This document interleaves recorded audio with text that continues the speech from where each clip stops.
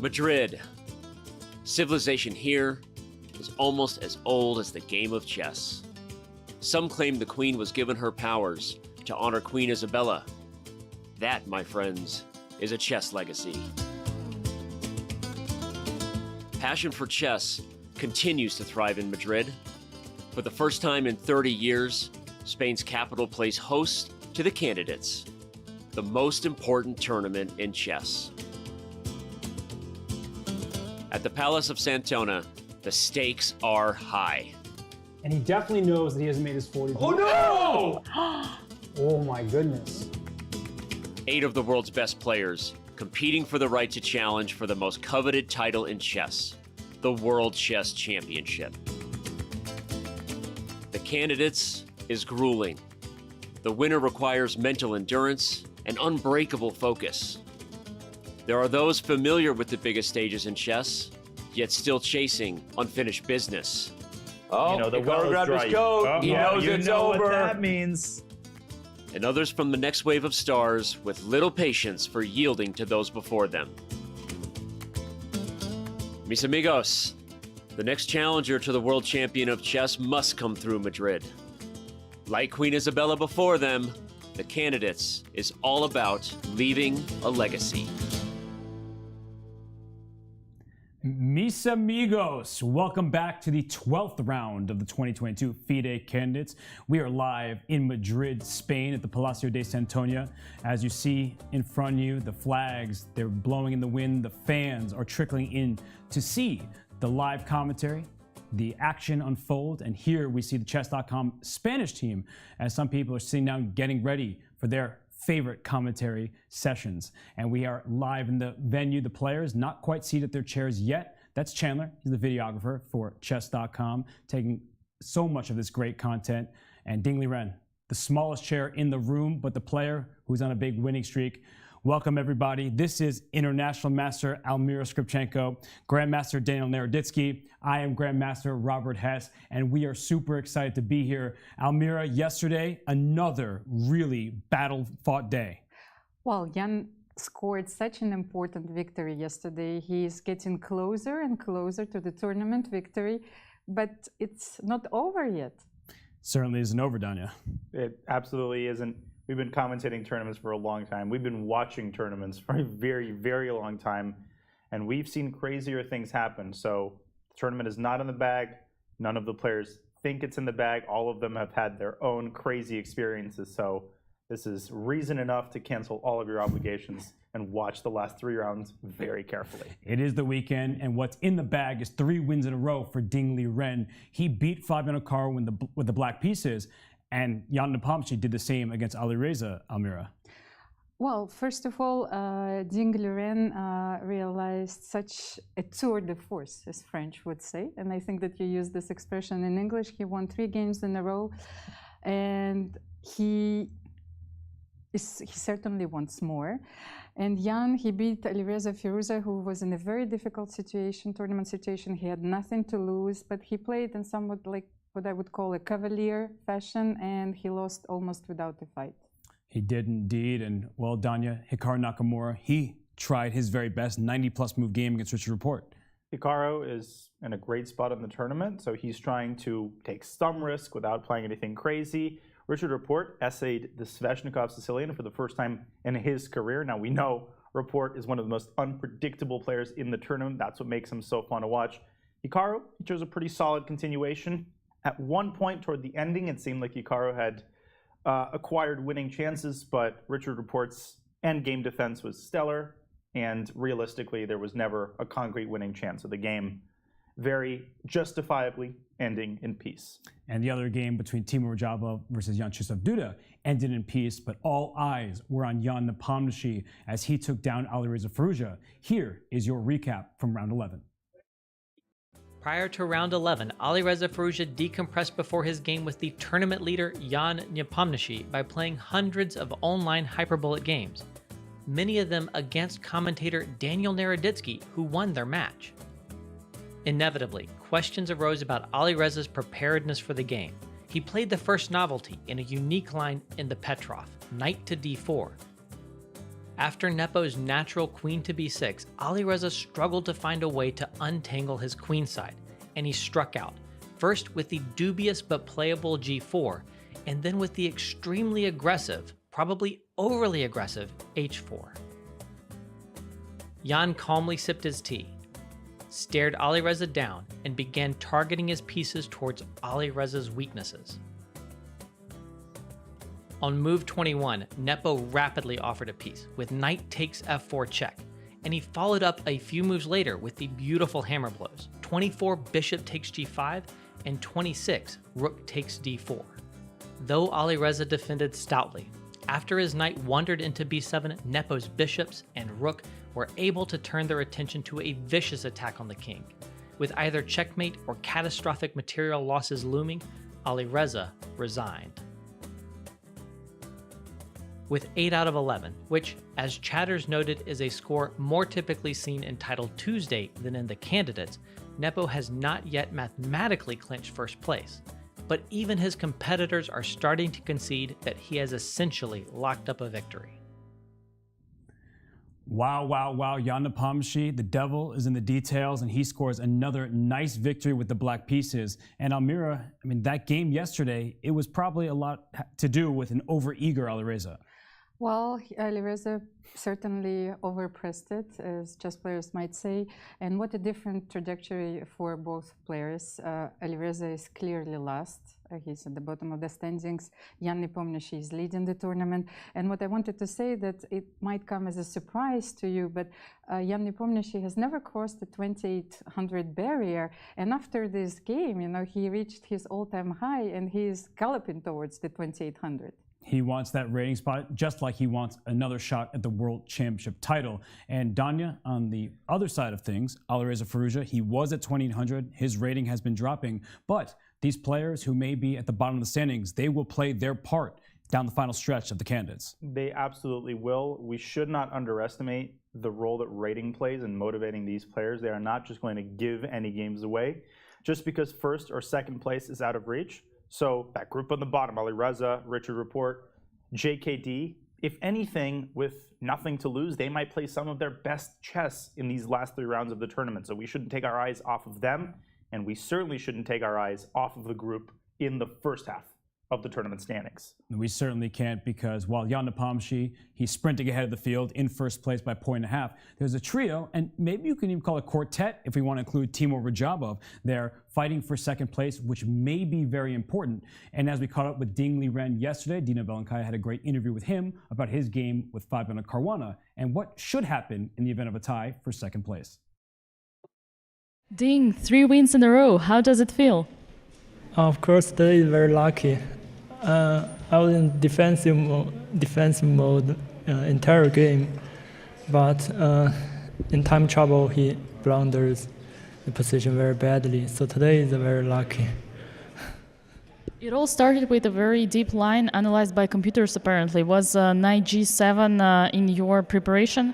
Yeah, I briefly checked this line: knight g7, rook f8, knight f5, rook e8. It's equal. But he played h3, so I was more or less on my own.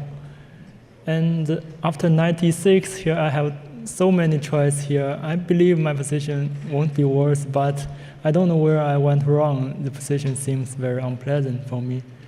Yeah, he played very well after knight e6, I think. Yeah, apparently there was this moment to play b4 that Fabio didn't use, and then Bishop g5 in the time trouble that was giving a perpetual. Did you see that one? When I take on e8, bishop g5, sacrifice the bishop, and yes, rook e1, queen e1, f g5, queen e7, king g8, queen g5, and he might exchange the queens at some point on h3. Yeah, I was worried about bishop g5 since I didn't find a clear win, but also no clear draw for him, so he didn't go for this sacrifice. But after queen g4, I think my position is should be winning, yeah, slowly. So was that moment when you sensed the blood that the win was coming to you? Well, I think the moment he missed queen g3, he had to defend after that, and also I have much more time also more pleasant position. So at that point, yeah, I smell the blood. You are now in a clear fight for the second place, maybe even for the first, who knows. We were wondering, in case there are several players tied for second, what do you think would be the perfect tiebreaker? If more than one player, then might be a rapid round robin tournament for if 3 or 4 players. There's a lot to unpack from that fantastic interview with Ding Liren and Almira. He says he was lucky yesterday. They often say better lucky than good. I say best lucky and good. Ding Liren knew the preparation. He got himself in a little bit of pickle. He worked his way out of it. And then, as he said, he smelled blood. Well, talking about lucky, his girlfriend is certainly a very lucky girl. Every time I watch Ding's interviews, it makes my heart melt. But, well, his opening preparation is certainly working now. What a comeback it was. And as he said, he is smelling blood, so he wants more. He certainly does, and the fight for second place is important, and Dina touched upon that with Ding Liren. Magnus himself in Madrid, whether or not he plays for the World Championship, that remains to be determined. But if he does not, then second place matters. And Ding Liren gave his thoughts that there should be a playoff if there is indeed a tie for second. Yeah, and we are privileged to be watching the first candidates in history in which second place is as important as it is until the world champion gives us further notice.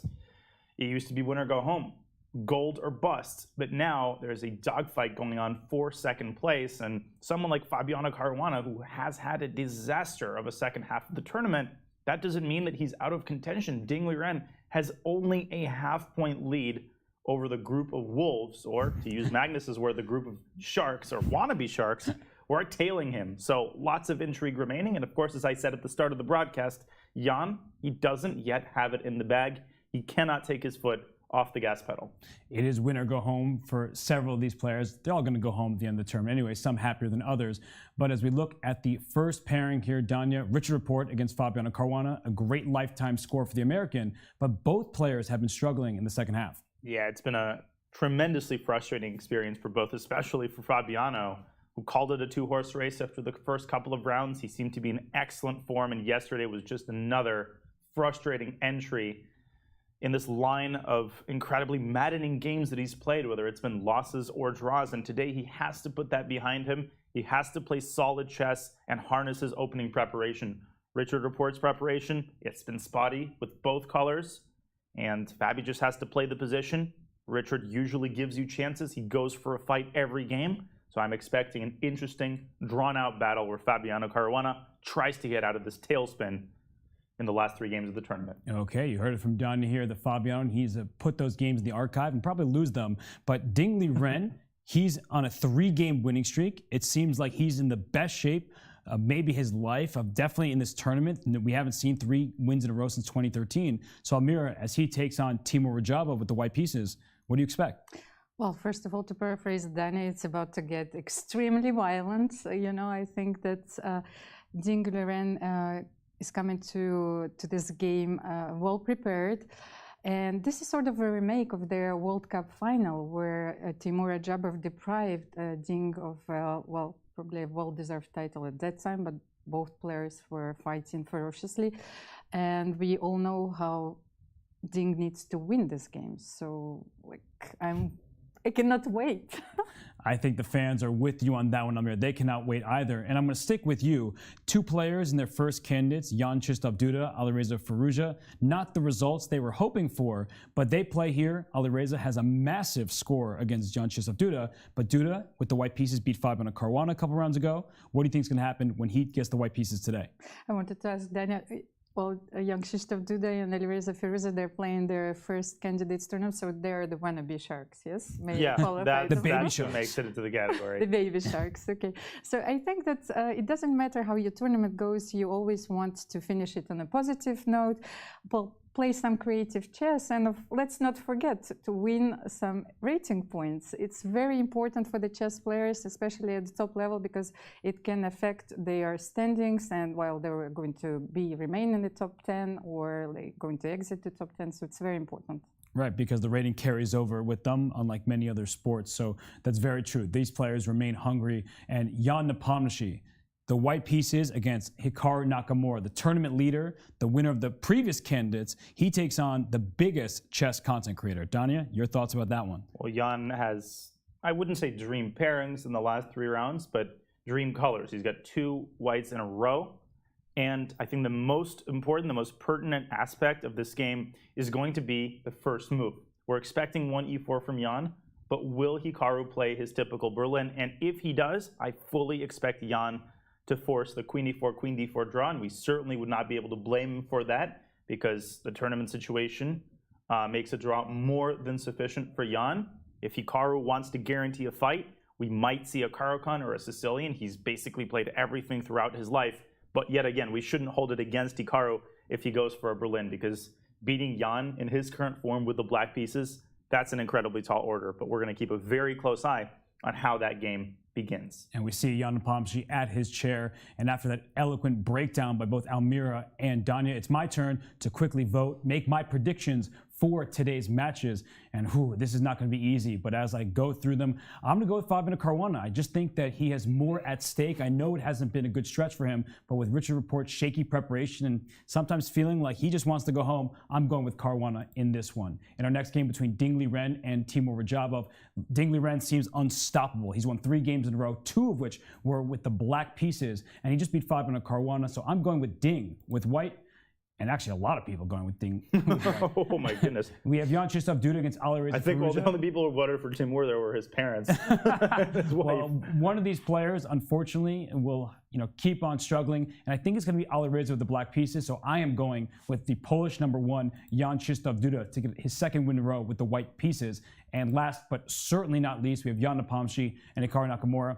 Sorry, everybody, don't mean to disappoint, but I'm going with a draw in that one. I just think that Jan will kill the game very quickly. And I see you, Hikaru fans. I see you voting with his win with the black pieces, double the amount that of people predicting Jan to win. But as we have the players on screen in front of us, remind you, you have until move 10 to go to chess.com/events and vote on each and every game. If you're the top guesser, you get $1,000, and even 10th place gets a diamond membership.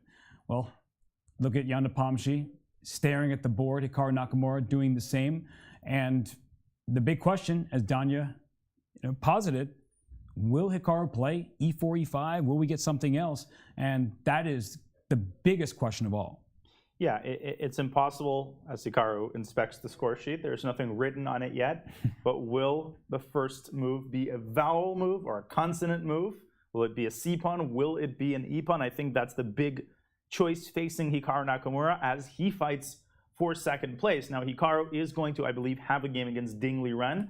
So, as Almira pointed out before the broadcast started, Hikaru's approach might be to allow a quick draw in this game and then to take the big risks in his only remaining white game and then his game against Ding Liren. Or he could try to make his entry into chess history. If he defeats Jan-Nepomniachtchi, that completely opens up the tournament, especially if Ding Liren can score this much-needed 4th win in a row against Timur Rajabov. It's a big question, and it is about to be answered in just over 1 minute. And we don't even have Rajabov in his chair just yet. He'll arrive shortly, but Ding Liren in his much tinier chair than everybody else in the field.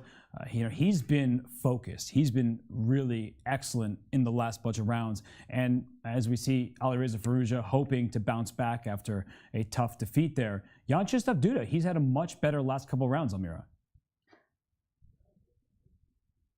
Sorry, it's like I was so concentrated. You were mesmerized by the chair. Yes, I think I was as well. I was concentrated on the opening theory. Well, first of all, Jan-Krzysztof, I think that he won a very important game against Fabiano. Then, he drew against Timur. So I think he is eager to play this game, and I think he's a very interesting player himself. So he wasn't able to show his true potential in his tournament. Whoa. That is trolling. That's a joke. That's got to be. That is trolling. On Janupomshi's board in the top right, great camera work by our producers. The move B3 was played as the ceremonial first move. So that is amusing stuff. Hikaru, that's his pet line when he plays on all these Chess.com events that he wins. And look at Richard Report. I know I'm not Danny, but I'm going to act like him for a second. Look at that jacket. It's that same jacket. I think Danny Wrench just is about to call in, because he is obsessed, veritably obsessed with that red jacket. He is, and I'm obsessed with this 4-camera scene here where we get all boards at once. Some players blitzing through their opening choices. Richard Report, once again, he delays his first move. But you know, do you remember the opening that Jan-Krzysztof Duda played against Richard Report, and like he played the bishop before in Taimanov? That was the opening that Richard played against Fabiano Caruana. I need to cut both of you guys off. We have a Berlin in the Nepo Nakamura game, so let's keep a very careful eye, because Janupomshi, Hikaru's move knight f6 is essentially a veiled draw offer. Yes, because, and we'll bring up this game to analyze, because unfortunately, it's possible the game might not be going on for very long. So Jan, he takes his sip of tea here, but we will bring this up on screen for you to show you that after e4, e5, answering Danya's question, knight f3, knight c6, bishop b5, Hikaru could have played a6, the open Spanish, as Fabiano Caruana did when he had black against Hikaru, and knight f6 played. So the reason why we're saying this is a veiled draw offer is you follow Hikaru Nakamura online, you would have seen him play this opening many times and have quick draws. So, okay, castles, and that quick draw is in the event of knight takes e4, which Hikaru is likely going to do here. He doesn't look thrilled about it, but it was his choice on how to play the opening. We're going to see it. Now, there is the move rook e1, which is a move you play if essentially you want to play for 2 results, but the game goes on. Rook e1 is a very, very solid line. That's what people used to play when the draw wasn't all that popular. But if Nepo wants to make the draw, we will see the move d4.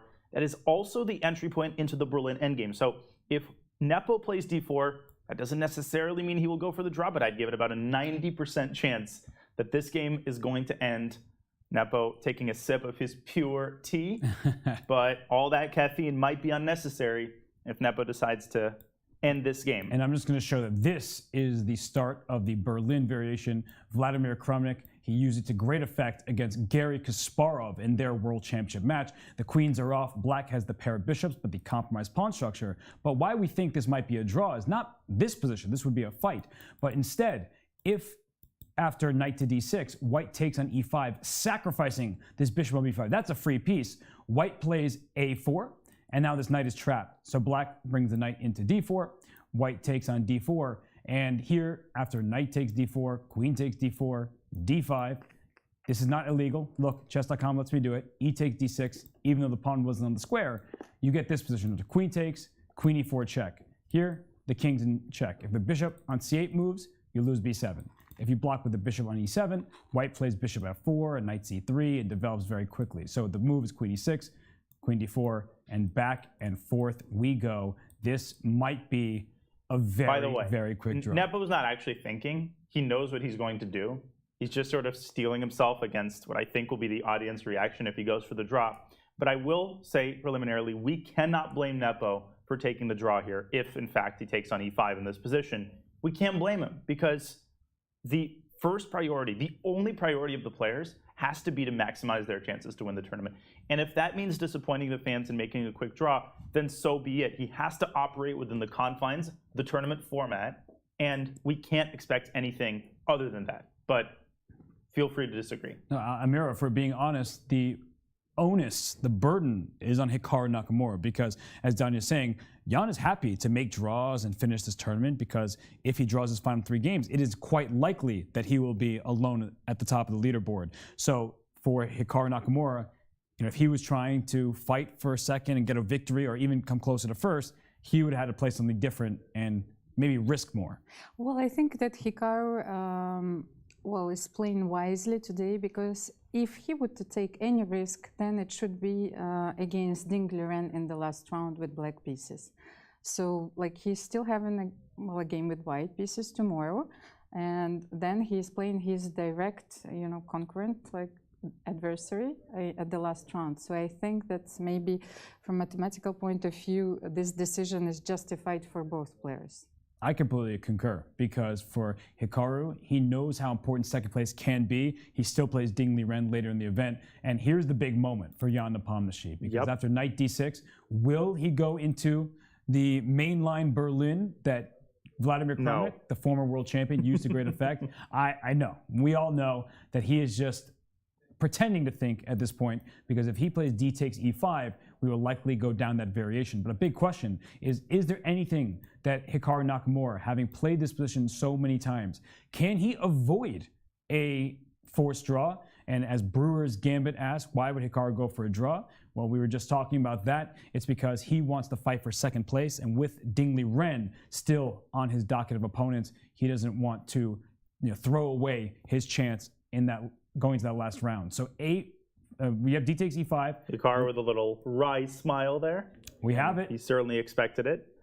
And why not? And I would add that after a4, there is an old-fashioned move, d6. But this move has fallen out of favor because of e6. That forces black either to take with the bishop, making the king vulnerable, or to ruin the pawn structure with f takes e5. I won't delve into the details because this will not happen. They are blitzing out these very, very famous moves. These moves have been made even more famous by all of the times that Hikaru and Magnus have made the draw, that Wesley and Magnus and Wesley and Hikaru have made this draw. And Fabiano and Hikaru, and Levon and you Fabiano. named the Grandmasters, and I've made this draw a couple of times. I made this draw against Wesley in the last round of the US Championship a couple of years ago.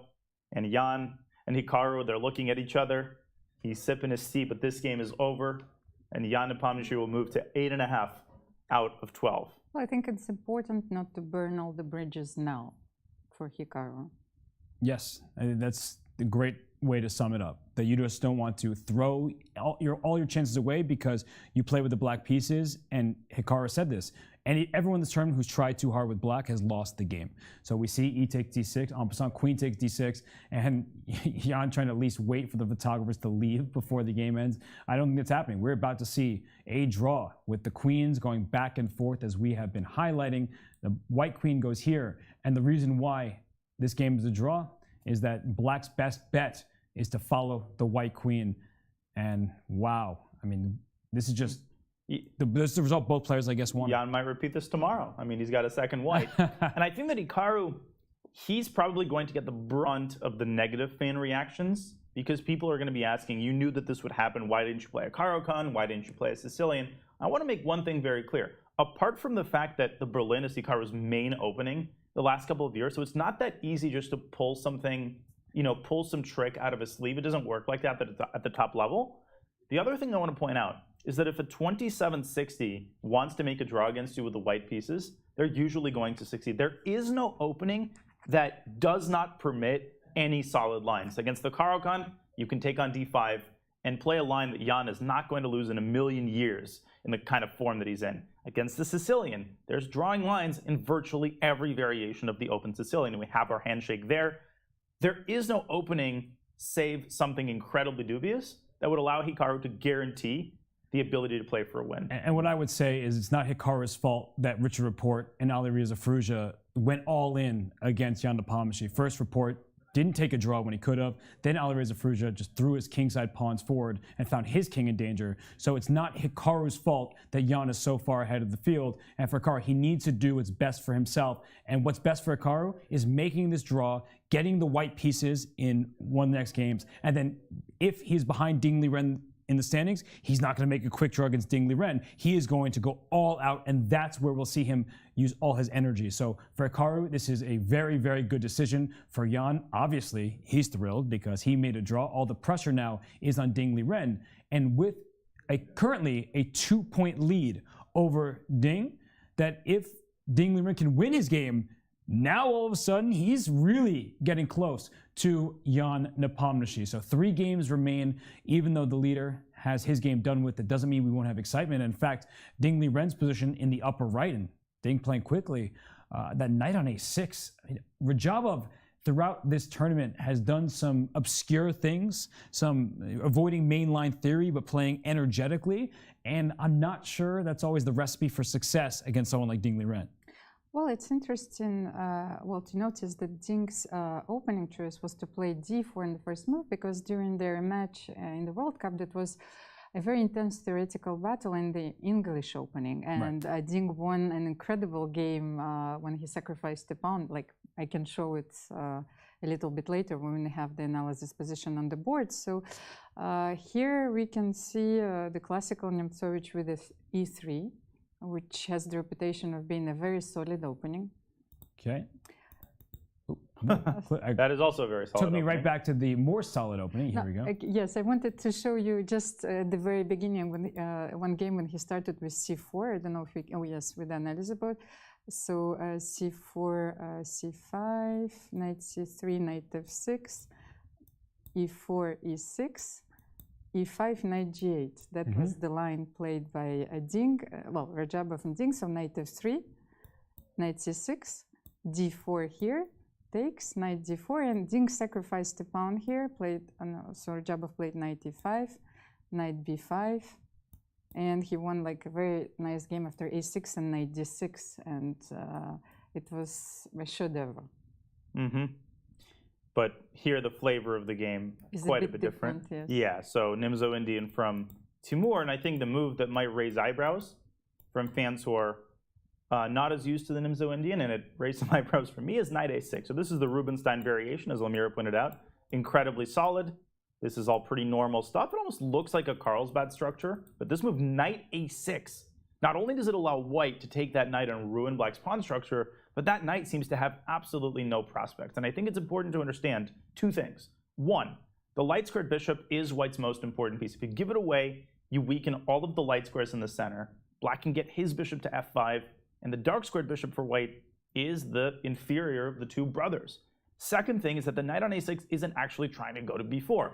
What it's trying to do is support the c7, c5 pawn break. And if you were to try to do the same thing from d7, if instead of knight a6, Timur had played knight bd7, he would have allowed the very nasty knight b5. As it stands, the knight from a6 protects the c7 pawn, and knight b5 would be harmless owing to bishop e7. So I think this move makes a lot of logical sense, and Timur followed it up with even more logical c5. Agreed. I mean, it's still very strange to see the knight on a6, and it's predictable what happens. c5, take on a6, because if you don't take on a6, black sometimes plays this move c4, expands on the queen side, and if you take on c5, thinking that you gave your opponent an isolated pawn, this knight very happily takes on c5, puts pressure on the bishop, and also this file can be a problem, the c file, the b3 square can be a bit vulnerable, so that's why Ding Liren takes on a6 first, and as we get to the live position and Ding Liren takes a think, Almira, as you look at this opening, black with the double isolated A pawns, the isolated D pawn, who would you say should be happier about how the opening has gone? Maybe both of them are very happy. I think that the pair of bishops guarantees here, well, sufficient compensation for black, because, well, their pawn structure is certainly somewhat weak, but on the other hand, there are a lot of attack perspectives in this position for black, because as you can see, if you castle, then I can always play knight g4, queen h4, bishop d6, yes, and also even try to bring my rook to play rook b8. That's actually one of the most important moments. Okay, you have these double pawns, but you can play rook b8, rook b6, and transfer the rook to the 6th rank. Just one of the ideas of this opening. We saw Hikaru Nakamura do something like that against Alireza Firouzja when he brought his rook all the way from the queen side over to the king side. So the open b file, anytime you have double pawns, you gain an open file for your rook. That is good news for black, and this bishop looks worse than the counterpart. And if you try to play b4 to fianchetto, you eventually allow this pawn to come up to a5. So just to show what that looks like, this bishop can come here, and let's say I play bishop to b2 to try to develop. Black can always try to get at this pawn. Oop, I dropped the bishop back on c1. But yeah, you can try to get at this pawn directly, so the double pawns will be double no more as you trade them off. And if you play b5, then the other double pawn can advance to a6 and continue harassing white's b pawn and try to get that light squared bishop an excellent post on a6. But from my perspective, white has made a very serious positional concession in giving up the light squared bishop. Like, the light squares are now going to plague white for the rest of the game as long as black's light squared bishop is alive. So you might ask, well, what does Ding get in return from that? Almira pointed out the damaged pawn structure. I would also point out the d4 square, which is a very traditional parking space for white's knight. You don't want to go there immediately because the trade is not necessarily favorable if a pawn has to move to that position. But Ding Liren expanding on the queen side despite the possibility of a5. Robert, you look like that surprises you. It certainly did, and Ding Liren has been taking a bit of a think in this game, so he's down 10 minutes. But I've learned not to read too much into Ding Liren's time usage, because there are games when he's down an hour against Hikaru Nakamura, plays perfectly, even though he wasn't familiar with the theory. He understood the fundamentals of the position. But this b4 move, it just feels like it will allow black to play a5. But maybe he felt it was better to at least expand first, because black could play a5 anyway. And if white had castled instead of playing b4, then maybe now or in the near future, black plays a5 to take away this possibility.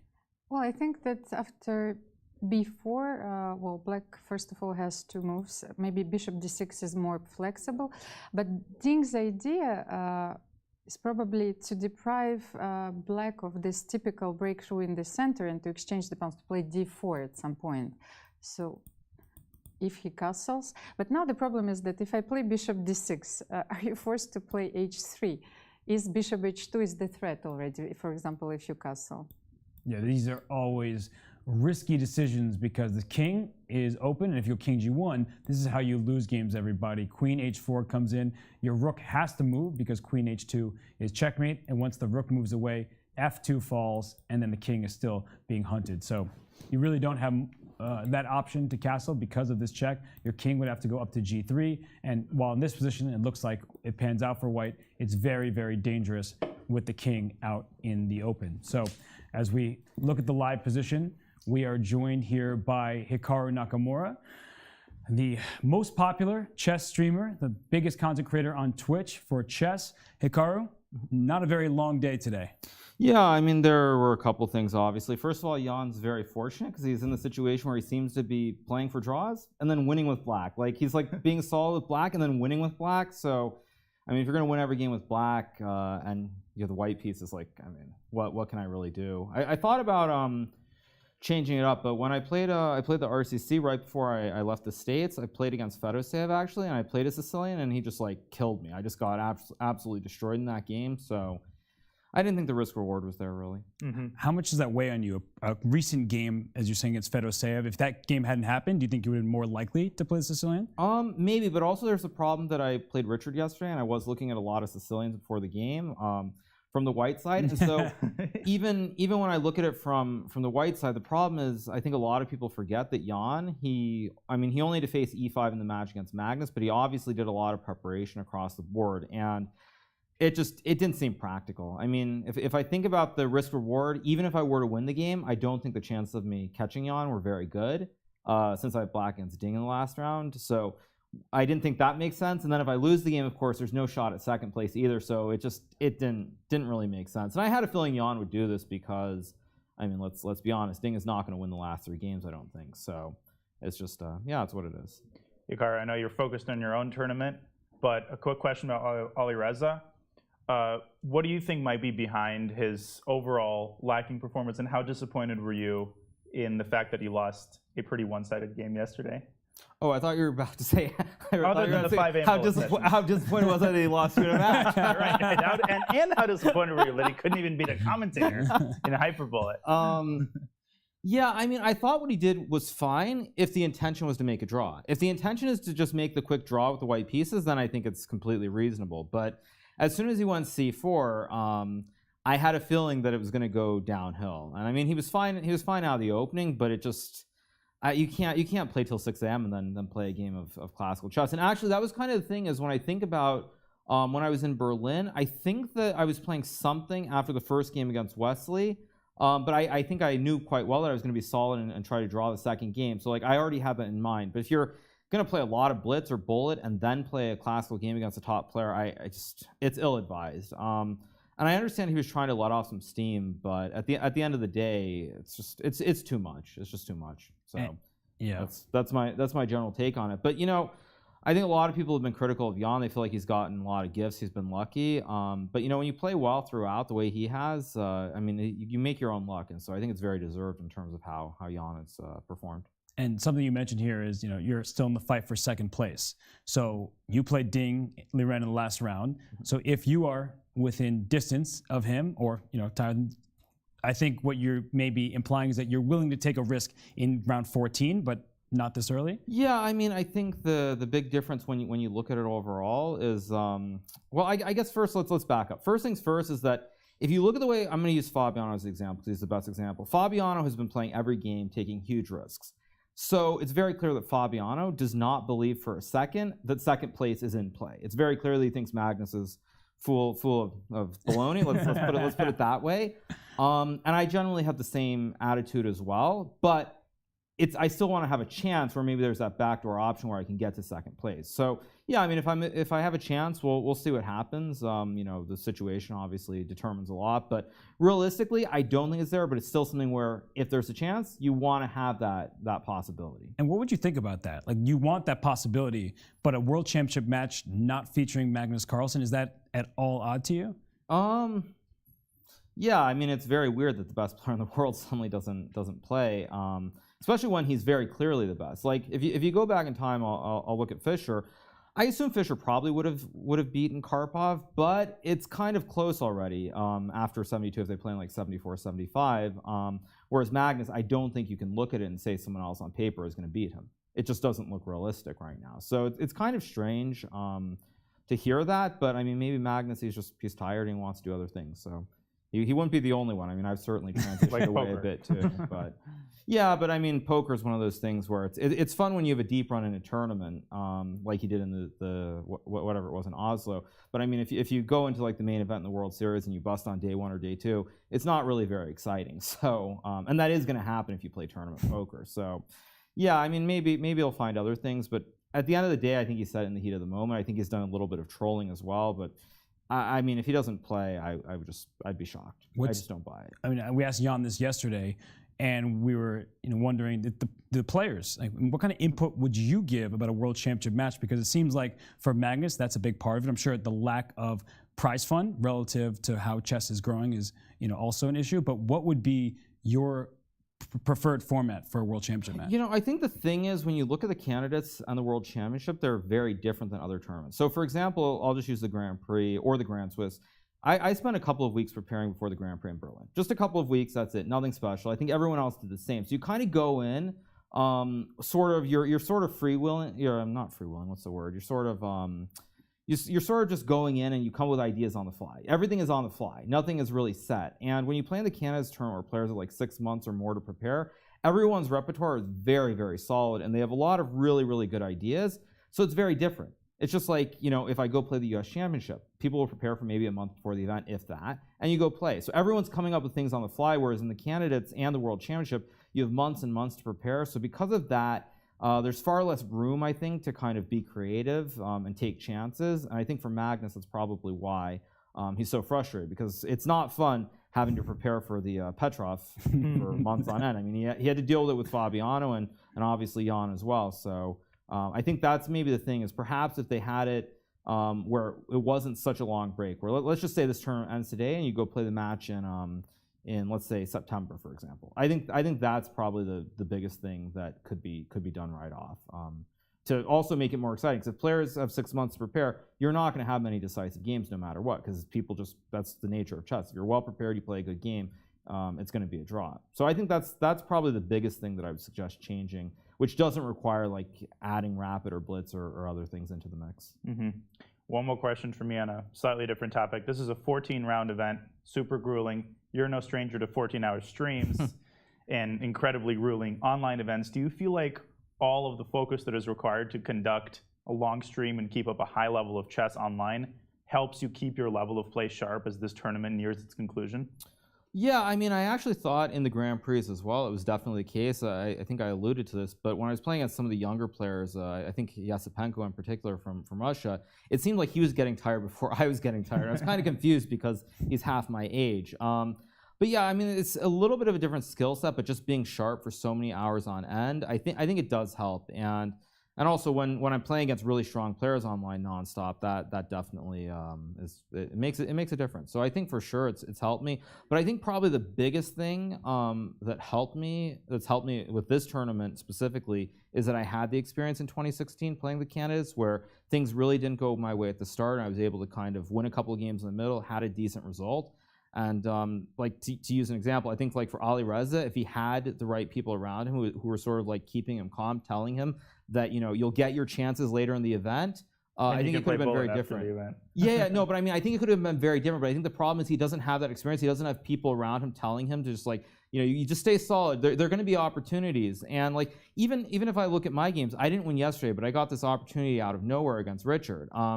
And those opportunities, you're going to get them in a really long tournament. And so I think that actually is the biggest thing, is the fact that I had that experience in 2016. It's really helped me just sort of focus on one game at a time and not really think about the bigger picture. And well, how much classical chess can we expect to see you in, and has the candidates inspire you to play more? I mean, we'll see. I don't have any classical tournaments planned in the next 6 months at least, so I don't really know. I'll probably play the Rapid and Blitz in St. Louis at the end of August. I think there's like 960 there too. Maybe I'll play something in India close to the end of the year on the World Rapid and Blitz, but not the Olympiad. But the Olympiad, I mean, there are a couple things. First of all, it's right after this tournament. Normally the Olympiad's in September or October. It's in the fall as opposed to suddenly being in the summer. It's very far to travel. The event, certainly, it's going to be a little bit weaker than usual as well without I think China or Russia. France also doesn't have their top players. So I think it's just a situation where you pick and choose. I think one of the things with all the tournaments online and over the board now is there's so many events that people are not going to be able to play everything. They're clashes no matter what, and because of that, you just have to pick and choose. You see Maxime, Alireza skipping. They're playing, I think, the Grand Chess Tour event instead, if I'm not mistaken. So we're in a world where there are just going to be more tournaments, and you're not going to see all the top players playing in every single event because it's just the nature of what happened with the boom. So yeah, and then just as far as classical, I mean, maybe if a tournament like Gibraltar returns in 2023, I might want to play there. I've always had great memories there. I think I've won that tournament like 4 or 5 times, and it's one of my favorite opens, and I've always enjoyed that. So maybe an event like that, maybe Tata Steel, but remains to be seen, of course. Well, of course, we'll see you online a ton, but before we let you go, any parting thoughts about the games here? I mean, Ding Liren, he wants to continue his winning streak. He's got the white pieces in the upper right side here against Timur Rajabov. Do you like the opening that he's gotten, or are you thinking that Timur's done a good job? I mean, I actually hate the opening. So it looks like something where if they have 30 minutes and they're nearing control, maybe it's something where you can get play, but with Timur having an hour 50 on the clock, I mean, I have a feeling this one's going to fizzle pretty fast. It's just my guess. Yeah, I mean, it just looks. I don't know. I have a feeling that if the players had less time, this could be dynamic. But I'm guessing Timur is going to find a way to simplify this pretty soon. Although apparently computer likes black here, which I guess makes some sense perhaps with the pawn on b5. Maybe black has e4 c file. I mean, I actually the more I look at this position, the more I think I'd rather be black than white here because bishop b7, rook c8, and rook e8. And I mean, black has very obvious ideas, and white. I mean, for white, you need like so many moves. Like after bishop b7, let's say you play knight d4. But after rook c8, it's like you need so many moves. You need like queen d2, rook c1, castles, rook d1, and then knight e2. Just I think to possibly claim anything, and I think that feels like way too much to expect here. And at some point, black might even just have a6 somewhere to just simplify everything on the b file. Yeah, I don't like this at all. I kind of wonder if Ding's going to get into some trouble in this game actually, because it looks. Yeah, this is not what you want. This is definitely not what you want. So, not that surprising. But also, that's why it's good to be the leader, because when everyone has to chase the leader down, you're seeing people take risks. You have to take risks to try and catch the leader. And I mean, it seems like in this tournament, whenever people have been creative, whether it's against Jan or whether it's in other games, everyone's gotten punished. I got punished against Timur. Fabiano's gotten punished a few times. Everyone who tried against Jan, obviously. So it seems like the moral of the story is when you try really hard, just it's not working. And Alireza also had that happen too.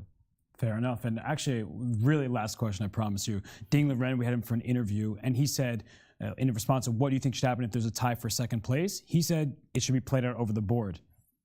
Yeah, I mean, if it matters, of course. Like I said, if it matters, then yes, I think there should always be a tiebreaker. Actually, FIDE changed the rules, I think, for this candidates tournament, where if there was a tie for first place, unlike in the past editions, there would be a tiebreaker. So yeah, if it matters, there should be a tiebreaker. But again, it's one of those things where I'll believe it when I see it. But basically, if this tournament ends in a tie for second, do you think the players should say we should play it just in case? yeah, actually, that's interesting. Probably that is one way to do it. I mean, whether FIDE goes along with that, I mean, who knows? But yeah, I think if the players got together and said, let's just play some kind of tiebreaker, I think that would be a reasonable way to resolve it. And yeah, see what happens. Okay, the only thing we have to resolve is: are you wearing pineapple socks? Yes, I am. Yeah, I am. Yeah, I wore them in Berlin as well. My mods gave them to me, so yeah, I figured I would do that. Well, props to the mods. Thank you so much, Hikaru, for joining us, for sharing your thoughts. And the game wasn't long today, so enjoy your double rest day. Yeah, thank you guys. Thank you. Sure. You heard from Hikaru Nakamura, Super Grandmaster, having a good result here in Madrid. As he said, he didn't want to burn his bridges. He will leave his chances open because Ding Liren, the player on screen, is the man he faces in the 14th and final round at the Palacio de Santonia. So no need to go all in against Jan. That's how you get in trouble. And he gets white against Jan-Krzysztof Duda after the rest day. Almira, and it's always good to hear Hikaru's thoughts, but he does certainly have chances to catch up to Ding Liren because he plays him in the final round and the white pieces against Duda. That's a pretty good pairing, all things considered. Well, that's exactly what I thought, I think, at the beginning of the round. And I actually love how rational Hikaru is, so he's very calm and he explains his point of view, like point by point. So I think that those two rounds are going to be very interesting, and we will see. And now I'm very curious if the players will group together to ask FIDE for a playoff, because we know that in the regulations, for first place tie, you'd have to play it out. But nobody expects second place to be involved with the World Chess Championship. And I don't know if I just gave Hikaru the idea, but he seemed to be receptive to it, that if the players say, we don't believe in this, these tie breaks, it feels like that's not how you should ever settle a chess event. And Ding Liren, if those two are the people who are tied, and Ding Liren himself said we should play, maybe those two can agree to play. There's a lot at stake there, and the person who ultimately finished in second may change their mind, like, no, it's good this way. No match, for the tie here. Let's just go with it. But I think the players always want to settle out on the board. I think the fact that there even is an active discussion is a great thing, because when you have an unprecedented situation, you need the input of everyone involved. You don't just want some higher up making a pronouncement, this is how we're going to do it. You want a rational, open discussion where the facts are laid out. And I completely agree with you. I think it's only fair that in a situation like this, you decide who qualifies over the chessboard. Everything in chess should be decided, the maximum number of things should be decided over the chessboard rather than on a piece of paper and with a calculator. So it's great that we're discussing this. I know Magnus is in Madrid, so I'm also hoping for a pronouncement from the world champion himself before the end of this tournament, maybe the day after this tournament concludes, for us to be able to figure out whether a tiebreak would actually be a relevant thing to conduct. I hope that Magnus saves these players from playing a bunch of useless tiebreak games if, in fact, he wants to play. Everyone wants to see them play rapid tiebreak. That's true. Regardless, Even if for nothing, rapid chess between these players, 2 thumbs up. That's true. It's a net positive.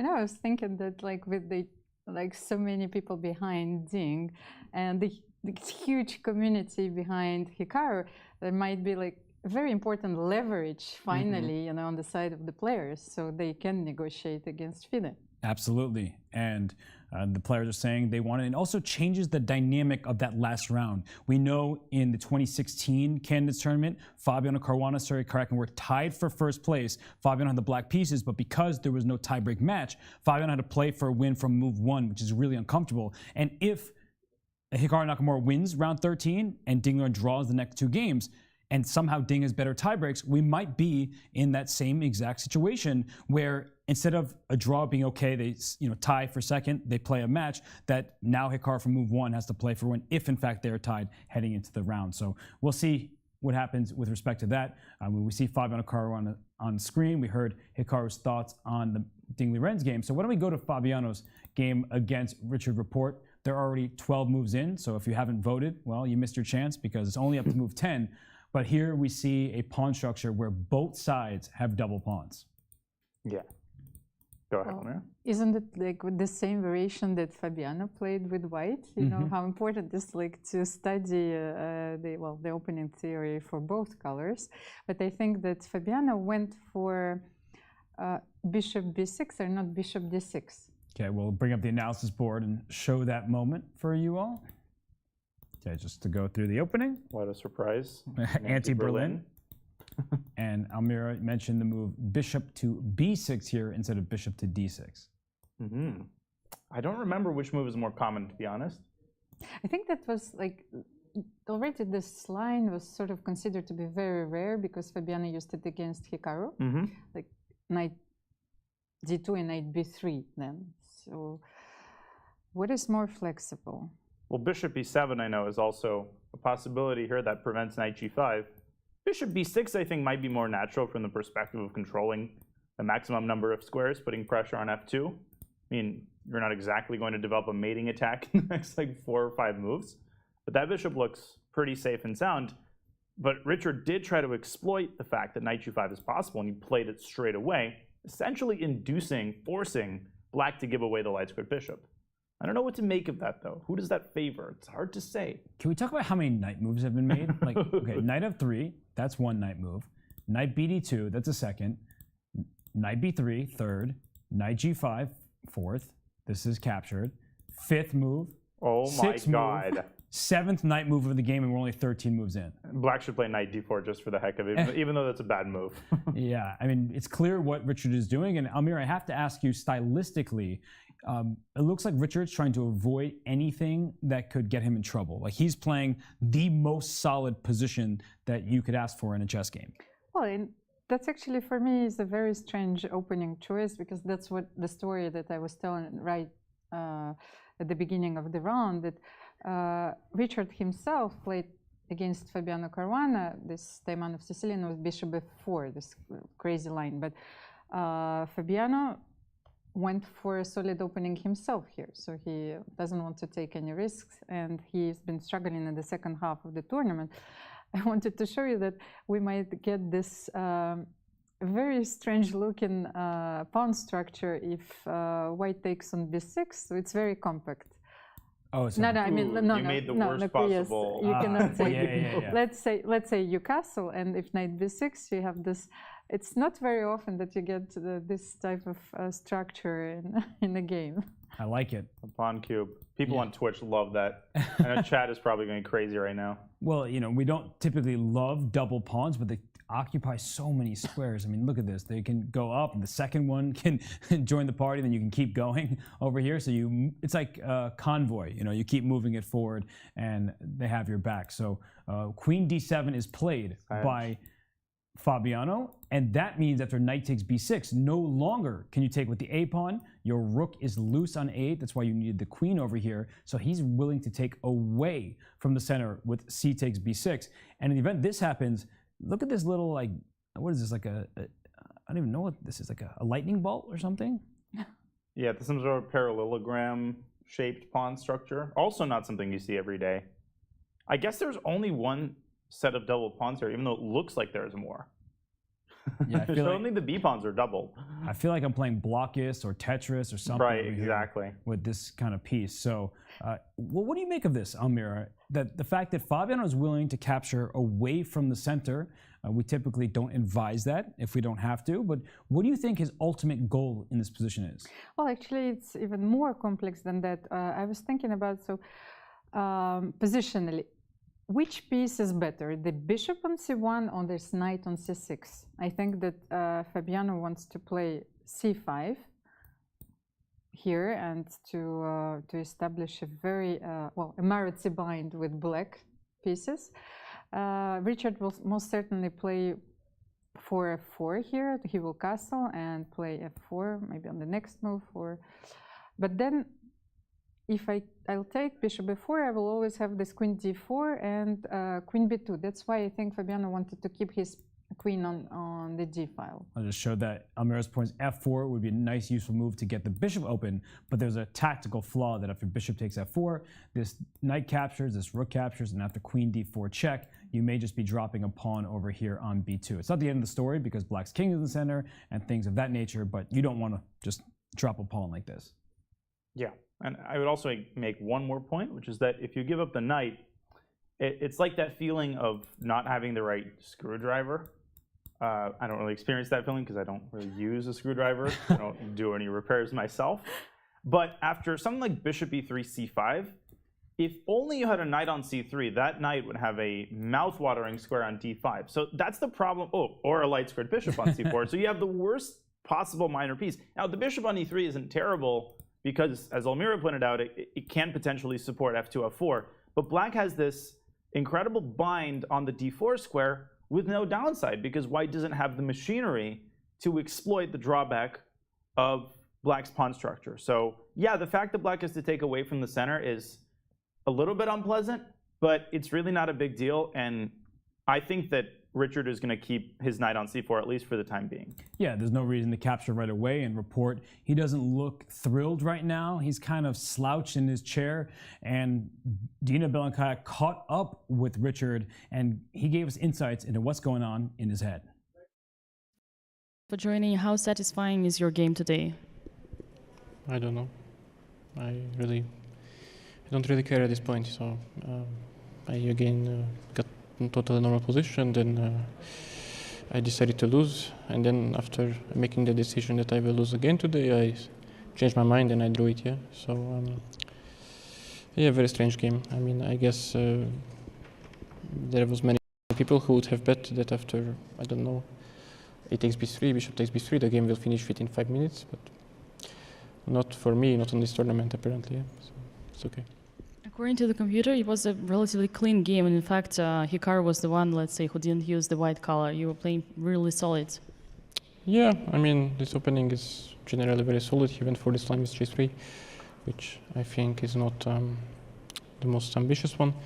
And after that, okay, there was some minor complications, but with bishop pair, you should always be fine. And of course, this final position, which he played forever, is totally drawn. I mean, it would be really okay if my pawn was on g5, let's say, probably it's lost, or possibly it's lost. But right, what we got, all he could do is just, hope that I will blunder something in one or two moves, which I haven't done, fortunately, this time. Yeah. What do you think about this tournament situation when Jan is the clear leader? Do you think he already guaranteed himself a first place, or he still needs to be really careful? Pretty much, especially because he's still playing with me, so I think he's kind of guaranteed to win the thing. Yeah. So are you saying that you still have some motivation regardless of what you have said before? We will see. Yeah. I don't want to reveal some secrets. Okay.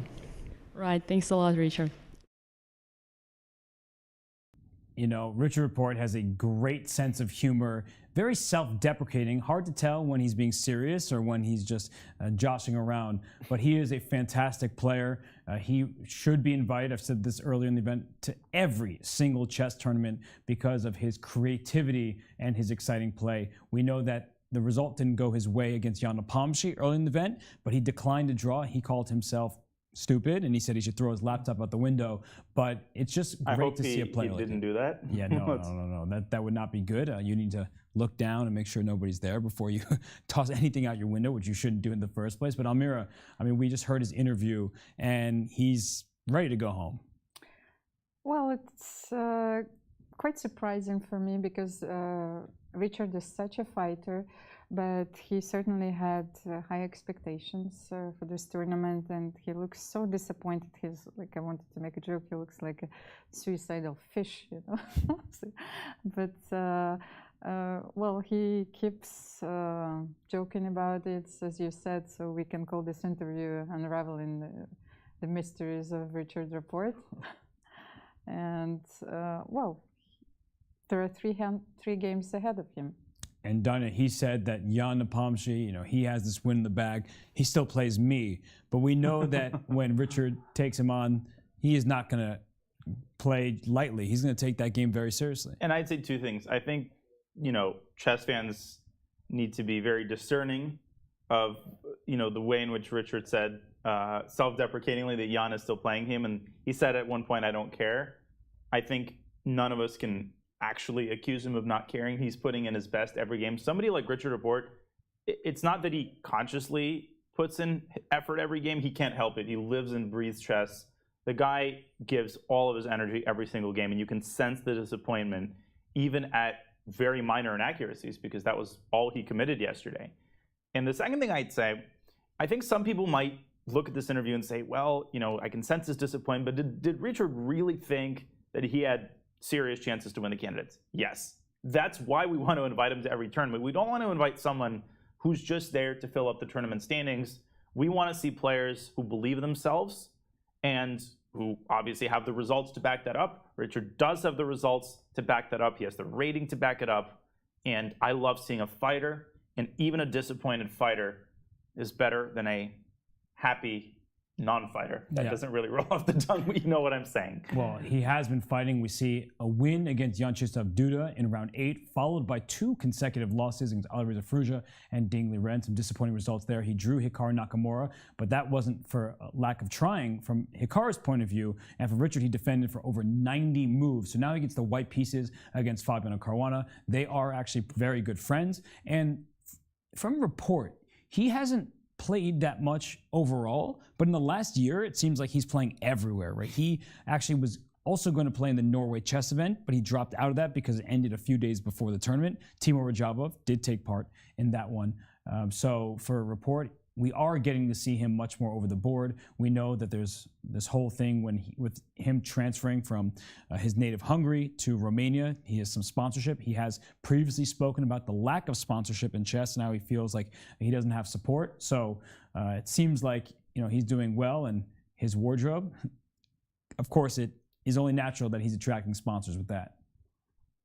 Absolutely. And he's so fun to watch in every way imaginable, from his wardrobe to the moves that appear on the board. And I remember Richard has been 2,700 for 6 or 7 years now. Yeah. And there was a point at which he dropped below 2,700. Let me tell you, playing Richard Report when he was like 2,670 was the most nightmare pairing imaginable.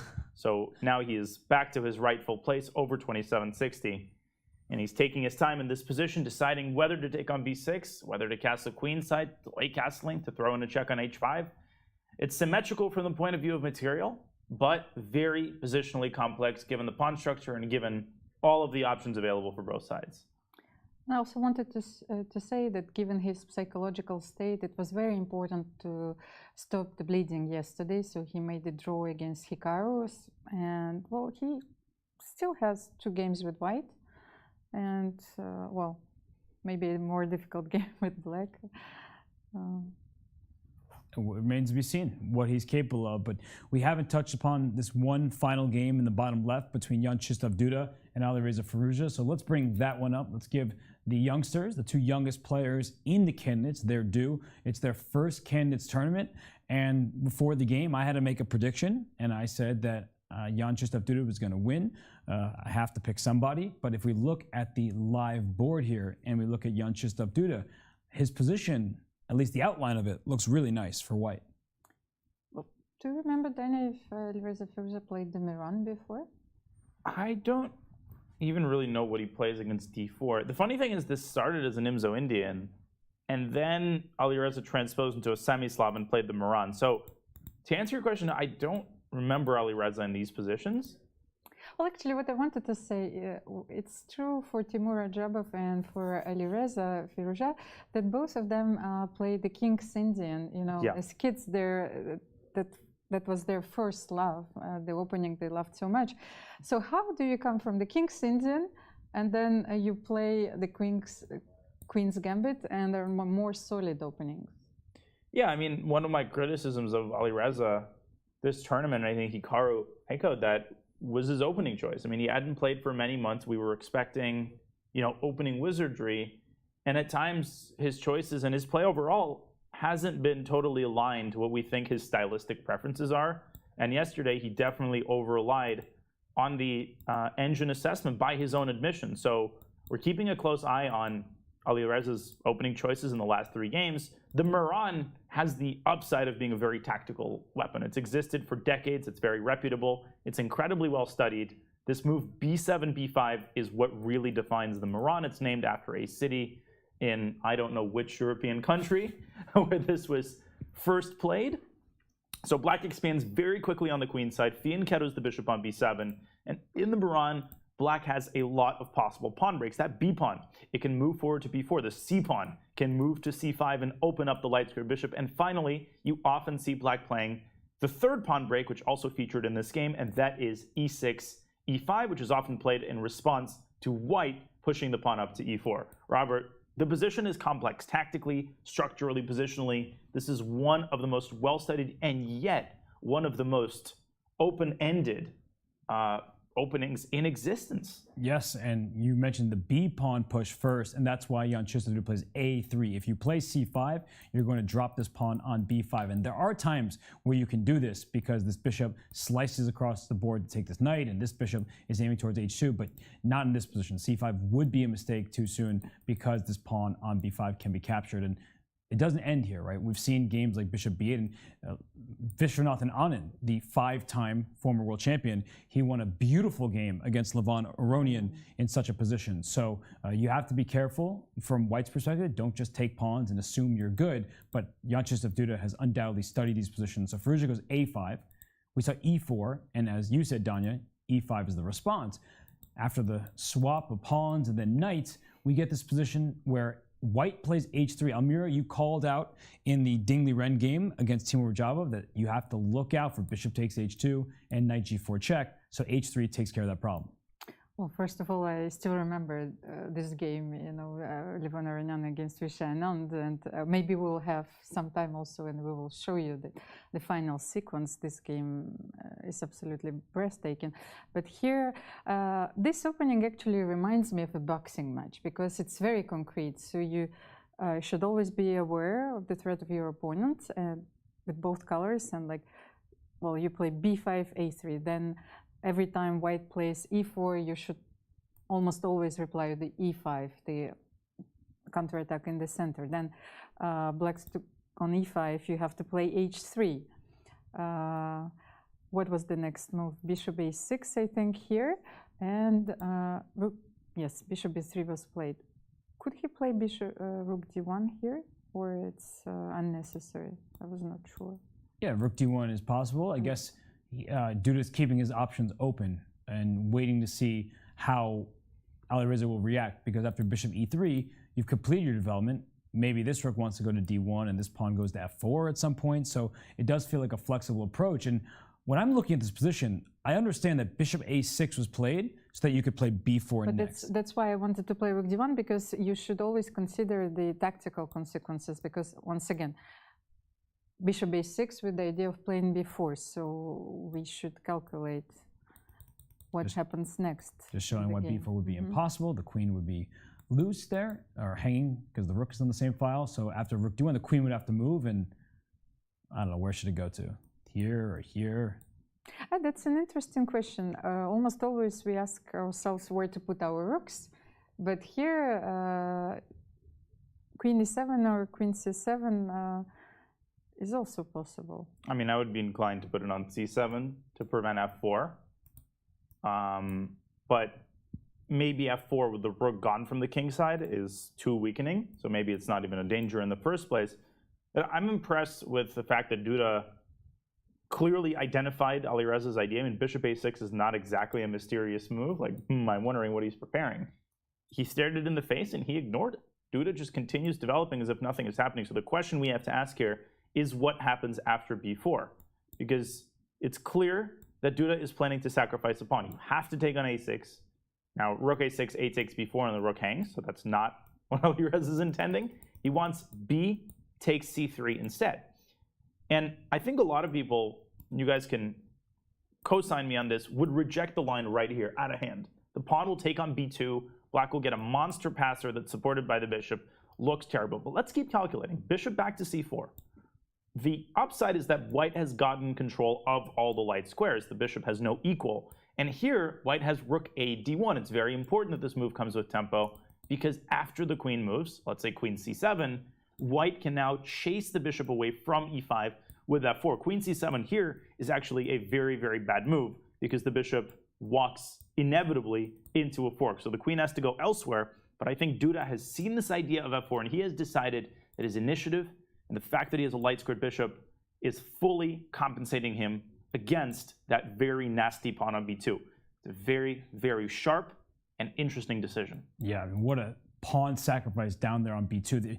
I think you're right that most people would dismiss this. You visualize a passed pawn one square away from promotion, protected by a bishop, while attacking this rook, and you say, no way, no, I can't do this. But you're absolutely right, and Almira, your point about f2 to f4, keeping that rook staying on f1, it feels like white has the activity, black has the material, and if you don't kick that bishop out and get that pawn back, you might just lose the game as white. But Duda, he's calculating this. He's not just seeing the future, he's assessing the position, and he says, I like my chances. To be honest, now I have the feeling that he's still in his home preparation. Wow. Even though he spent 30 minutes or so. Hmm? Well, but as you've said, Miran is such a complex opening. There are so many lines and plans to remember. Yeah. No, that's totally true. And maybe he had this idea in store for a while, and finally, well, he got a chance to use it. So, yeah, as the old proverb goes, the faintest ink is is more powerful than the strongest memory. So maybe this is in some file that was recorded 5 years ago, and Duda just has to access it. It's in the far reaches of his memory. I totally wouldn't rule that out, Almira. A move like bishop e3 isn't played unless you've either calculated it very, very carefully or you've studied it beforehand.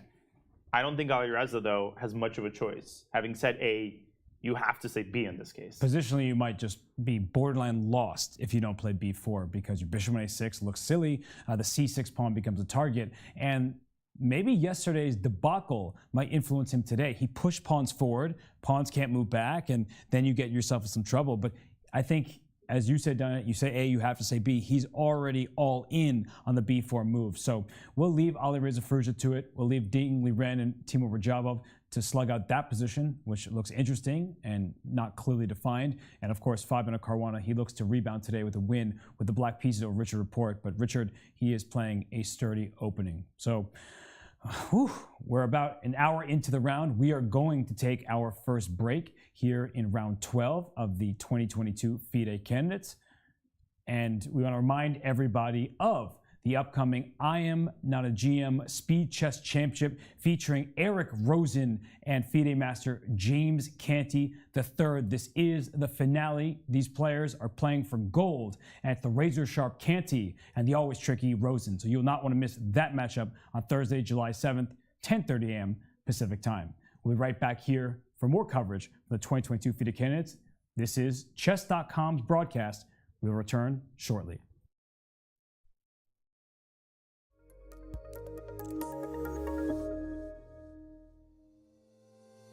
How many brilliant moves have you played?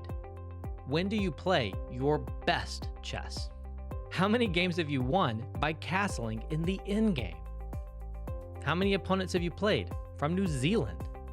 And most importantly of all, how many Botez gambits has Alexandra Botez played? Find the answers to all of these questions and many, many more at chess.com/insights. Our new tool that lets you dive deep into all of the fun and instructive data behind your chess. Try it today. It took some good fortune, but Ding Liren arrives at the candidates with some very legitimate reasons to think he can secure a bid to challenge for the world title for the very first time. A visa issue originally kept Ding out of the last opportunity to qualify. But when a spot opened, Ding was next man up based upon his hot streak of late. The timing couldn't be better for Ding. An entertaining and unpredictable player, Ding enters the candidates rated higher than any player in the field. The chat went nuts. They love their man Ding Liren. We said this is an engine move. Humans don't find it, and he found King F1. I'm absolutely stunned once again. This is such a difficult move. The strongest player in China's history, Ding is the only player from that country to earn a 2800 rating. Launched by an undefeated streak across 100 straight classical games, Ding has sat amongst the world's top 5 for the past 5 years. Once out of the tournament completely, Ding now aims to bring China into a World Chess Championship match for the first time in his native land's history.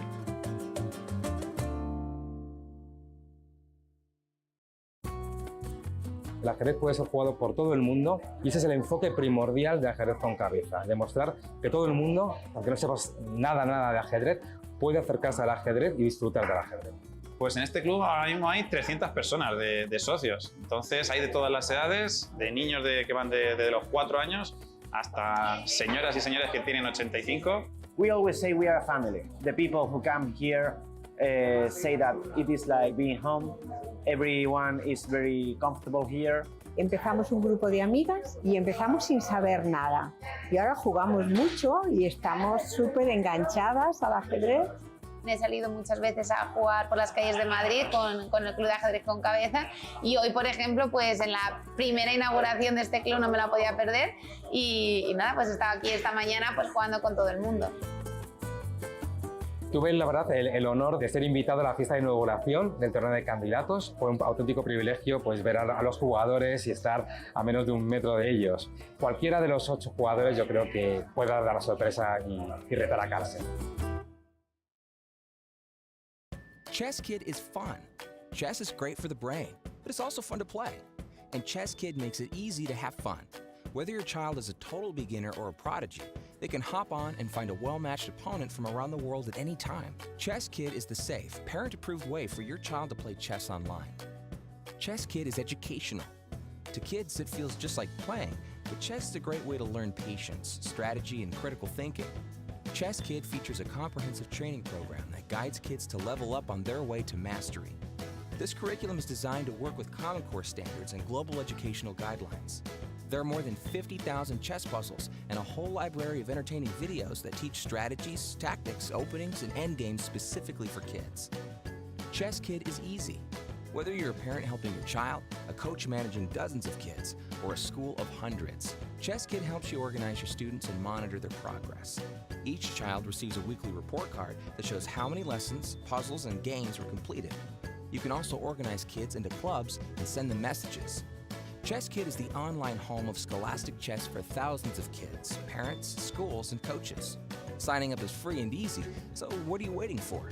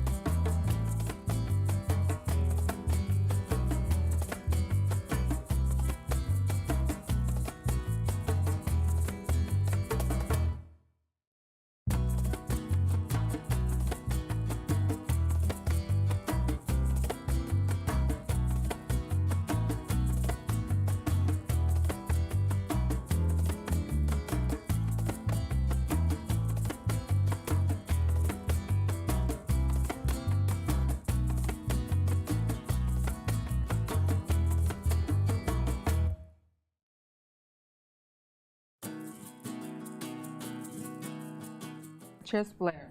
Okay.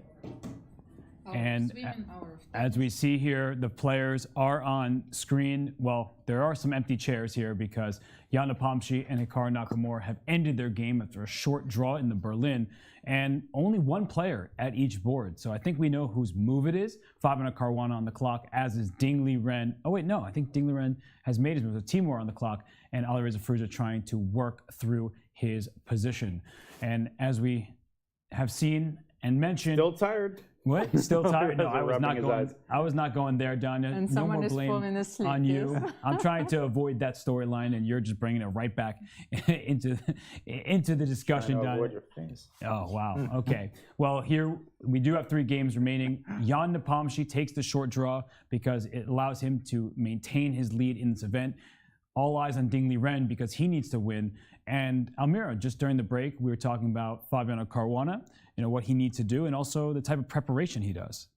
Well, first of all, I think it's very important to remind everyone how important the physical preparation is for a top chess player. And I remember when Fabiano was preparing for the World Championship match against Magnus Carlsen, I read a very interesting article where he revealed, well, some secrets of his preparation, and I was absolutely amazed to see that his physical preparation consisted of like 1 hour of swimming, 1 hour of tennis, I think half an hour of basketball, and also some running and cardio training, and all this in one day. And we are talking about a chess player. So now you can see, well, how important it is to be able to last in a tournament like the candidates, which we have 14 rounds. And that was one of the things with Bobby Fischer. There are many interviews with him. There's Sports Illustrated videos and interviews where he discussed his physical routine because he believed that playing chess wasn't just about making moves on a board and doing nothing else. You need to be on tip-top shape, and we have seen that more and more from chess players, Danya. Yeah, and I read that article with great pleasure. I read the article that scientifically analyzes the fact that a lot of chess players lose weight during the tournament because of the stress. And then I heard an NPR show where they were making fun of that. And I just thought that, a lot of people do have this very short-sighted idea that, you're just sitting at a board for a couple of hours, and then there are a lot of rest days, and, you get to watch your favorite shows in the evening. It's hard to convey that when you're in a tournament like this, especially one that is 14 rounds, you're in a capsule. And every single second is filled with stress. The moment you wake up, you're thinking about which opening you're going to play. The moment the game ends, you're not thinking about which paella you're going to order. You're thinking about the mistake and the inaccuracy you made on move 32, and why didn't I play bishop c4 and move 48, and maybe I would have won, and then maybe Nepo wouldn't have been leading. These thoughts are constantly cycling through your head every second of the day, and combine that with the fact that you actually have to play. A single move can totally shuffle the standings of the tournament. The pressure is unimaginable, and it's a great privilege to have courtside seats to this kind of entertainment. Yeah, it really is an absolute privilege. And I just saw the move H4 played in the top left of our screen. That's good news for Fabiano Caruana because he needs to win today. Amir, you were just talking about how he stays in shape. He hasn't quite been in shape over the chessboard in the last 4 rounds. Ever since the second half of the tournament started, he has lost 3 games, only drawn 1. I don't think we would ever conceive of that possibility. But right now with the black pieces, as we pull this game up, he's happy to see a move like h4 because even if it makes sense and it's a logical choice, whenever someone starts launching pawns forward, it could be scary for your king, but it also creates problems for white. So Amira, Fabi, we have him on screen here. What do you make of it? Well, first of all, we are sure that he's playing against Richard Rapport when we see this move on the board. It's a very creative approach in this position. I think that Richard doesn't want to trade his very powerful knight. First of all, he doesn't want to take on b6, and he wants to play h4, h5, h6, and to create another weakness, the pawn on f6.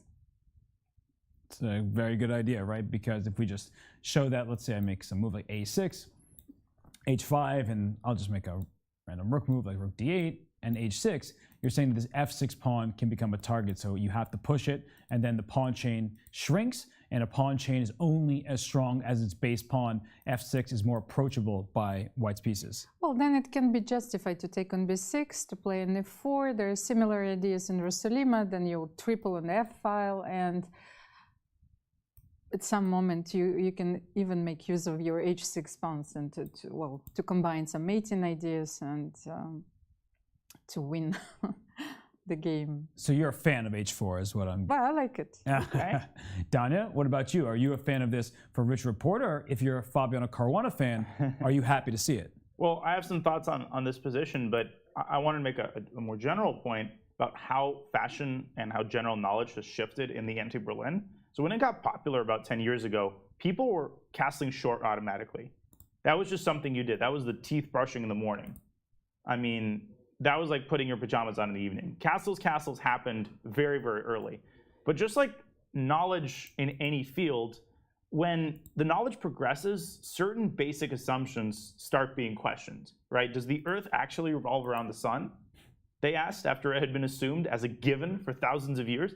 And in the same vein, people have stopped castling. At first, black started castling queenside, and now both sides have started to delay castling altogether, and it's become totally normal. And you can see in this move h4, the cat and mouse game, where both sides are trying to get the other side to be the first one to commit. And as Elmira pointed out, if you castle too early, this move h4, h5, it either induces a weakness on the g6 square, black plays h6, or if white advances the pawn to h6, then the f6 pawn really softens up. So if I'm Fabiano Caruana, I'm very seriously thinking about castling queenside. Not immediately, but maybe after a preliminary a6. And as I say that, that is exactly what Fabi has just played. I think he's preparing queenside castles and trying to punish Richard for weakening his kingside. Good explanation. A6 looks like an odd move because we were talking about pawn chains before from a7 to c5, but the pawn chain, it may shrink in the event of bishop e3, but black can still play c5, and the pawn on b6 is quite difficult to get to. So both sides delaying their castling. This has been a topic of conversation throughout the candidates that people ask, my coach always tells me that you should castle in the first 10 moves of the game. And as you get stronger and stronger, you can break those principles because you know when to break them. And as you've been pointing out, the cat and mouse game, Elmira, when are they going to move their kings? Well, first of all, I wanted to ask for us to show like a very beautiful mate, just in case, like if you castle and knight b6, a b6, rook a8 mate. Oh gosh, if black had made this mistake, knight takes b6, you don't want to lose your pawn on a7, so you capture with the a pawn, and then unfortunately, you get checkmated in one move. That would be pretty tragic. Yeah, Magnus Carlsen. Right before he came to Madrid, he played a Bundesliga game in which he blundered an exact mate like this on move 15. I'm kidding. That didn't happen. Yeah, no, I think that people sometimes believe what you're saying and they realize that they shouldn't. I have a very funny story about that. But okay, scale of 1 to 10, how funny? Okay, it is funny. This is Give worth me a telling. number. Give me a number. 7. Okay, wow. Okay, go to the starting position. I hate doing this. I hate high expectations. Changing the course of the game. Put on the Najdorf. The Najdorf, okay. Yes. So when I taught at a very strong chess camp a couple of years ago, I was teaching the top group, 2,000 plus. I was able to convince an entire group of kids that bishop f4 in this position was a legitimate move that was recently played by the opening maverick Alexander Morozevich. Of course, there's e5 forking the two pieces. They literally believed me until the end of the class. What was the rating?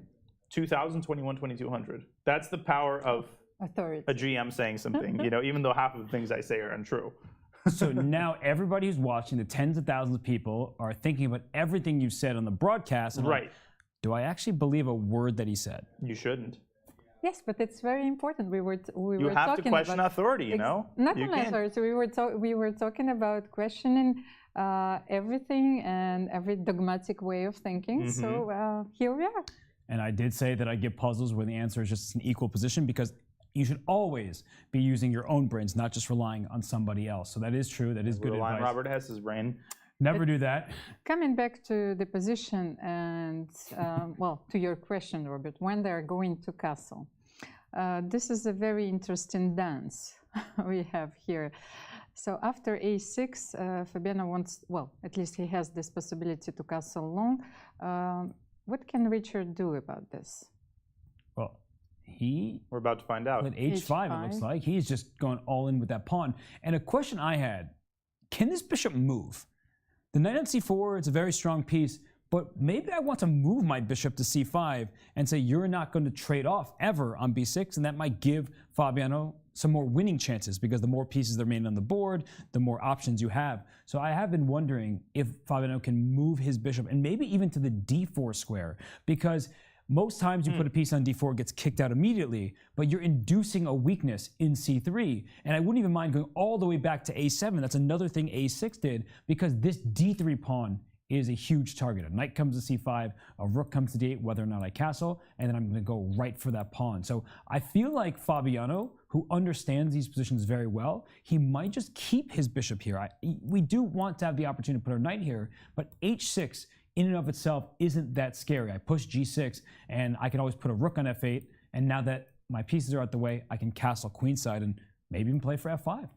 Actually, it's a very interesting opening strategy.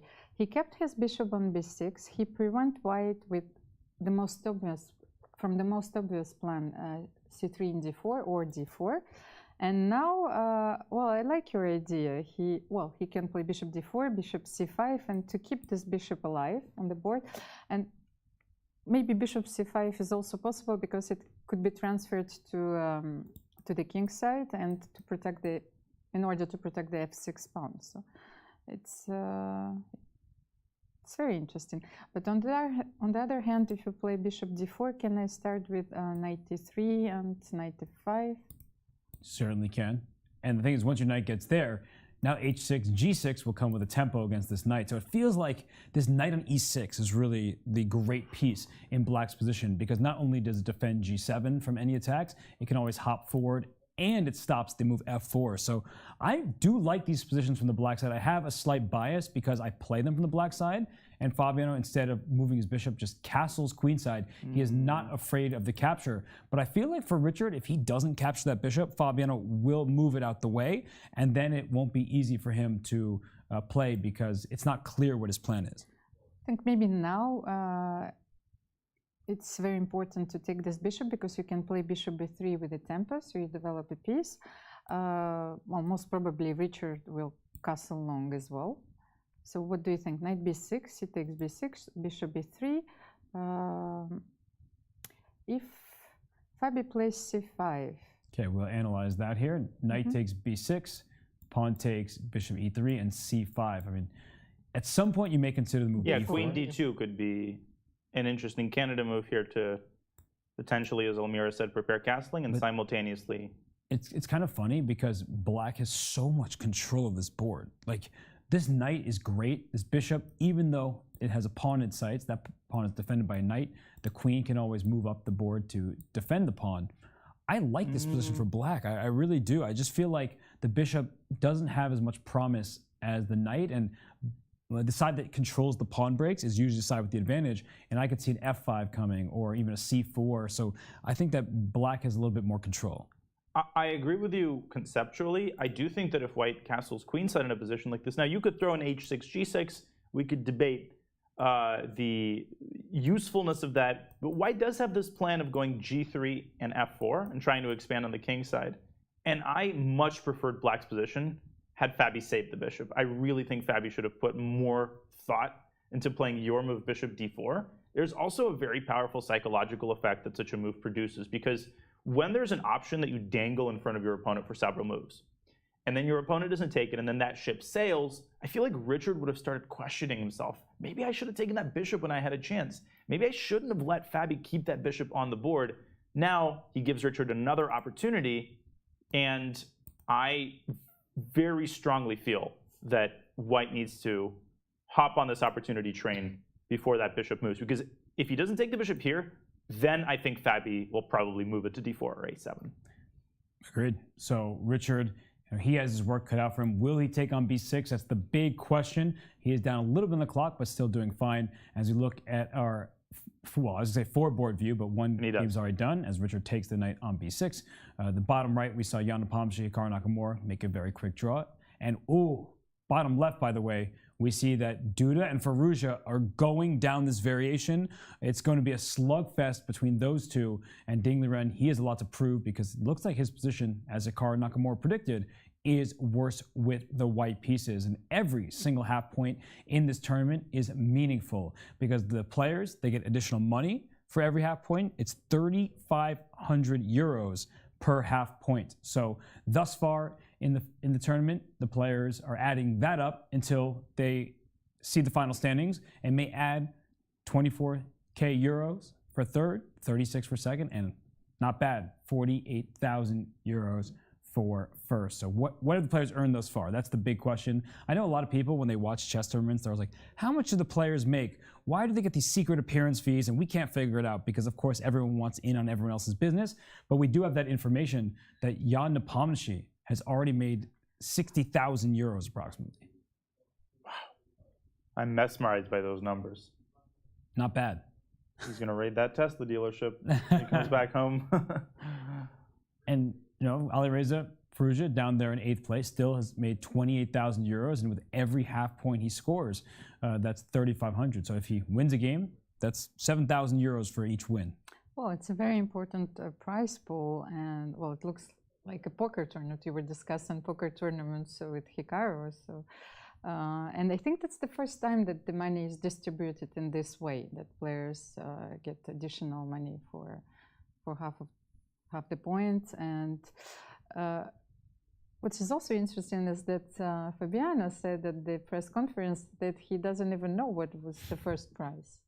All what mattered to him is, as I told you, is the first place, and well, to play for something greater.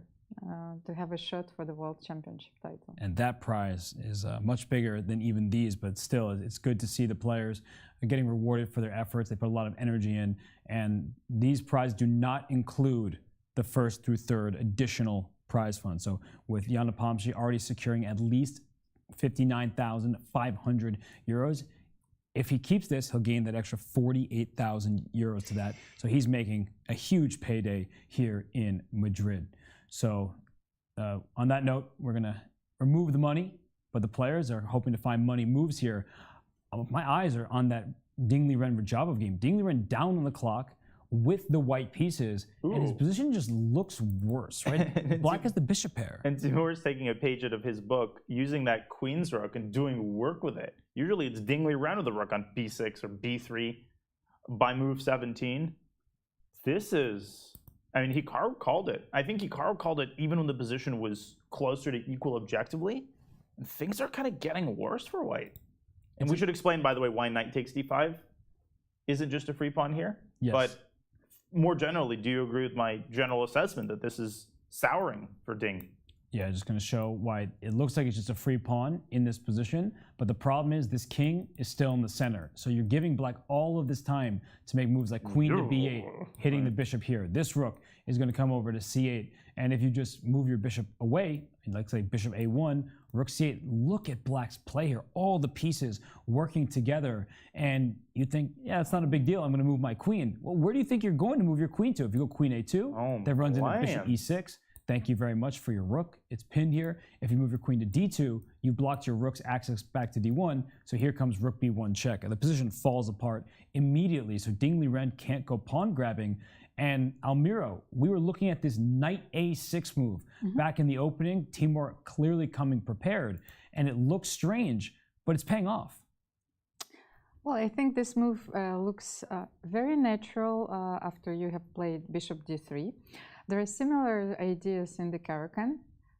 Very often you wait for white to play bishop d3, and then you want to play knight a6, and almost always black has sufficient compensation for this very strange looking pawn structure. But coming to the position on the board, what explains that Ding is thinking for such a long time, because there is no comfortable way for you to castle here. Because one of the maneuvers for black is to play bishop b8 and queen c7 at some point, and you cannot play g3 in this position because the pawn on h3 is hanging, and knight f4 is always met with g5.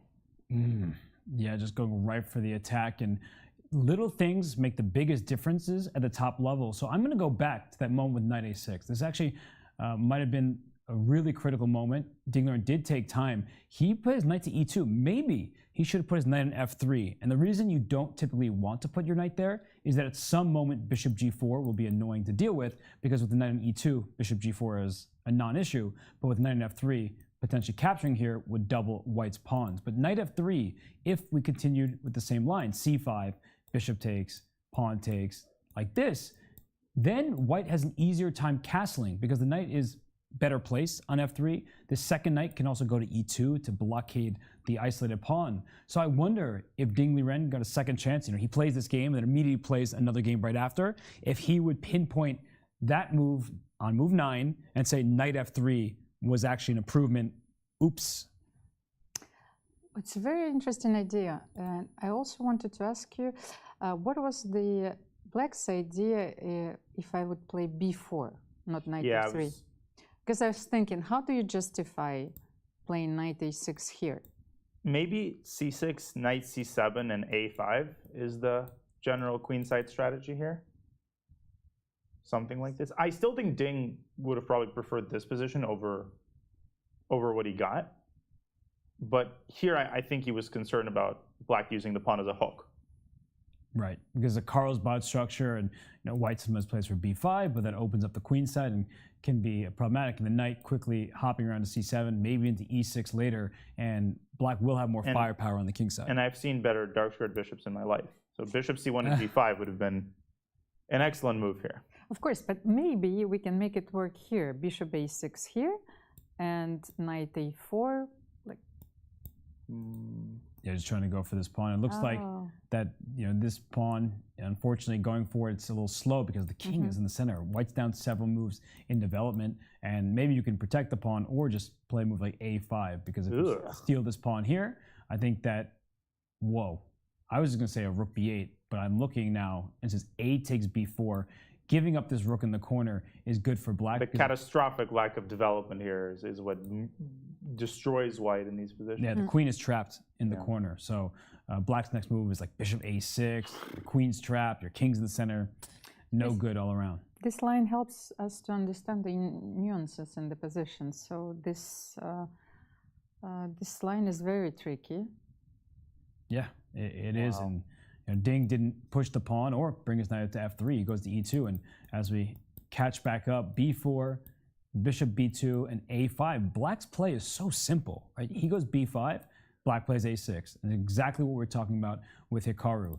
And Ding Liren tried to develop, but the bishop comes out to d7, and that rook comes up the board here. And finally, after rook b6, there's so much pressure in this position, and Ding has nothing to show for it, right? It's a pair of bishops, a very healthy position for black. Every single piece except for the rook on f8, and maybe that will go to c8, or as we were showing, more likely queen b8 and rook c8. But every piece is doing something for black, and white hasn't castled. The bishop on b2, it would like to get an open diagonal, but it could just become a target. The queen is in line here when a rook comes to c8. Really nice position for black. Yeah, I'm surprised about two things. The first is I'm wondering where exactly Ding's preparation ended, because the move knight a6, while it seems very cutting edge, it's been around for a very long time. Our very hardworking producers, they told us that this move actually occurred in a Yefim Bogolyubov game. Bogolyubov game, Hilberg in 1794. I believe it was Bern 1932. It was, 1932. And Bogolyubov was a world championship challenger. He did lose to, I believe, Alexander Alekhine, one of the leading opening specialists of his time. So this move was known. And the second thing that shocked me was b2, b4, because he played this move, Robert, as you were indicating, that this move essentially hands black queenside play on a silver platter. Yeah. And it allows black to play a5. And I thought that Ding had some sort of follow-up idea, but he really didn't. And he hasn't come up with an adequate response to Rajabov's massive queenside pressure. And now he's in big trouble. Almira, the last 3 games that Ding Liren has won, he probably didn't feel any pressure, right? Because he was in a minus score. He won a game, even score. He wins again. Okay, I'm still, in the running, but far away. Do you think he's starting to feel more pressure now that he's won a bunch? I was sure that it was more about pressure than feeling maybe over-optimistic, about his position. And maybe losing his objectivity, like at this concrete moment of the game. So now I'm pretty sure that he realizes that his position is, well, very dangerous, to put it the least. And I wanted to ask you the question. So, is he thinking about like very concrete lines, like to exchange a few pieces and to make a draw here?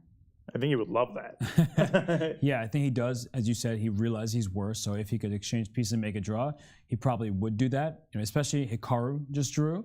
So he knows that if he draws this game, he'll still have a half-point lead on Hikaru, who he plays with the white piece in the last round. So there's no reason to go all in. But I think he's worried that he's going to slip from being slightly worse by the evaluation bar to like really worse, because the pawn on a3 won't make moves necessarily. But if we just look at the outlines, if the queen comes to b8, and you say, oh, I'll just put my bishop back on a1, then his pawn a3 could drop as well. And you definitely don't want to put your bishop back on c1, staring into your own pawn. So Ding is faced with many tough decisions here. And if he has any hope of catching Janupomshi, he will need to win this game. And Jan, he spoke to Dina Belankaya. So let's hear his thoughts about his game and his tournament standings.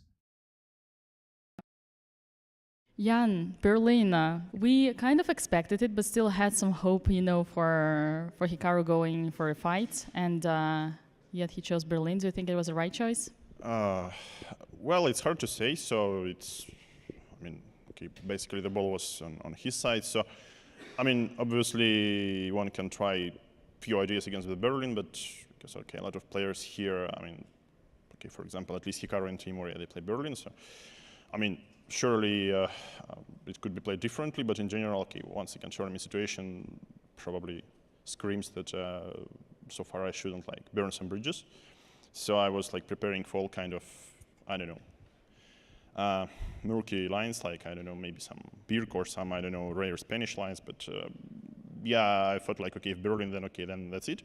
And in general, I would say he shows like very nice level of prep here with both colors, so it's, I mean, I can't say that I was really into, you know, refuting the Berlin today.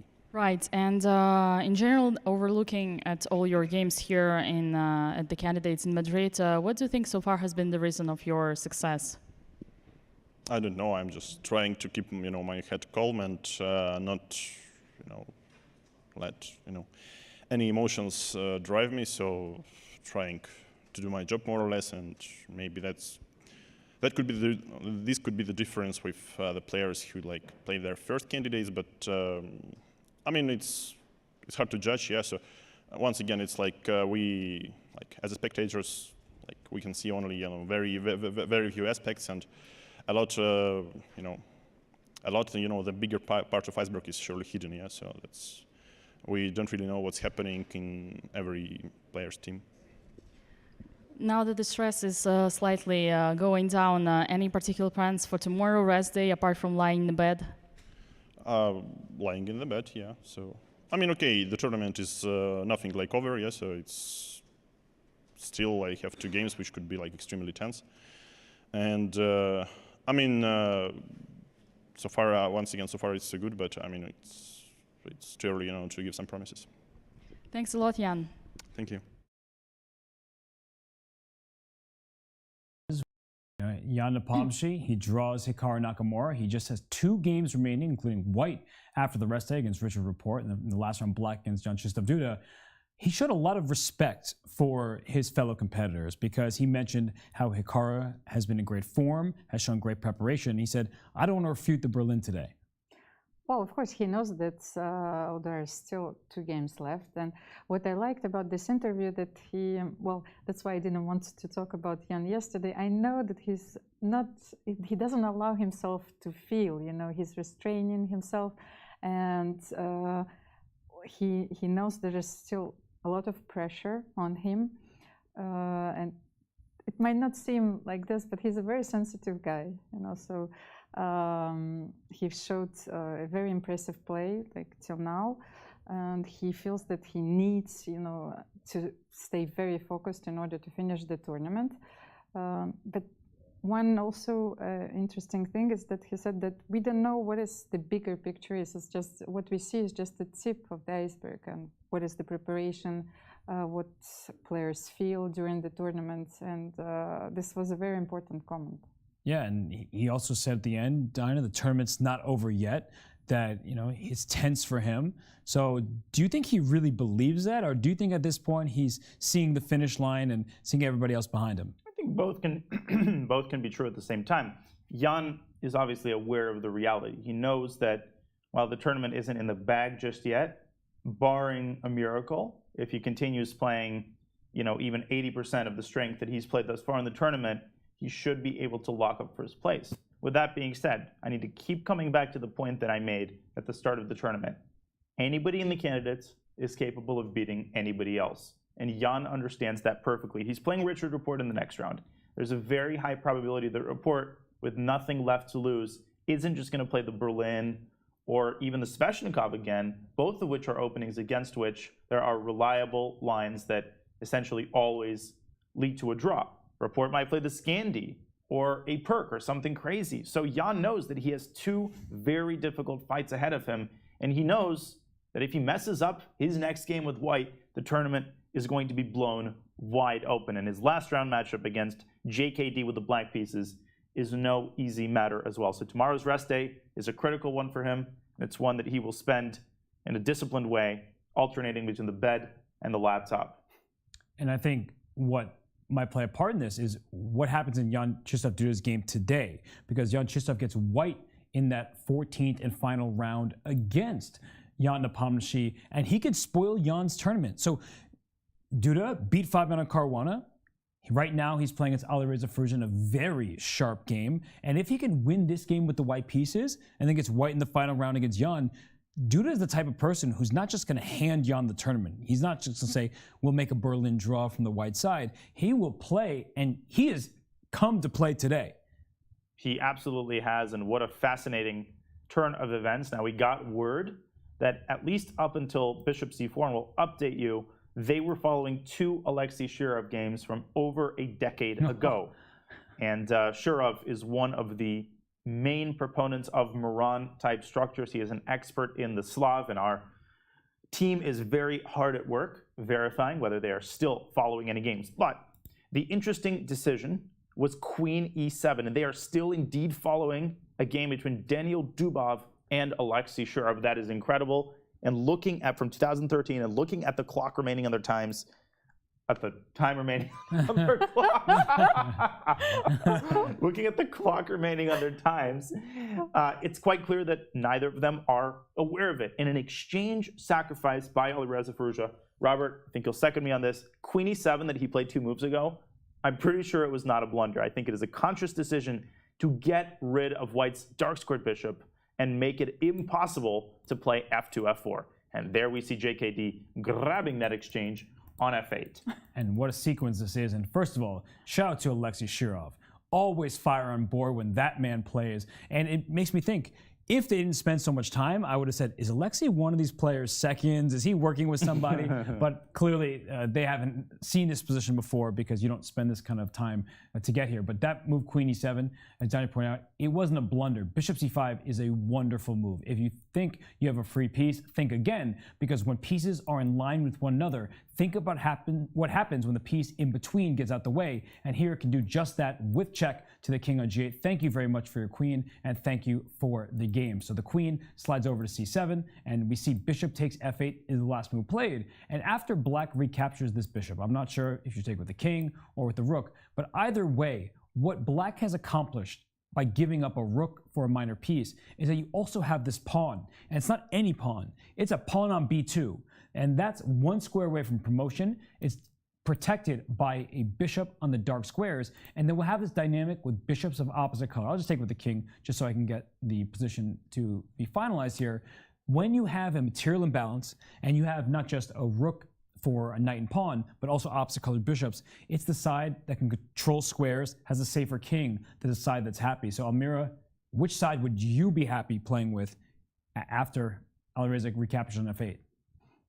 I actually like black's position, but I had a question. Yes, I wanted to ask you, given a choice, and one of my favorite movies, once again, is like being in being John Malkovich. So if you could spend the night in one player's head and to have a look in some of those Fly on the wall. folders, would it be Daniil Dubov or what player would it be? Don, you go first because I didn't think about my answer. Oh my goodness, this is a mouth-watering question. I mean, Alexei, I'd settle for Alexei Shirov. I would definitely settle for Alexei Shirov. But I also, if I got a chance to play Blitz on Chess.com, then I choose Hikaru Nakamura because I want to experience what it's like to be that good at Blitz. But from the point of view of creative thinking, Alexander Morozevich, Alexei Shirov, Daniil Dubov, all of those names come to mind as Alireza, without much hesitation, decides to take an f8 with a rook. But let me put you on the spot. Do I only have to hear their thoughts about chess? Anything you want. Oh my gosh, then that's Open-ended question. Fly on the wall. Wow. Maybe I'll go with Levon Aronian. He's a man with many interests, so I feel like he wouldn't spend all day just thinking about chess. And because I do talk about chess, and that's my profession, but I also like a lot of other things. I love learning. I feel like Levon, he's well-versed in so many things. He really is a curious guy. And also his chess style, right? He comes to the board with some kind of cat t-shirt and really fancy outfits of all sorts of colors, but the way he plays kind of matches his style, his fashion sense. So Levon's, I think, a pretty decent answer. And I don't know. I've never thought about that before. No, I was just thinking, but maybe we can ask our chat. Yeah, that's a great. Let's ask the chat. That's a great thing. And then we could pull up some of the interesting responses. Look at Elmira. She's getting used to the chat. Get involved. We may feature some of your responses here. Who would you like to be inside the head of? What chess player? There are so many great answers now that I'm really thinking about the question. I mean, of course, Hikaru, Morozevich, as you mentioned. Just countless. Vishy Anand. Just so does he sit on a big chair and just think about the world championships he's won? Is he just sitting there, oh yeah, my game against Kramnik where I beat him, that was just really a brilliant game. Yeah. If Hess was in my mind, I would never make a single mistake in my life. I think that is just not true, but that's an incredibly flattering comment. That is totally true, and you know it. Oh my gosh. Wow. And this is interesting, by the way, as we pull up more fascinating chat answers. G2, G3 quickly played by, I was going to say Dubov. Dubov did play this move. Duda and Dubov have played this move, and they are still following the game. Any chance that one of the players played a psychological trick? Do you think it's possible that Jan-Krzysztof, who allowed this series of events here, do you think that he's been spending time and luring Alireza into a sense of comfort, or that we're both on neutral territory, whereas Jan-Krzysztof is, still in prep? Or is he just such a strong player that he's going to play the best move that came in a predecessor? I think that they've seen so many games that there is a particular image that they still have, in their head. They might not be sure, of the concrete variation or the pattern, but anyway, this variation is very sharp, so you have to be sure, first of all, about what you're doing. And they're pretty aware, I think, of several games that have been played in this variation, but we will ask them after the game. Yes, we certainly will. And we have another chat, the Mis Amigos guy. Well, Danny, and while he is back in the United States, and I'm sure he's watching the broadcast, I don't know if I want to know what's going on in his head half the time, because the way he comes up with all sorts of pop culture references, and he electrocuted himself at 12. He's told that story a bunch of times. So, no, Danny, just kidding. We love you. So, Irina Krush, especially for her efforts in the world match against Kasparov. That would be interesting to hear about. But what if she doesn't think about that every day? I doubt that she thinks about that every single day. So you might be in her head and she's just, living her life. Not saying that it wouldn't be an interesting mind to get into, but if you want something specific, then Anish Giri, that's a great answer. Want to know what makes him think what he tweets? Who says he thinks before he tweets? No. Aren't all the best tweets just spur of the moment decisions? I wouldn't know. I don't really tweet. I don't really tweet I have either, so. only twat a few times in my life. Fascinating chat engagement. Thank you to everybody for putting that into that question. Anyone saying Danny just left the Diamond membership? And I have that power, but I'm not giving you one, homie, fun uncle, because Danny would, just for your username. Oh, no, yeah. not from me here. Nice try. You want to call everybody else out just so you seem like the cool kid who's trying to get, you know, the diamond membership, pretending like you're not interested. I see right through you. No, no diamond membership for you. Damn girl. You blasted that attempt at free merch. I saw right through that. I feel so sorry for you students. Why? I'm nice to my students. But I don't know homie fun uncle. But back to the game, you know, G3 was played. White's idea is pretty obvious. He wants to play F4, E5, and to open, well, the big diagonal also for the light square bishop. Was this played in the game that we were analyzing? Yeah, yes. This is indeed what Dubov played. They're still in that game from Dubov and Scherer, which was the draw. Black played C5. We'll keep showing White played F4 here. And maybe that's not the best move as we see the eval bar start going down. So, of course, because Jan-Krzysztof and Alireza are seeing it for the first time, they are very likely to deviate. And then bishop d4 check was played, king to h2, queen went to b7, rook e1. And just in general, this position is one where this pawn isn't going anywhere anytime soon, but the bishop has found a safe haven on d4. So the only way to get rid of that bishop is by sacrificing your rook for it. The game continued, rook to b8. The bishop went to a2, pawn to g6, pawn to e5, knight to d5. Now the knight's trying to jump into the action, and rook d3, 8. I don't even know if I would consider the move a4. It seems so random over here. That's a sure-of move if I've ever seen one. a4, I guess I would, now that I'm actually looking at what White's plan was, taking away the b3 square. And all right, the game continued and finished relatively shortly, it looks like. Queen d2. Wait. And a repetition of moves. Repeated moves here. What a weird computer-like repetition. That, not there. Although that actually would have been fine. But what a strange end to that game. I don't think we're getting that, but we are getting a move. And wow! And Alireza with G4 in the previous game, and now G5 in this game. Oh my gosh, and you know who else played G5 against Fabiano Caruana? And I made a mistake there. Against Jan-Krzysztof, do not regret it. It was Fabiano Caruana. He plays G5, does Alireza Firouzja. He's trying to stop pawn to F4, but I don't think he stopped the move. Has he only made it stronger, in fact? He might have, because if White plays F4, Black has 1, 2, 3 pieces covering the square, and that means it's a pawn sacrifice. But let's not forget, the bishop is doing a very important job. It is defending this pawn on b2. So bishop takes f4, there's queen takes b2. Sure, the bishop can go back to e5, but White is very happy about this because White has an extra rook for a knight and now has increased pressure. Pawns are gone, open files are there, and this looks very, very good for Jan-Krzysztof Duda. Yeah, It looks like Alireza Firouzja was doing a lot of positional studies while he was not playing. You know, it seems like he wants to fix the structure. It's a very thematical move when you have a knight on e5, for example, the pawn on e4, and then you play g5, but with queens on board.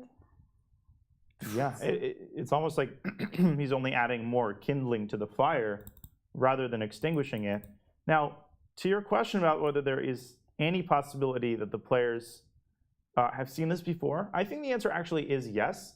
I think what a lot of people might overlook is that Duda might have actually just remembered that this is in his files. He might have forgotten it, and then when you're analyzing a large swath of openings, you need memory markers. And maybe he hit upon one of those memory markers and said, wait a second, this must be the sure-of game that I found an improvement in. But G5, if that is the case, is definitely a move that he hasn't seen before. He's on his own. And you know what the problem is with this move?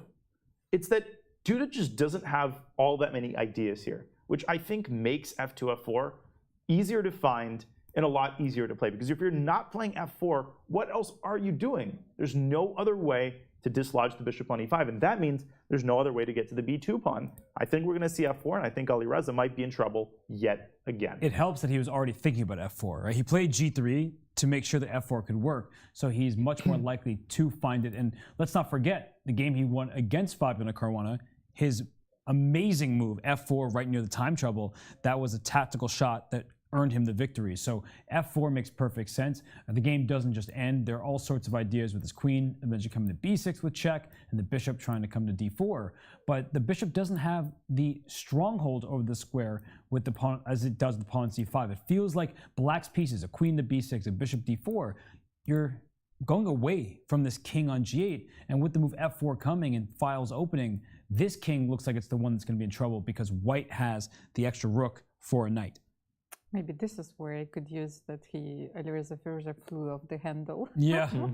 Because I cannot understand this move.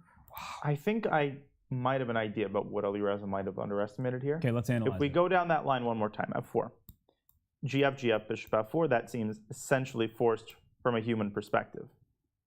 Queen takes b2, bishop back to e5. If you look at this superficially, you might say, well, that bishop on e5 is pretty stable, and black has this clear idea of going king h8 and rook g8. That knight from f6 also has a pathway to g3 via h5 or e4. So from those angles, it might seem like black is full compensation. But let's go two more moves ahead. Queen g2 check. Looks like it only fans the flames. Rook g8 is a threat, but white has the cold-blooded queen f3, which does three things. Prevents knight takes e4, it prevents knight h5, and it takes the sting out of a check on g8. Why does it take the sting out of that check? Because the king shifts to the right, and rook g1 is going to follow. And once black's temporary initiative is extinguished, it could just be lost.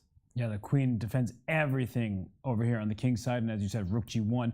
White has two rooks, and while black still has a pawn and knight, it's not the same pawn. Give me one of these. Let's put that down there, right? That's a really good form of compensation. A pawn in f7, no, that's not doing the trick. So, Almira, as we see Jan-Krzysztof on screen here, is he just really focused, or is he uncomfortable? Do you think he didn't expect g5 and now is feeling some discomfort? I'm not sure. He's such a strong player. So first of all, he doesn't believe his eyes that this move is even possible. And it's also like, I think if we would be in his head right now, it's like the computer switch. You know, he understands that now is the moment where the evaluation of the position changed completely, and he needs to find a clear-cut line. He's looking at f4. I'm watching his eyes. I mean, he is 100% looking at f4, and maybe he knows what he is going to do, and that's why he's kind of sitting in this position. But we've seen in previous rounds, Jan-Krzysztof do it even when he's fine according to the engines, even when he knows he probably is doing okay. We've seen him have some body language, some slumping in his chair, or some slouching, I should say. So there are moments throughout this event where Jan-Krzysztof hasn't looked comfortable, but I think he is going to play f4, and it's Alireza who is not going to be happy. Oh, and he's smiling. Yeah, now he's smiling because he knows that he's the topic of conversation. Right. I'm saying all the wrong things. And he knows Robert Hess is talking about him, which is a very special occasion. No, but I think he knows that I'm wrong, and so he's going to have the last laugh. Yeah, I mean, I think that, and as Bonanza Bros, I think, is making a great point, I think Jan just holds his head while he's calculating LOL. He always looks stressed. I agree, and I think that's why I don't like to base firm conclusions off of looking at someone's facial expressions, because you might grimace just because on move 10 of the variation you're calculating something didn't work out. It doesn't mean that you think your overall position is bad. You know, he might be thinking about move 20 of the game he played 4 games ago. You just can't know for a fact. I think Jan is perfectly happy with his position, and I think we're going to see f4 within a couple of minutes. I will just quickly, not counter, but maybe raise a specific moment when he played against Janupomshi. After the game, he pretty much said, like, oh, it was all going downhill for me. It seemed like he felt like he never really had a chance. And you're right, that we never really know what the players are thinking. No, but I agree that in that case, you could know. Yeah, but unless we do Almira's experiment, where we get in the player's head for a day. So we never will know the truth behind their thinking unless they tell us. So I think Duda, I think the commenter is right, that Duda just happens to like that pose. Maybe that's his modeling look, but either way, he does look really focused, and I would have a hard time imagining him not playing f4. And these players, I think everybody who's trying to chase down Janupomshi, Ding Liren in particular, he's looking at Jan-Krzysztof. He knows that Jan-Krzysztof plays Nepomniachtchi in the final round. So Ding Liren just made what a move he made. That looks terrible. we're going to have to go over to that game because I was just mentioning the world #2 player, the #1 player from China, and he just made the move pawn f2. Oh my god. f3, and he doesn't have a... Oh my gosh, he's problems on not be e3. good. This looks very suspicious. Well, he wants to play king f2, knight d4, and to hold this position. Wow. Will it work, though? Because if black positions his queen on b8, the thing is, there's a hole on g3, and if you play king f2, knight d4 is always going to be met with bishop g3 check, so you could tack on some pressure with rook f8 to e8. Mm-hmm. And oh my lands, does this position suck for white. Oh my gosh. I mean, Ding Liren, we knew after the opening stage we started thinking he wasn't comfortable, but now his position is just bad. He's got weaknesses all across the board. There's pressure down the B file, there's pressure on the E file, there's pressure down the diagonal, and white, by comparison, is extremely passive without any very clear ideas. So Ding Liren, I don't know what's going on in this game. And Timur Rajabov, if he wins, he's back to an even score.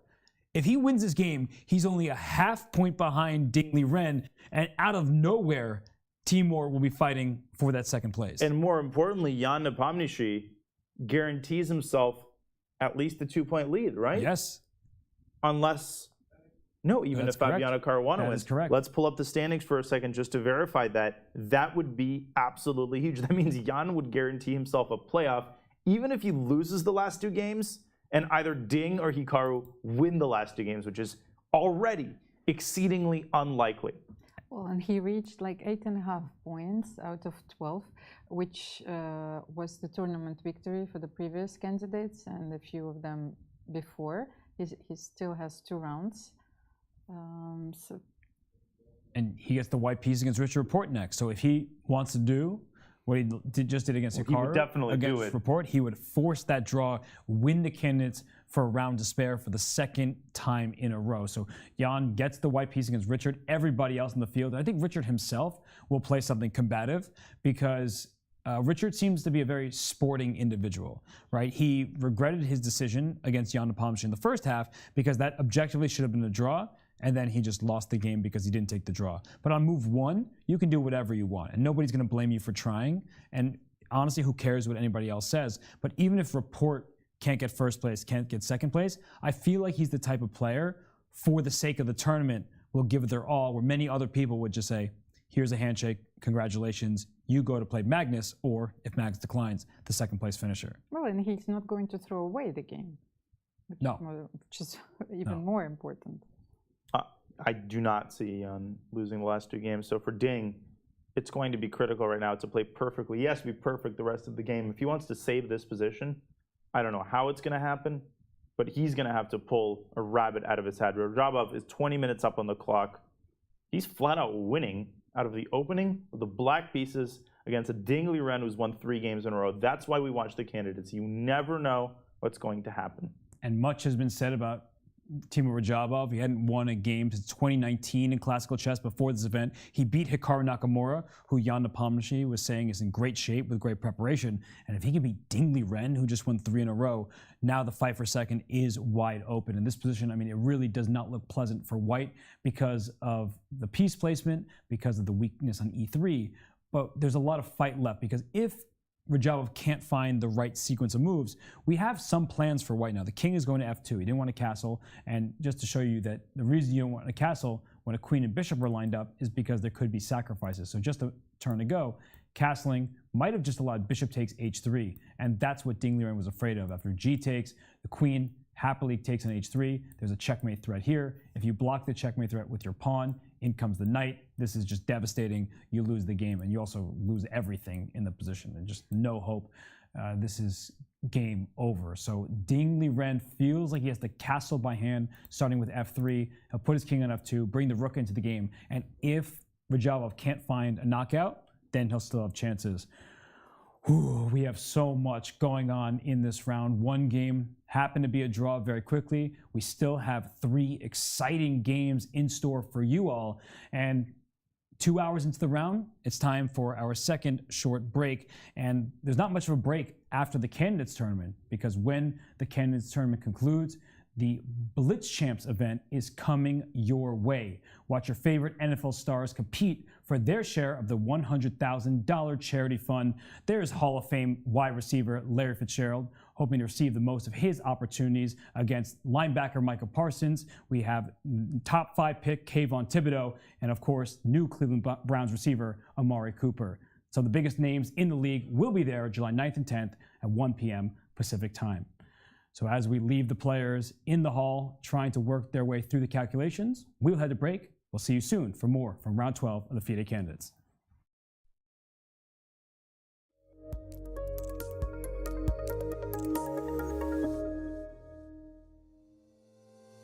How many brilliant moves have you played? When do you play your best chess? How many games have you won by castling in the endgame? How many opponents have you played from New Zealand? And most importantly of all, how many Botez gambits has Alexandra Botez played? Find the answers to all of these questions and many, many more at Chess.com/insights. Our new tool that lets you dive deep into all of the fun and instructive data behind your chess. Try it today. Apparently, this is the horse she rode in on, literally.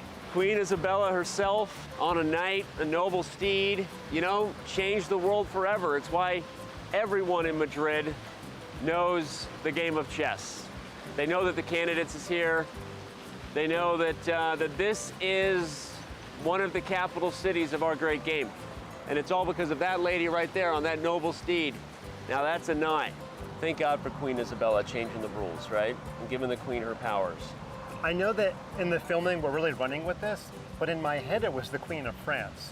So that begs the question, who is the Chess.com historian, and can I fire them? Well, you'd have to fire yourself, I think. Yeah, that's a good point. That's called as an outtake, I believe they call it in the business. Yeah, outtake. So read it. Mike's going to say it was the Queen of Spain next time. He knows. Yeah. He knows. Yeah. We got to find more about this lady and find more about what the people know here.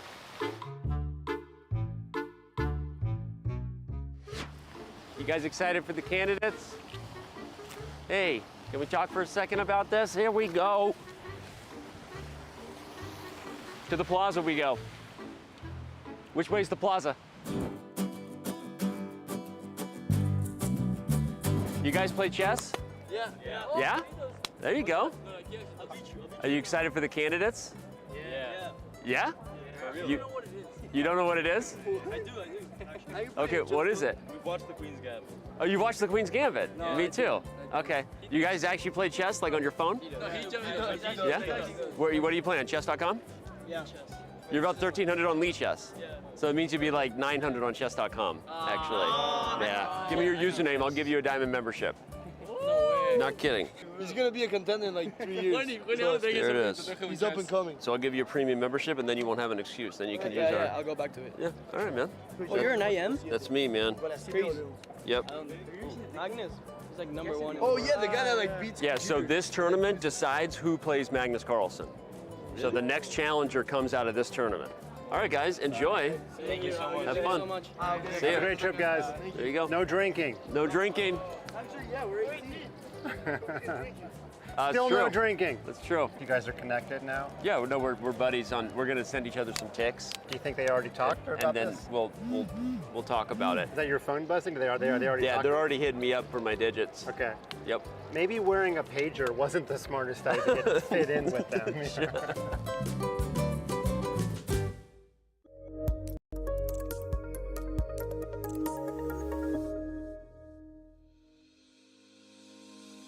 Want to hold a massive chess tournament with dozens of clubs or hundreds of players? Or maybe a small chess tournament with local but competitive clubs? With Club Arenas, you can. Club Arenas allow for tournaments of any size with any number of clubs and players. Customize the arena with any time control, with standard chess or mini chess variants, and with any starting position you want. Club Arenas are the most flexible tournament format on Chess.com. Try one out today.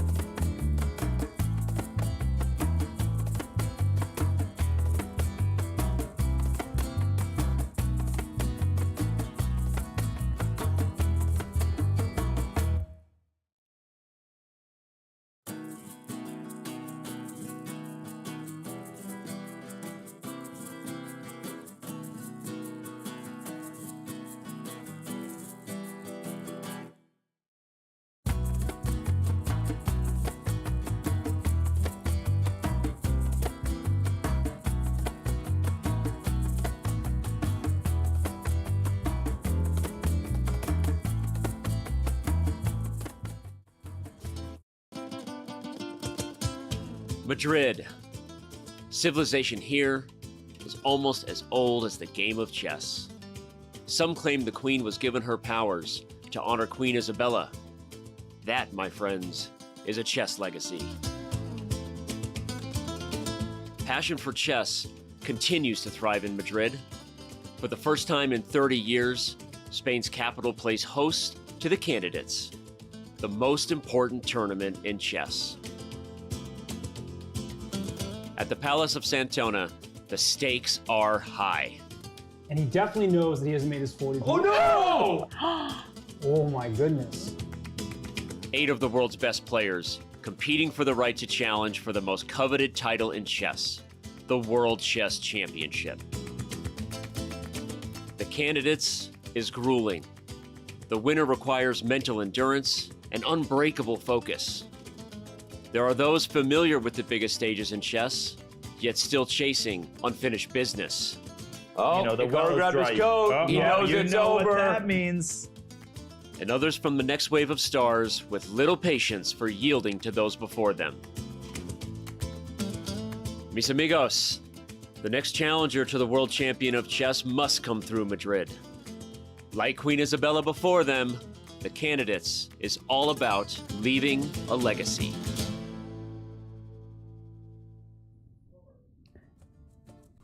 And we see players at Retiro Park. They are playing in a simul, having a good time. And wow, there's many people there. So they're enjoying the chess. Always a bright day in Madrid. And it's good to see so many fans coming, not just to the venue, but getting their games in. It absolutely is. I believe that was Grandmaster David Anton Guijarro, but don't quote me on that. Great to see the atmosphere inside the Palacio de Santoña, but it's also great to see that the atmosphere outside the Palacio is also filled with chess and filled with the beauty of Madrid. And how lucky are those actually who got the tickets for the candidates tournaments, because every day it's like we are sitting here and doing the commentary, but every day outside the Palacio de Santoña, there are like a group of 20-30 people watching the games live, on their phones, discussing like for 6-7 hours and waiting for the players after the game. And so players are signing autographs, but this is an absolutely amazing scene. It certainly is. And just to reset here, International Master Amir Skripchenko, Grandmaster Daniel Naroditsky, I'm Grandmaster Robert Hess, and it is a great scene here in Madrid. But we all all we're looking at right now, in addition to Timur Radjabov on screen, is Jan Nepomniachtchi. He's sitting in clear first place. He is the happiest man in the Candidates Tournament, and the players, they're trying to catch up, but it's been all Jan from the very start. And Jan is keeping a very close eye on Timur Radjabov's position. We said the word pretty plenty of times. One thing that isn't pretty is Ding Liren's position. Wow, it's over on your top right. Ding Liren with 51 minutes, but more importantly, he's got that king on f2. His position is in shambles, no control over the light squares, and Timur Radjabov's position is bustling with activity. It's like a Madrid market, every part of the game, hustling and bustling with the two bishops and that rook on b6.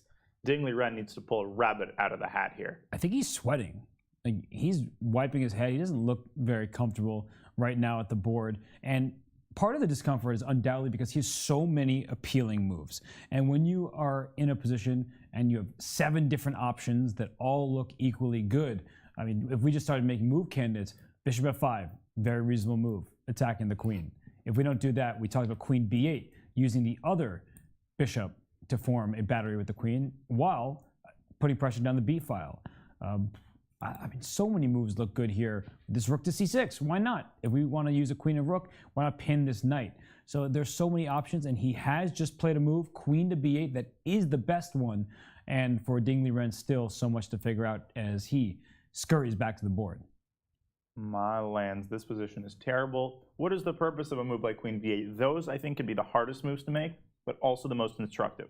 As we pointed out previously, it builds a battery, queen and bishop, and you might say, and a queen and rook battery. If the knight on e2 ever moves, there is the devastating check on g3. There are also rook sacrifices on e3. Don't rule them out, because that queen, after a bishop check on c5, can dive into the attack via the e5 or g3 squares. You can show this here, bishop c5, and if knight d4, oh my god, there's a bunch of winning moves, such as queen e5 check, and everything collapses here. Ding's position, oh, I can't believe this. I'm still wrapping my head around the fact that Ding has this position with the white pieces in 20 moves. Well, he played a very long game yesterday, and Timur Radjabov had, well, quite an easy and a short draw. So maybe Ding is exhausted right now.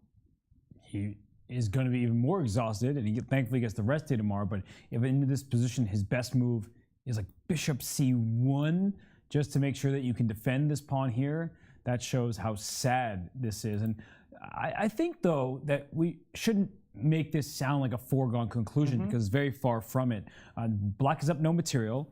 Black doesn't have any checkmating threats. There's not a pawn that's immediately going to be won. So it still is very appealing for Black, but you have so many different good-looking moves. And as we see this comment here, Ding has turned bad games around before, like yesterday. And I remember a game that he played against Vishy Anand in the Sinkfield Cup a couple of years ago. I think that game really stands out for me because at one point it was like -5 or something. But Vishy had to find an accurate sacrifice. At one point he didn't find it. He was still much better. But Ding turned that game around and actually won it. So he has a track record of resilient defense. You can tell that Radjabov is nervous. He senses that he's very close to scoring. And I don't think it would be an exaggeration to call this, you know, one of the most impressive victories of his career, to beat a Ding Liren who's won 3 games in a row. Radjabov also defeated Garry Kasparov with the black pieces in 2003, so that probably takes the cake. But he's going to have to keep his composure and keep finding powerhouse moves like queen b8 if he wants to supersede what I'm positive is going to be a very dogged resistance by the Chinese Grandmaster. Well, rook e3 is a very concrete threat. So bishop c1 is the only move. Why can't we play something else? It's not easy to find moves. Name a move. Knight d1 maybe? Oof. That's sad. I mean, it does protect the immediate threat, but then this rook says, you stop that, let's go over to c8, and where's this queen going? Bishop c3. If I had to predict a move, I would. So at the very least, now Black can turn a good position into materially ahead position. So I can just snag your a3 pawn, be happy about that, and I don't know. Ding Liren, he might try to hold on to everything, or if he senses he can get some activity, he will give up material, but this looks really, really bad. But on the other hand, Black just played, Queen b8, but before Rook e8. Psychologically, are you ready to play Rook e8, then Rook c8? That's a good point. I didn't think of it that way. But I think if the knight moves from c3, it's quite obvious that like the c file opens up. So I think that increases the likelihood that Timur plays Rook c8 because it hits the queen. And the queen just doesn't have squares. And this position is really difficult. And we're mentioning this bishop c1 move. It's not like this solves all of White's problems. Still, Rook c8 looks reasonable. But yeah, there's no clear breakthrough. And that's always frustrating when you know you're better.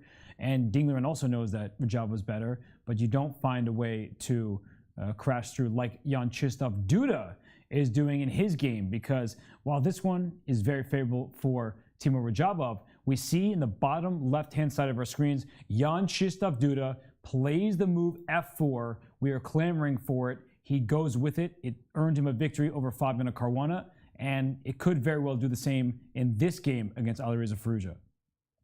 Yeah, and as Duda returns to the board, he will play g takes f4 immediately upon recording Alireza's capture. It surprises me a little bit that he took, I want to say, about 20 minutes on f4. On the other hand, that is a move that there's no going back from, right? You're pushing a pawn on the king's side, changing completely the nature of the position, so it was worth double and triple checking some of the key lines. But we've said this many times this tournament, Alireza is in trouble once again. Do you think he missed f4? Because he played g5 to stop f4, and then the move happens anyway, and then you start thinking after the move is played, and yes, Duda spent a lot of time, but if we look at Alireza, he hasn't made a move yet, which really leads me to believe that he thought he had stopped f4. Well, on the other hand, this is the most principled continuation in this position. So when you make such a committal move as g5, you have to be sure that everything works after f4. So what could he possibly miss in this line? Is this the maneuver queen g2, queen f3, which controls all the squares? There's also bishop d4 check here, which we haven't pointed out, a very creative tactical idea. We'll analyze that because that is a piece sacrifice, at least temporarily. With bishop d4, if the rook takes on d4, give me that free piece. There's queen b6, and normally this queen could just go into the diagonal, protect the rook, stop the pin, but the queen is needed to stop this pawn push. And every other move runs into things like rook to d8, so you can't protect the rook and keep the b pawn stopped in place. They're not forced to take. Exactly. That's the problem. The key. White can play king h2, for example. No, not only you're not forced, you should not take it. King h2, next move e5, and it seems like White's pieces are coming right into the attack. And we should point out that White can sack the exchange back in certain positions. So for example, Black plays c5 because the bishop is now hanging, e5, and this reveals why you should keep the king on h2 and not on h1. e5 opens the long diagonal, so you want to eliminate the possibility of a queen check. And after the knight moves back, you could very well consider the move rook f1 to g1 check. Nope, scratch that. Alireza takes the pawn on f4.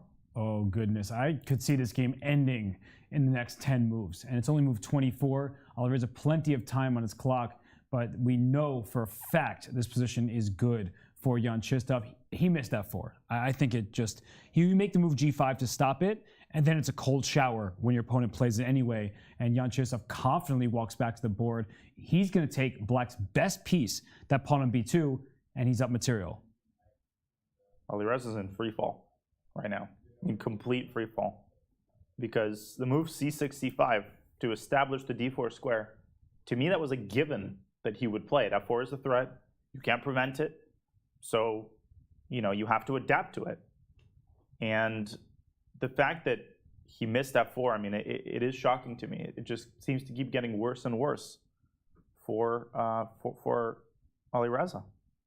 And he has no attack against the White king. So White's going to have all the fun here. And Almira, the players, they always try to be objective. And after queen takes b2, I'm sure Alireza thinks he has some chances to hold. But would you be surprised if you could get into his head if he thought he was already lost? Well, I would certainly be surprised because I think that he was counting on this idea of playing knight h5 and knight g3, and then it seems very logical. So king h8, rook g8, and you have the control over dark square cases, I wanted to say. Dark squares.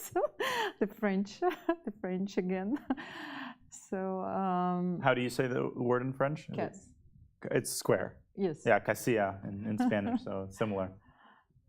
Hopefully. But he can't get all of it, right? That's the big problem, right? Once the queen takes on b2, you're already forcing some action here because this knight's under attack, this bishop is threatened, and we're solving that all at once by bringing the bishop to e5. But with the open f file, white's rook is so happy, the queen joins the party, and yeah.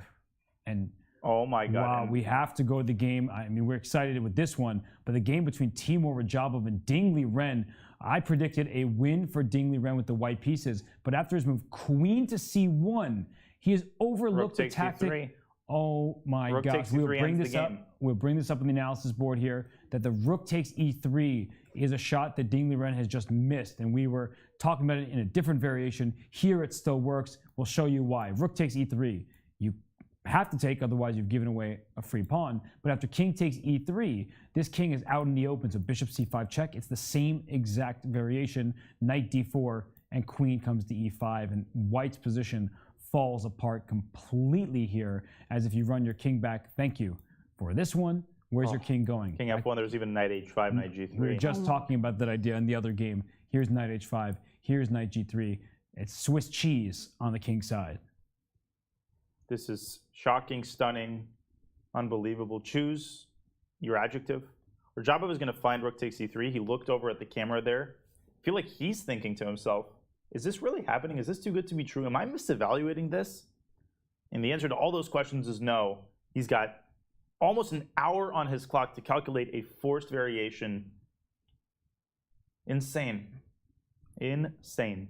And I think everyone cast Timur Rajabov aside in this tournament. They said, no way he can contend. He's going to finish in last place. Hasn't been winning classical games. His rating, the live rating, was the lowest in the field. But we know what Timur Rajabov is capable of. And he has now become a very solid player. But from a very early age, as a teenager, when he became a grandmaster, he had this style where he could sacrifice pieces left and right, play the most ambitious but risky openings, and he beat Garry Kasparov with the black pieces. He's beaten many of the luminaries of chess with the black pieces, and Ding Liren might just be his next victim. Robert, I was thinking, after rook e3, can we play knight d5? I guess knight takes d5 and rook takes e2 check. Yes, exactly. So if you take back, rook takes e2 check, because Almira's point is that if you first take the bishop on b2, this queen takes the other rook. Although even that's winning with bishop g3. Oh my goodness. Oh, even this is winning. Yeah, but let's just show the more natural variation. Rook takes e2. So I was going to lose this rook. I take your knight. You take back. I take a second minor piece, and your king's not really going anywhere. It's going to get checkmated. So if it goes to the first rank, there's always rook to b1, things like that. If the king has to go up, well, that's terrible. And after rook to d2 here, we can bring more pieces into the tag. Bishop b5 check. Check here, check there, check everywhere. And white's king is being hunted down. I think a point that isn't made often enough is that Rajabov is actually a very unpleasant opponent for all of the players in this field because, you know, accurate or not, people are expecting the participants to defeat Rajabov with white. And I think very unreasonably so, because Timur is perhaps the most solid player in this field. And when there's that additional expectation coupled with the fact that Ding, he's won 3 in a row, people are voting for him too, and he's aware of that pressure, obviously. That creates additional anxiety on top of the anxiety that comes from needing to win based on the tournament standings. And that is a very powerful force. And what else is a very powerful force is rook takes e3, which is on the board. No hesitation.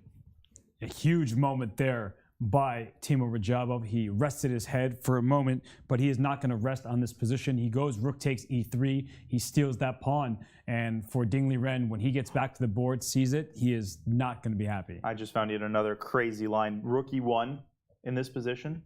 Rook e1? Just so Bishop c5. Okay, we'll bring up an analysis board. King f1. Bishop c5, king f1. Rook takes f3, and you have a Boden's mate on top of everything else. This would be mate without the rook, the queen, and the knight. You can believe that. That is a gorgeous checkmate. This is why you study your checkmate patterns, because when it happens in your game, you have the opportunity. You don't want to lose it. This is just crazy. Almira, can you believe this? Well, first of all, this mate is very beautiful. And what I was thinking that it's also very easy to play with black in this situation. Like, I'm not looking at the position because psychologically he is fine with the draw. So he knows that Ding will overpush it at some moment. And that's what happened today. Oh, and you can see Ding Liren, he knows what just happened. He is not the happy Ding we've seen over the last 3 rounds. Rook takes e3, and his winning streak is about to come to an end. Just what a shot by Timur Rajabov. And the points that we're making about, you can't try too hard to win. You need to keep your objectivity. Otherwise, you're just playing into your opponent's hands. We keep talking about Ding Liren is, like Fabiano Caruana usually is, the most objective player. And I don't think that he was unobjective. I honestly think he just played well below his standards today. He just played terribly. I mean, he really did. Now, this is not to take anything away from Timur, who played a phenomenal game and found queen b8 and found so many accurate moves. But really, starting from bishop takes a6, Ding, he completely lost control of the position in a very, very uncharacteristic way. And it may go to show that Timur Rajabov's preparation throughout this event, while it didn't work on, look at Ding. He knows it's over. He sees the end. He knows that Rajabov found a vicious tactic that will only end in Ding's defeat. But for Ding Liren, you win 3 games in a row. You don't expect to have this happen to you like this. And Rajabov, he just has played an excellent game where Ding never quite felt comfortable. Can we play rook f1? King g1? I mean, bishop c5 is coming. The king is on the back. Ding might resign here, actually. I could see him resigning. King c5. I cannot play knight d4. Everything is hanging in this position. Yeah, everything. And he's going to try and find a solution where one doesn't exist. So, yeah, rook takes e3. What a move to have him played against you. And Timur Rajabov is going to make Hikaru Nakamura happy, because Nakamura drew his game very quickly. I don't think he could have expected before the round began that Ding Liren would lose with white. But now that means that Hikaru and Ding will be tied in second. And for Jan-Nepomniachtchi, nobody can score more points than he can once Ding Liren loses this game. He has 8.5. Both Ding and Hikaru will have 6.5. 2 games remain. A single draw locks up first place for Jan-Nepomniachtchi. And Ding and Hikaru are playing in the last round. So, as you said, a single draw locks it up. And if either Ding or Hikaru, draw the next round, then the tournament is over. So there is still a mathematical chance that Jan is cut, but that will require a world-ending turn of events. And we forgot about Fabiano's game, because he is back in the race. Yes, he is. Fabiano on the top left over here. It's a knight versus a bishop. The pawn structure features doubled pawns on the b file for both players. And we have seen a trade on the f file. White's pawn is gone. Black's e5 pawn is gone. But it's anybody's game in that one. It just has been such a mesmerizing show with both Jan-Krzysztof Duda with the white pieces and now Timur Rajabov with the black pieces. The way those games have gone have stolen our attention, but we of course cannot forget about Fabiano Caruana, as Amira said. Now he has a chance to tie for second if he can defeat Richard Rapport with the black pieces. Although that game being in your top left, it feels to me increasingly unlikely that Fabi's going to win. I think ever since he missed the opportunity to preserve his dark squared bishop, the position has simplified, and we don't have to delve too deeply into the game, although we can. And I feel like Richard's position has improved tremendously over the last 5 or 6 moves. Well, Amira's f4 has been played, and there's pressure on the f file. At any point, you could take on g6 to open up the h file, and the knight on e6, well, it's still stationed there, and it's fine. It's not creating any threats, and already there's certain threats from White's perspective that are going to cause Fabiano some concern. Well, I have another idea once again. Can Fabi play something like, first of all, he protects the f6 pawn, maybe rook f8, and then a5, a4. So you want to play rook hf8 or hf8 probably? Mm-hmm. Yeah. Well, I mean, white also has to find a move here. The most tempting move to me is bishop f4 to h6, chasing the rook away once again, and softening up the f6 one, but then rook fe8. And you could argue that the bishop on h6 is quite awkward. I think the pressure on the f file will persist, and that could be an issue. So what did Fabi do? f5. He went f5. He is trying to get rid of the f6 weakness by pushing it to f5. And if we see a trade of pawns on f5 after g takes back, where is this queen going? This knight is happily going to hop into d4, a rook's going to come to e8. And let's not forget that this pawn on h5, if you're unable to take on g6, that could be a long-term target, an overextended pawn that black could go after. Yeah. Well, and the knight will jump on d4, and then maybe if we can use the idea of playing a5 and a4, queen a2. Ah, Almira's going for the attack over here. Well, I'm ready to sacrifice it all. Well, that's smelling blood. As a commentator, I say I always enjoy sacrificing other people's pieces, so I'm with you. So as a result of this, I think Richard might do well not to take on f5 and to drop the queen back to h3. F takes d4 is ill-advised, not to the bishop e5, but to the bishop b8 check. It's kind of a cool discovery. Just like we were saying before, when there are pieces in line with each other, think about what happens when the piece in between goes out the way, and bishop e5 would win the rook in the corner, but why win a rook for a bishop when you can win a queen for a bishop? That sounds like a much better decision. So you're right, f takes e4 not possible. Maybe black can play knight to d4 or bring the rook towards the center, because already white has a big threat. If black makes some random move, h takes g6, this looks like a trade that I don't think black really wants, even if the material imbalance is even, according to the evaluation. It doesn't look that pleasant to play from black's side. I think a draw is actually very likely in this game. Black can take the bishop on f4, and we shouldn't overlook that option after... In the live position? After queen h3 in our analysis. After f5, queen h3. Knight takes f4, rook takes f4, and there's this very weird looking move, rook hg8. The point is to indirectly defend the f5 pawn. If, let's say, white takes on g6 and then takes on f5, black takes back, and I guess after rook takes f5, you just play a move like queen e7 or queen g7, and you have full compensation because white's king, as Almira has been pointing out, is very vulnerable. Black has excellent heavy pieces, and as you're pointing out, Robert, it's only a matter of time before that pawn on g3 is surrounded and won back. So if I had to predict a result here, I think we might see a liquidation pretty quickly. But Fabiano wants to avoid that, right? He's been playing for wins, it seems like, in every single game. So he could liquidate, or he could take a bit of a risk and try and play on. It may cost him another game, but he does need to catch up to Ding and Hikaru in second place.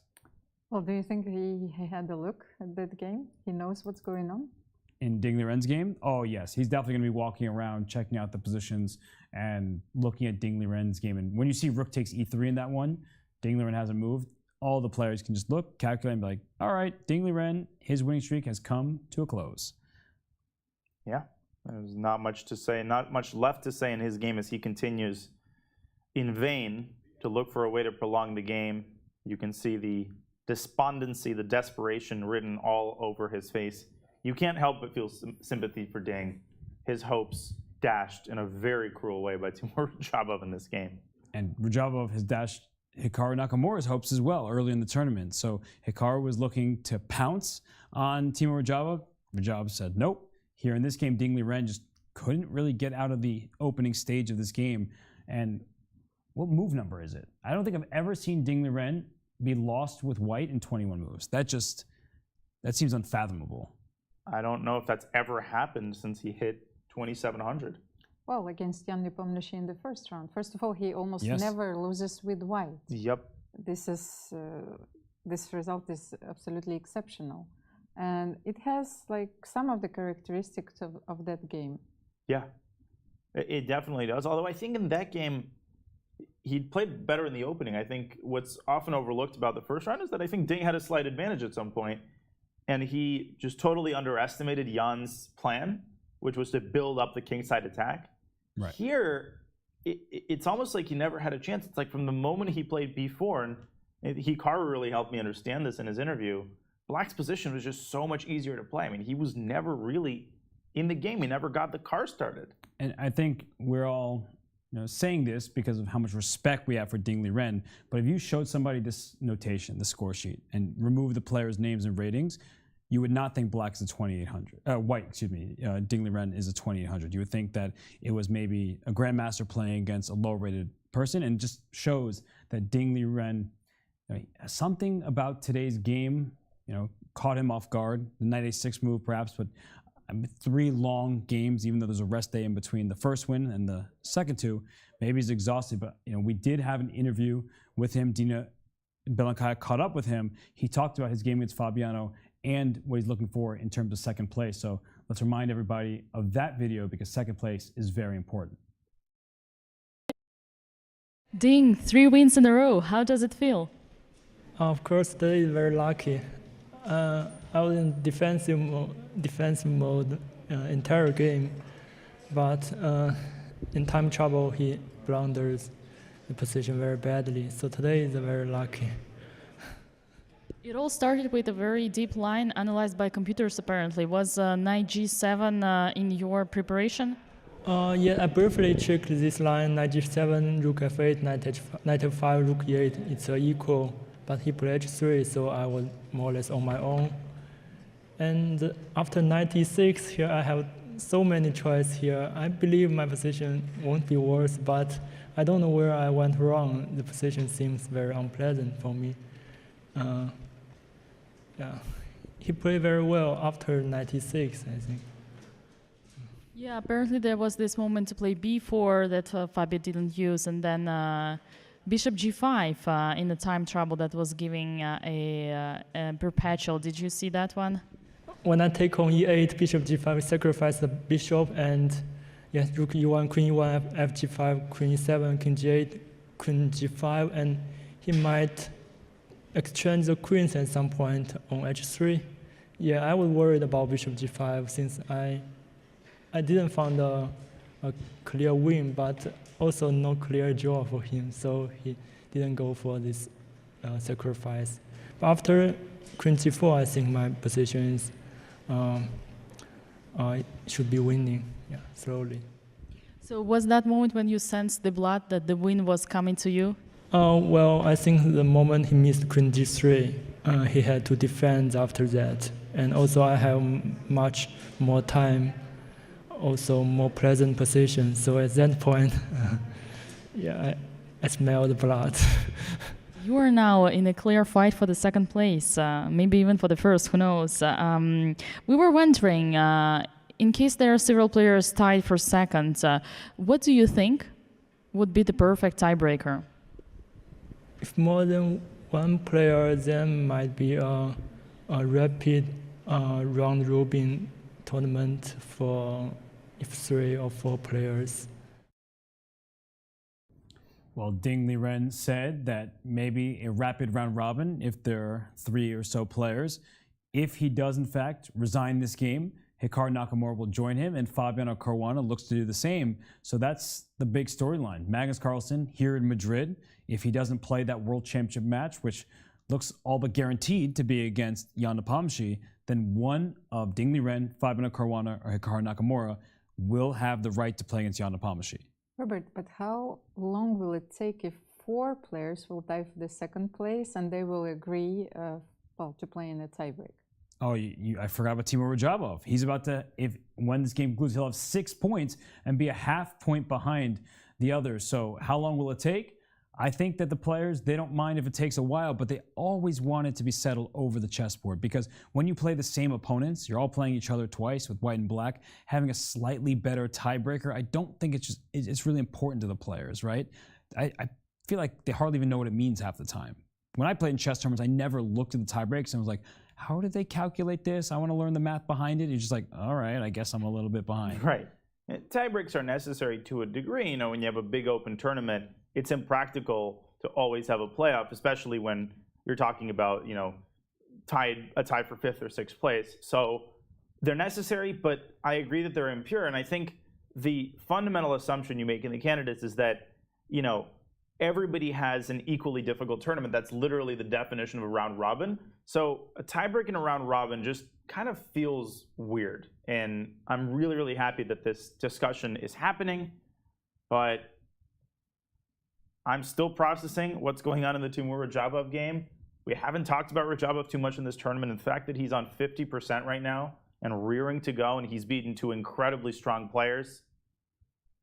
He's had an incredible performance, and I think we can't overlook that. Yes, and what you were saying is true about in the round robin, or especially double round robin in particular. When you play in a Swiss tournament, you play different levels of opposition. Some people have a harder schedule, and they should be rewarded for that with the tie breaks. But when you play the same exact cast of characters, there is something that feels wrong about concluding with some numbers after the score rather than playing it out over the board. And if we look at the board, can we at least find a possible continuation for white? What happens after knight d4 here? He simply retreats his rook, or there is a tactical solution after this one? I think there is a tactic. Amir and I were talking about this during the interview. Bishop g3 check, I think, is still incredibly powerful, forcing king takes c3. Now the bishop steps back to f4. Look at that b2 bishop. I mentioned earlier the battery, the queen, is the hero of this position. It's responsible for both batteries after the king moves and the bishop captures the rook. The white bishop on b2 is going to be captured by the black rook with totally devastating effect. Oh. Yep, that's the move. Drop the rook, that's one the square winner. short. Rook takes b2, on the other hand, is a problem. The knight would have to block, so the queen isn't lost. But then here, there are many, many winning moves. You can put the bishop on f5, you can deliver a check over here. It's just a hopeless position for white with a weak king and problems everywhere. Crazy. And we're getting word that the last time Ding has lost a game in under 30 moves with white was in 2015. That's 7 years ago against Indian GM SP Seturaman. He has made a move, and it's knight d1. And that probably is the best that he can do here. But even the simpler rook e8 preserves a totally winning advantage. We were looking at some, what was the line we were calculating here after knight d1? Oh, we were looking at knight takes d5 before. But knight d1, I don't think we mentioned. It's a sad retreating move. Just to get the rook out of here, you can bring your rook right back and then bring this rook over to c8, bishop coming to c5, all this kind of stuff. Oh gosh, Ding Liren's pieces are not coordinated. And I wouldn't be surprised if you could just take on e2. Oh, the evaluation bar didn't change, so that's good news. And if you take with the king, I bring this bishop into the action. Your king has to go to a dark square, let's say f2. Here comes this bishop. Your king has to run over here to g1. And I'm one move away from checkmate, either with the rook or with the queen coming. So yeah, this looks really, really, really bad. But this situation is one where you don't just want to assume that you're winning as black because you give up some material to get the attack. So you would have to calculate to its conclusion. And I think Timur Rajabov is very capable of doing just that. For sure. I think Timur, we overestimate, but Timur is a very dynamic player. He had to change his opening repertoire from the King's Indian to the Queen's Gambit, but nevertheless, he feels this position, these types of positions very well. Yeah, I think that's a great point. I think talking about Tigran Petrosian, the world champion, a lot of people had this very myopic view of him as a purely positional player without realizing that under the surface of his openings lay an incredibly powerful calculator and tactical player. You can't have the kind of style that Rajabov has and survive at the very top level without also having the ability to survive and thrive in these complex tactical positions. And the speed with which he's made some of these moves, including rook takes e3, is a foolproof indicator of that. And his childhood openings undoubtedly help, where he was playing every game as if it were his last, super sharp battles, trying to win no matter if he had white, black, or blue. He was just going for it every single game. And He has been criticized for his more frequent chess, like the more recent chess, I should say. His style has become more solid. He plays very quiet lines. Even yesterday against Jan-Krzysztof Duda with the white pieces, it seemed like he played for the smallest of advantages, got nothing, made a draw. But when it boils down to what he truly loves as a chess player, it's games like this, and not just because he's winning in 20-something moves to black, but because it really suits him, this kind of free-for-all where he can have his pieces going everywhere across the board. I was looking for some lines like rook e8, bishop d4, and queen c3. You're still hoping that Ding can find something. No, I mean, rook e8, rook e7, sure, I'll put it there.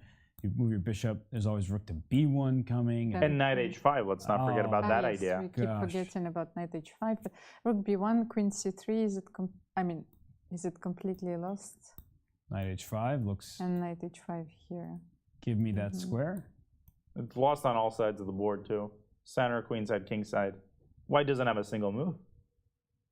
Yeah, this is not what you like to see here if you're a Ding Liren fan, and we know he has so many. He is the #2 rated player in the world, #1 rated player from China, and there have been so many eyeballs from China watching him play in this tournament, but it's not his day after 3 consecutive victories. So we see Alireza Firouzja on screen here. We will bring up his game against Jan-Krzysztof Duda, because Jan-Krzysztof, he did a rook lift, as we see in the bottom left-hand side of the screen. Alireza's on the clock, and this is, oh my gosh, another game for Alireza that's out of hand.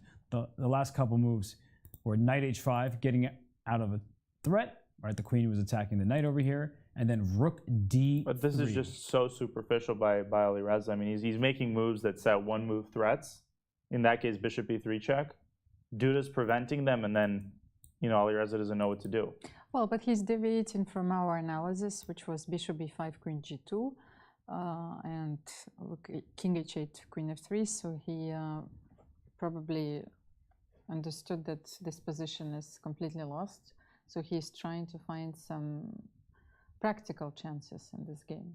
Yeah, and he would love to get his knight in, but unfortunately, knight g3 falls victim to this queen just coming over to g2. You can't take the rook on f1 because of the pin, and if you get out of the pin, I take your bishop, you take my rook, and then your knight is captured with rook takes g3. Important not to play queen takes g3, because queen takes g3 runs into rook to g8. You lose the game on the spot, so we take with the rook on g3 instead, and that way you are up a bishop, you have all the firepower aiming down the g-file, and black might as well resign here. Just so queen c1 and bishop f1. Yeah, good to finish the variation. Queen f1 or bishop f1. The point is that this bishop returns to safety, and now white really is up a piece without any risk. No tactical ideas for black. Oh my gosh, rook d3, what a calm move, but with such purpose. But professional players, they're defined in many ways by their response to adversity, and I'm very curious to see how Alireza, and we'll talk more about this toward the final round of the tournament, how will he respond to this very disappointing performance? How will he approach the games? How will he play in his next tournament? And it's just incredibly hard when your worst tournament also happens to be the candidates, where all of your opponents are the strongest players in the world. It's not like an open tournament where you have a disappointing game and you drop down and you play someone more beatable in the next round. With every loss, it's like Alireza's next opponent only gets harder. This is devastating to watch. What I wanted to say, and we discussed this in earlier rounds, could it provoke the same kind of reaction as after Fischer's candidates, that he took a retreat from chess for I think it lasted several years. He didn't play any competitive chess. But Alireza hasn't played before this tournament, right? Yeah. So I feel like, what do you think he's going to do, Robert? Do you think another break is called for? What is the proper way to respond to this? After 14 grueling rounds, not to mention all the preparation that goes in, you're exhausted, so a break seems necessary. But many of these players will take part in the Olympiad coming up soon. So I don't know if Alireza is playing. I think he is not. But yeah, you don't have much of a break because there's so many events. Yeah, I mean, I think a short break is called for to all of the players. Hikaru mentioned that one of the big reasons he's not playing the Olympiad is because of the grueling nature of the candidates. But it is incredibly hard to analyze the games objectively, because when you look through the games after the tournament, you relive some of the pain of the losses. So it's very tempting to just say, I'm going to forget this tournament ever happened. I'm going to throw away the score sheets. But that's not what a serious professional has to do. A serious professional has to use these games as invaluable data points that allow him to move forward and avoid these tournaments in the future. And Alireza's here just looking for any move at the moment. He's not finding one, and we should go Ding Liren's game because he played that move knight to d1, rook back to e8, and then knight to e3. And I wouldn't be surprised if this rook could just take this knight, considering it took a pawn here, but the simple knight h5 should be good enough. Yeah, knight h5 threatens bishop g3. So after knight h5, I suppose knight f1. Okay, we'll analyze this position as Ding Liren is on the clock. Knight h5, knight f1, just to cover the square. But now, the amazing thing is that, as I said, Rajabov is winning on all the flanks. So now bishop d7 to b5, striking at the other side and threatening bishop takes e2 and bishop g3 check. And at some point, Ding is just gonna decide that he's had enough. You're saying it's bad that this rook is on h1 and can't participate? No, it's great. Yeah, Ding's position is amazing here. My goodness. And Rajabov, yeah. Maybe can we bring this rook into play, like rook hd1? After knight like h5, after knight h5? And I guess bishop g3 check here, you have to be a little bit careful, because let's go down that line. Bishop g3 check, knight takes g3, forced. Queen takes g3 check. The king is as safe as it's been the entire game on g1. You can almost pretend that you've castled. As for rook takes e3, you need to find a response to rook takes d5, because Amira, there's a vicious trap here. Black quote unquote falls into the trap with knight f4. There's this move queen c8 check. All of a sudden looks like you've blundered checkmate, because bishop takes c8 walks into mate. But there is the cold-blooded bishop e8, or probably even better is to play rook e8, and white's counterplay has been exhausted. This looks totally one-sided and totally winning. I think Ding might resign after knight h5. And we have no possibility of playing king f1 there, because bishop b5, yes, after knight, like rook d1, knight g3. Yeah, rook hd1, bishop g3, king f1 here. Yes. Yeah, there, bishop b5, I really like. You don't even have to rush to take this knight on e3, because that creates the additional threat of knight f4. And I guess the one other thing to mention here, you could try rook e1 in order to be able to defend the knight on e3 after bishop g3 check. But if you go down this line, even with the knight defended, I think knight f4 is totally devastating. So takes, now king g1, and just look at this position. Knight takes h3, rook g6. What isn't a threat here? Not much to say. It's an absolute triumph of black pieces. It's just crazy. It's crazy that this is a position that you have in the candidates. And honestly, I was thinking about this during the break. Bishop takes a6 was the first surprise, but this move b4, would you agree with me, Elmira, that that's where all of the trouble seemed to start, because that allowed black to rip open the queen side with a5? That gave Rajabov a very easy plan. Well, let's go back to the position before b4 here. And what was called for here? I mean, even just castling. I think after castling, we would have been talking about a very different game. I mean, rook d1, knight g3, at least white's not going to get checkmated.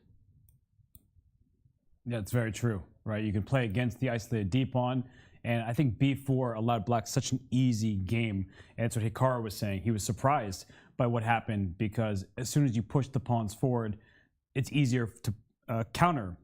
And so when Rajab played a5 and a6 and opened the position up, bishops thrive in open space. So this could have been more of a closed position, and the knights would have had a say. Absolutely. And after b4, things continue to go downhill. Notice how Timur, he's taking his time. He's not rushing it. I think he sees knight h5 as he's nervously fidgeting with that pawn. He knows how close he is to scoring one of the biggest wins in this tournament and paving Jan-Nepomniachtchi's path to first place, but also potentially his own improbable path to a tie for second. That's the pawn he just stole on e3, by the way. Oh, is it now? Oh, man, the irony of that, the cruel irony of that. Do you think Ding realizes that? Well, you know, the pieces have little magnets underneath them, right? So I don't think there's a way for us to verify it, but he did just take that pawn, so why not keep hold of it? And he's having a good time, right? A lot of players do that. So knight h5 and then knight d5. One last try. Almira still trying to find a variation that saves Ding Liren, and that's what Ding Liren has to do, is say, let's find something that maybe at least makes this complicated. And after knight takes, I think we can just play bishop and g3 rook check. b6 and bishop b5, and oh goodness, entire avalanche So piles up on that knight. b6. Oh no. Knight f4, queen wherever. Oh my god, every single piece is attacking that knight on e2. It's just so hopeless. This rook on h1 never got into the game. White's pieces not coordinated as well as they should be, and black, with the only light scored bishop on the board, is about to use it to great effect. So that's when you start negotiating with some higher powers. Right. Start praying for a over-the-board mouse slip of some sort. I don't think there even is a move here that gives up the entire advantage. I mean, it's pretty hard to find one. Oh, and you can, in addition to playing knight h5, which looks great, you can bring this rook into the attack and put pressure on this knight on e3.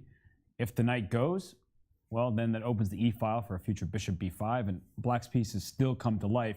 And if you try to defend everything by keeping your pieces compact and close together, I'll bring my bishop to the party, pinning your knight. Knight can't move without losing the rook.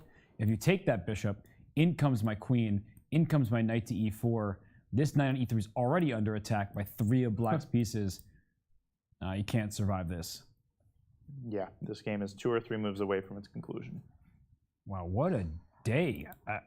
I did my predictions at the start of the show, and I said that Ding Liren would get his 4th win in a row, and I just can't believe, not the fact that he is going to lose the game, because Timur Radjabov can beat anybody with any color, but the way it's happening, you would never expect this to happen to Ding Liren of all players. No. That's all you can say, no. I mean, literally everybody voted for a win, and I mean 95% voted for either a win or a draw, and Timur Radjabov makes his choice, and it is indeed rook b3. And the death knell, it is sounding, and it is sounding loudly, and he looks up at Ding Liren with violence on his mind and in his eyes, and the knight on e3 is hanging, and the game is over. Wow, wow, wow. Timur Radjabov. I mean, this goes to show that no matter what the expectations were coming into the event, every player will do their part to shake up the standings. And for Ding Liren, this is not the face of somebody who is happy. It doesn't look like the face of the player we saw the last few rounds. And he made his knight move, it looks like, to g4. So he is hoping that trading some pieces will mean that his king is safer. But I don't believe after his knight ventures out to g4 that the attack stops. I think it actually just rages on. Well, knight takes g4 check, and then again, bishop d7 jumps out to b5. And the combination of the pressure on e2 with the pressure on g3 is what destroys white here. Knight d4 never works owing to bishop g3 check, and you don't even need to rush rook e1 check. You can play rook b e3 if you so desire, or rook takes b2, literally anything on. Oh, what about rook takes b2 and queen f4? Oh my How's that? gosh. Queen d1, queen takes d4? Well, I'll just show that you can't trade queens because black will not recapture. Instead, will deliver check and mate. The bishop takes away the escape squares. So if you don't trade queens and play queen to d1, okay, queen e3 check leads the mate, but queen takes d4 is far nicer because if you take the queen, you have the same problem with rook e1 mate. That's a beautiful tactic. It is one-sided, it is easy, and it is over. As Timur grabs some more coffee, plenty of time on his clock. Shall we have a look at the developments in one of the other 2 games? We haven't looked at Fabiano Caruana's game against Richard Rapport, and you usually expect Rapport to be the one with playing some hectic moves, but he chose a very solid approach for the second day in a row. And in the top left there, the clock is what's catching my eye most, because they played 25 moves. They have 27 minutes for report, 35 for Caruana, but it just feels like the struggle is so tense that their next bunch of moves are just going to take a lot of time. Oh, and just look at Richard. There was a moment where he was talking to himself. He was calculating a variation, and I was trying to figure out what's going on. Yeah, because he's got to decide whether he releases the tension. He can release the tension in several different ways, or he can keep the status quo and keep everything hanging. I mean, you could move the bishop away from f4, and the temptation of that move is that it opens up the contact, the x-ray between the rook and the queen. But going back to what I said earlier, I think there's still a very high probability that you get some sort of mass liquidation on the queen side. And if all of the pawns disappear, despite the asymmetry of the pawn structures on the other side of the board, it's basically even. And there's also a chance that the knight is traded for the bishop. So Richard, he's looking for a way to spice things up, but he doesn't have too much longer to look. He's got 25 minutes, and I agree. I think he needs to factor in the clock and move pretty fast, because we know what happens even in a risk-free position when you take too long. Just ask Fabi what happened to him yesterday. I think the clock played a big role in that meltdown he had near the time control on move 60. Yeah, and Richard continues to spend time here. He probably doesn't want to draw. So you're saying that many of these positions, once trades happen, it looks pretty level. I'm sure Richard, he's looking at this because his rook on f1 is on an open line. His queen and rook on the h-file is on a line that's about to open, and the rook on d8 isn't quite as strong. That rook is staring into a brick wall, a protected pawn on d3. So if we go from piece to piece, the rook-queen situation seems to be pretty good for white, but this knight on e6, I mean, that's been such a good piece all game, and it remains a good piece. So I feel like without a clear target, it's going to be hard for him to make any inroads. And he's about to make a move. And what if he plays bishop h6 and g4, where this doesn't work? There might be f4. That's the flaw. f4, that's the flaw of this move. Yeah, that's the fly in the ointment, because the threat of g5 forces white to, I guess, give up the g-pawn. Otherwise, that would be a really interesting idea. Yeah, the bishop gets trapped over here.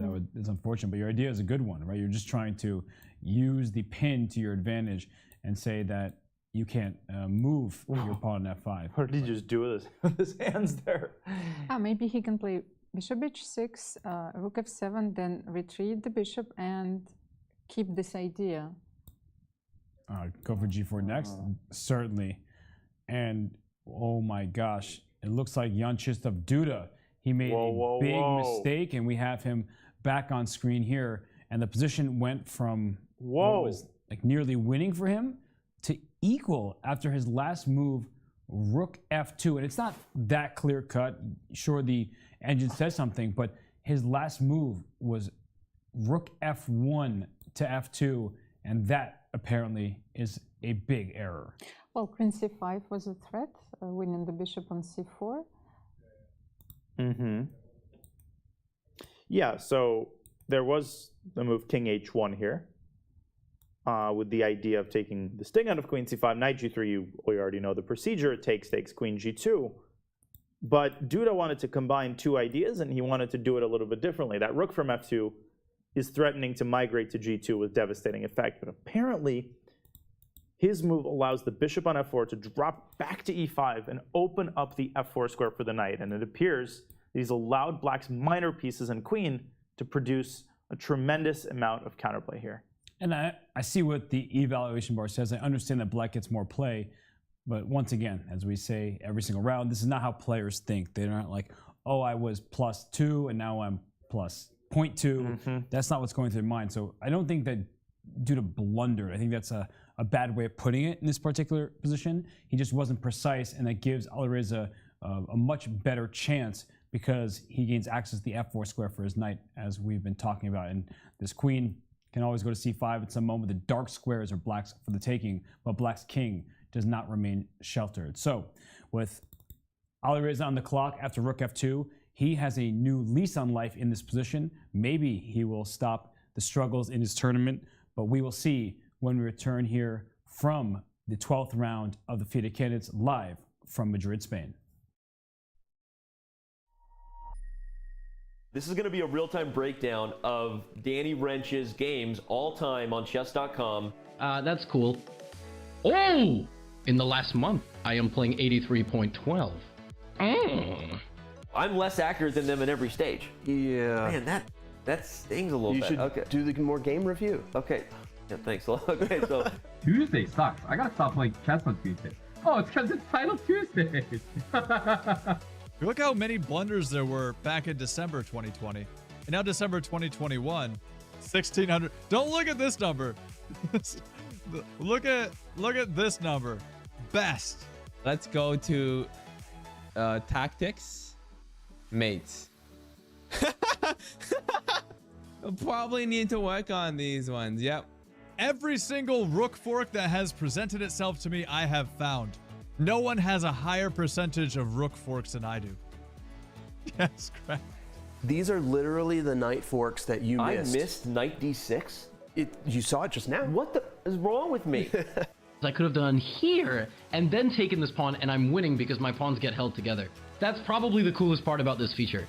Like these positions against Hess? Rook there for rook e2. And he blunders mate in one. Oh my goodness. I'm awful.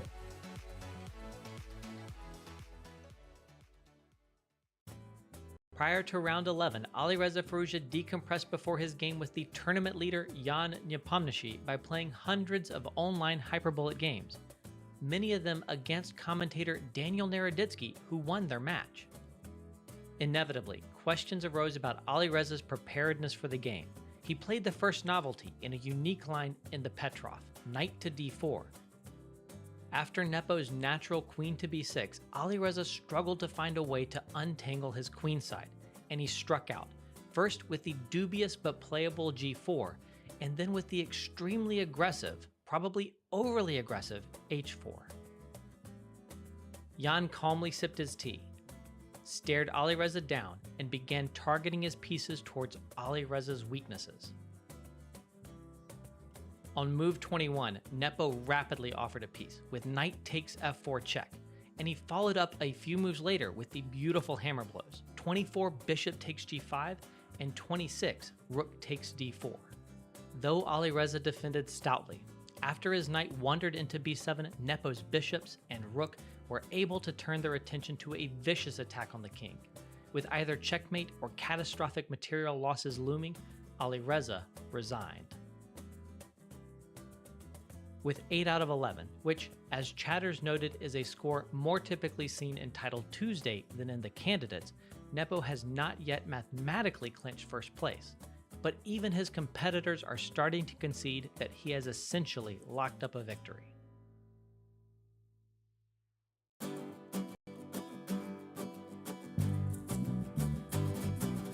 This club is called Amigos del Retiro, Friends of the Retiro. The Retiro is the most big and important park in Madrid. It's a very important park in the city because it's right in the center. If you want to play chess, you don't know the place, this is maybe best one in Madrid. Aquí tenemos, viene gente para aprender. Y se hacen muchos torneos a final de mes y los domingos y pues es muy común venir aquí y echar unas partidas y sí.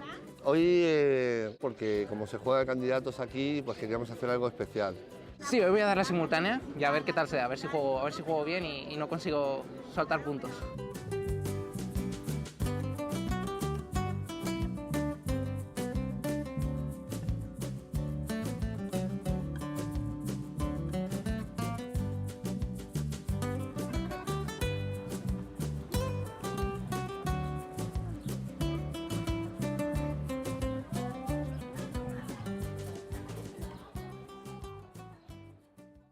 Want to play chess online or learn how to improve?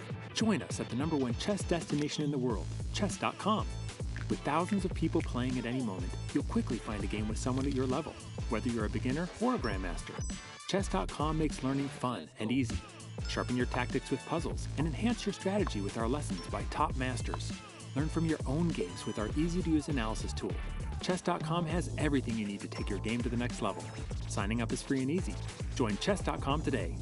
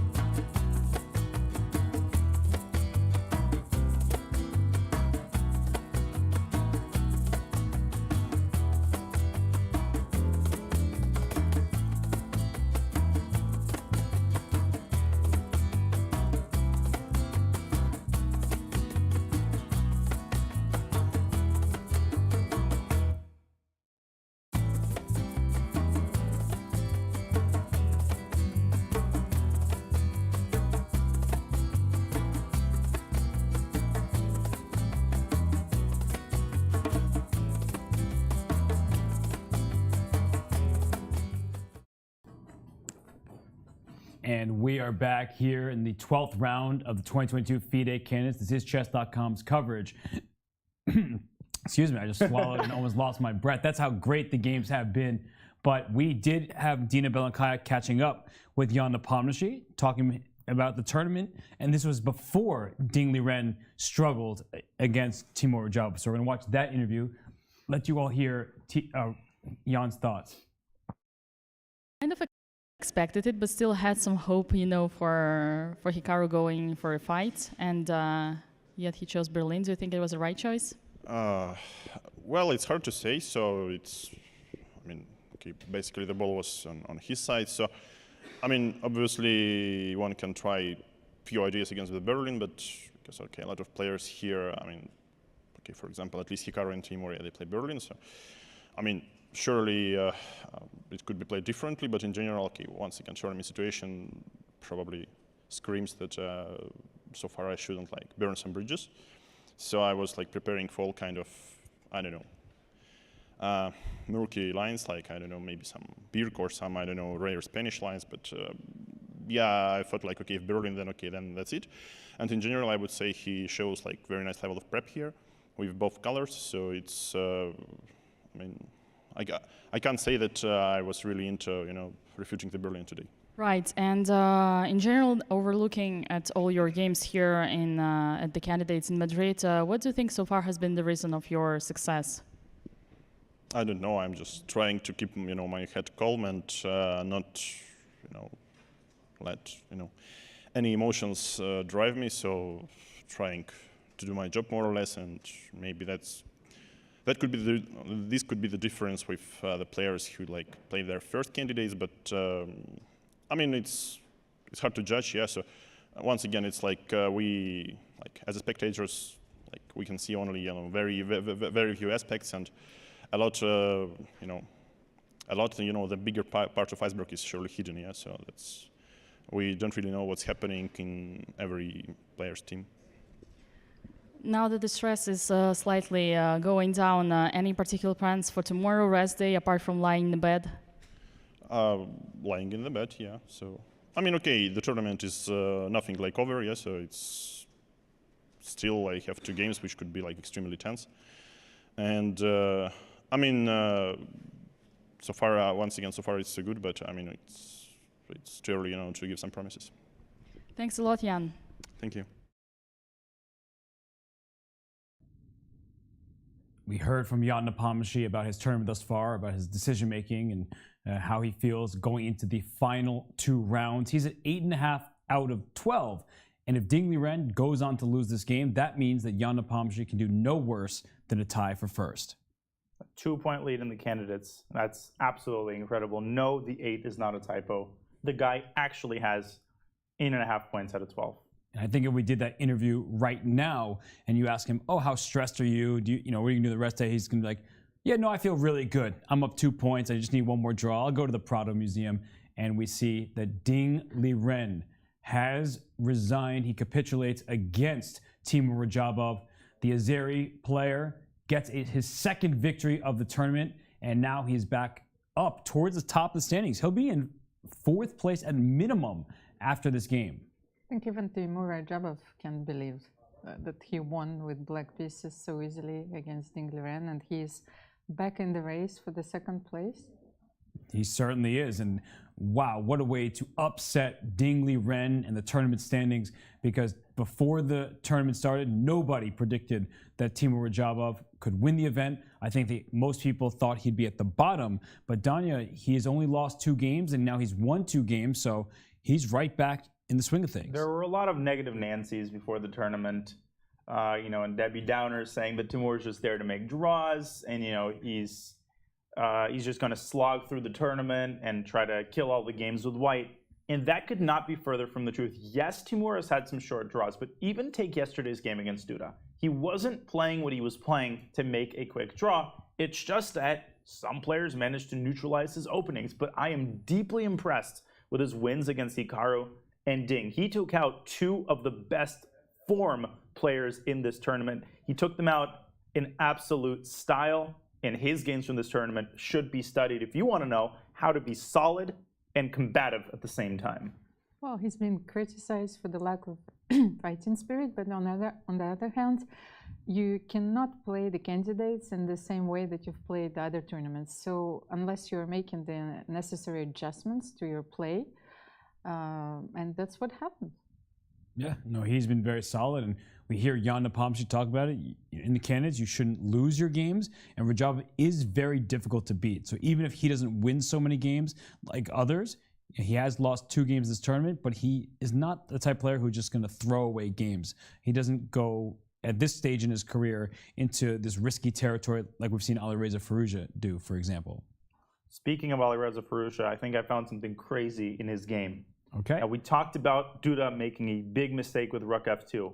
I think this mistake is based on a crazy miscalculation, and Alireza is going to have to do some serious tactical work to go for this line. We see Bishop E5 on the board and Queen E2 in response. You might look at this move and say, wait a second, there's a fork on F4. Is Duda that tired? No, he is not, because after Knight F4, he could take on F4 and meet Bishop takes F4 with Queen G4 check, fork, Bishop G5 forced, and now it may appear that after H4, Black loses the piece. What else is there to say? But you can never, ever, ever stop calculating. If we make the move H4 on the board, Black has the incredible defense, King H8, and this I think Duda might have missed. You move the king aside, and the point is that you can no longer take with the queen due to Rook G8 as you're indicating, and if you take with a pawn, LPDO, loose pieces drop off, king is weak, the bishop is forked, the black king is safe, and now it is white who is losing the game. I have a feeling that Duda might have missed the move king h8, and if he goes down this line, the tables are going to turn. They've already turned. And move order is extremely important because at this point, instead of king h8, I think you're very tempted to play queen c5 check because you see that the loose piece does drop off. But after king h1, you can't take this bishop on c4 because you get checkmated immediately after king h8, queen f6 check. Only move is king to g8, and your king is boxed in by its own rook, and that is check and mate. So after queen c5 check, the king slides to h1, and now you think, why not do the same thing? Danya just taught me that I can put my king in the corner because if pawn takes g5, I take this bishop, but there's a huge difference right here. The king is on h1, so queen takes g5 becomes possible. There is no rook g8 because there is no pin, and that would allow white to win. Well, should we turn the tables literally, and I'll give this position with white to Alireza Firouzja? Okay, defend this one now. Man, oh man, this is a big, big moment. It is indeed. And wow, this is quite a turnaround if, in fact, Alireza plays knight f4.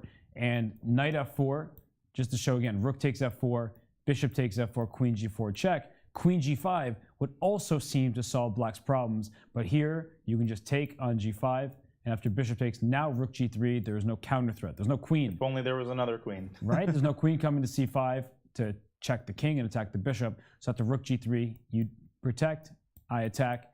Ooh, you can't move it. It is pinned to this king here. So this would allow white to win the game. So a huge oversight by Jan-Krzysztof Duda. And for Alireza, does he have any other move candidates besides knight to f4? Well, he does have knight h5 to f6. And if he misses king h8, and if he trusts JKD, then he's going to play knight f6, and we're going to get back to approximately the same position we've had, where black has clearly insufficient compensation, and he missed it. Oh my gosh. Oh my gosh. Alireza Firouzja brings his knight back. And he just hasn't been as sharp as we've seen him when he ascended to 2800. He's visibly very tired because, like, before he was making his move, he was yawning. So maybe he doesn't sleep well during this tournament. And I think Duda might have seen that before, because maybe my eyes are deceiving, but I feel like he just breathed a big sigh of relief. And I actually think that's why he was walking around. He couldn't bear to look at the position. He knew that he had missed King H8. What a crazy moment. This is something Alireza would have seen while in good form in a blitz game. And I'm not exaggerating. That's how good that kid is at tactics. Something is just not screwed on right for Alireza this tournament. Oh my gosh, knight f6, that really is surprising to me because of how great at tactics Alireza is. He has not been in great form during this tournament, but knight f4, it was available to him, and now he's going to suffer. You see that Jan-Krzysztof slides his king over to h1. He wants no part of problems on the g-file, and with the king on h1, there's no queen c5 ideas because a large part of that was that the king is in check. So the move king to h1, just getting the king out of there. I feel like now black has no counterplay whatsoever. You know what surprises me, and I hate to be the Monday morning quarterback, the guy who just criticizes.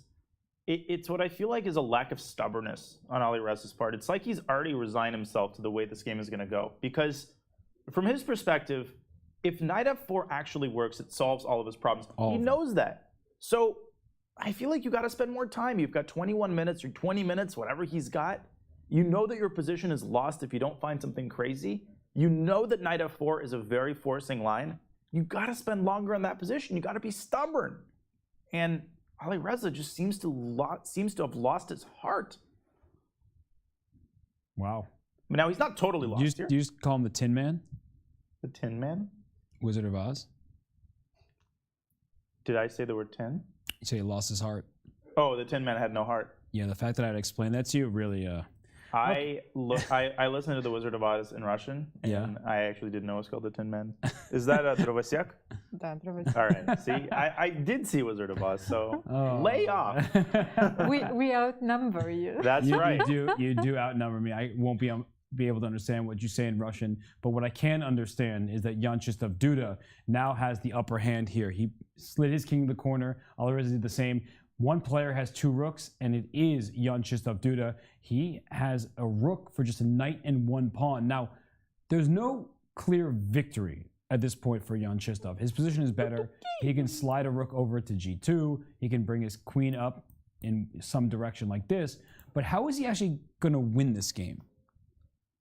Well, I think he's going to win it by gradually accumulating, or not so gradually, accumulating his pieces on the f and g files. So he can play rook g2. And in such positions, I think it's a good idea to formulate an ideal setup, a setup that you are going to aim for in the absence of specific counter ideas by your opponent. And I think that setup is rook g2, which I'm expecting within a couple of minutes, and then rook d3 to f3 to f5 to put pressure on the bishop. If the bishop moves, then the e-pawn shoves itself forward to e5. That bishop from c4.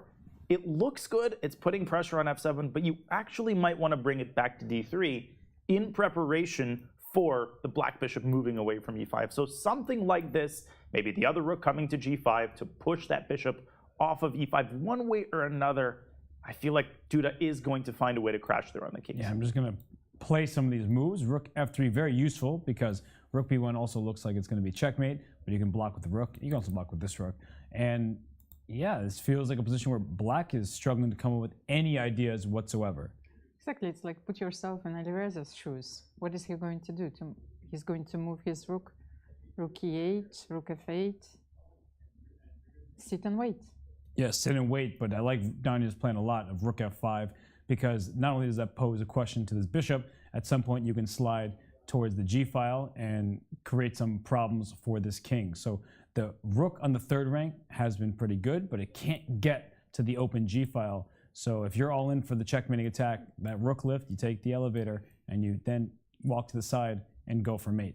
Did he in fact play rook g2? he did in fact play rook g2. That was his move. And Alireza feeling the time crunch as well. 20 minutes for 10 moves in a position like this. Not easy at all. Man. Wow. Yeah, 10 moves in this position? Right. Even with 15 hours, this would be hard. But really true. And to remind everybody, the time control, the players, they start with 2 hours. They have that amount for the first 40 moves. Then they get a full hour added after Black's 40th move. So we'll see how Alireza deals with the impending time trouble. This position is really difficult to play for Black, and I feel like White has 8 different moves at every turn that seem to keep him in the driver's seat. Let's have a look at Fabiano's game. At Fabiano's game, we should definitely do that.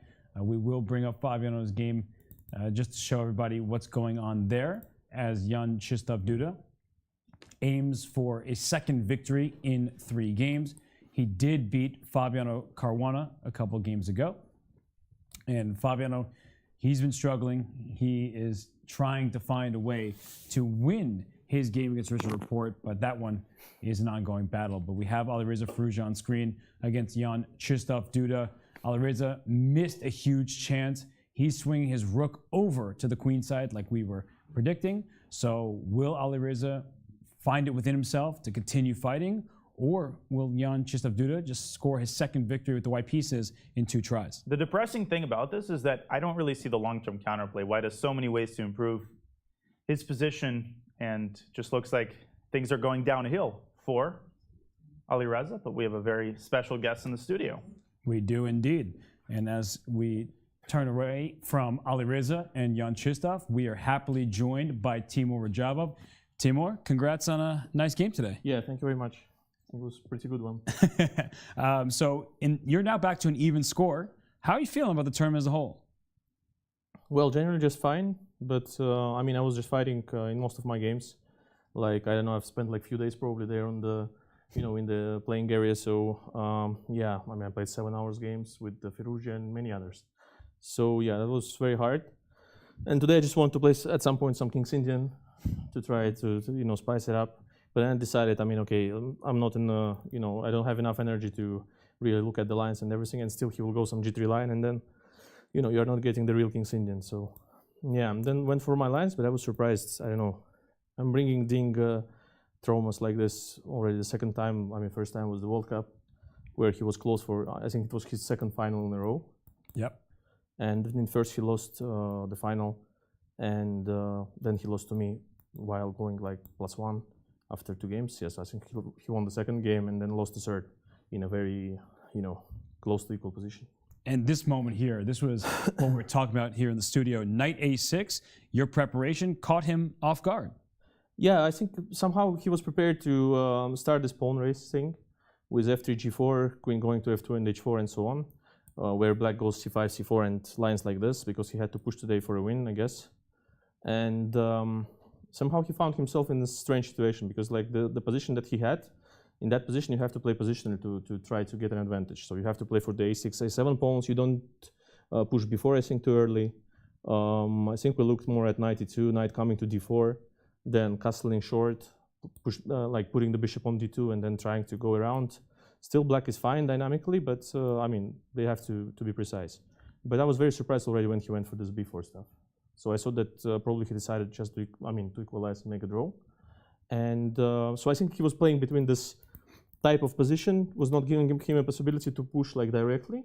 And on the other hand, he was trying to push. So I think that at this point he got somehow confused, because playing this b4 and then going b5 and not playing a4 and just having, I think, that kind of equal position.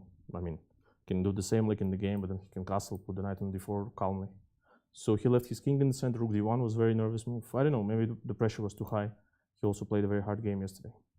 At which point did you realize that you were winning? Is it when he played f3 and you discovered the rook takes c3 idea? Well, winning, yes, of course. I mean, after he just missed rook takes c3.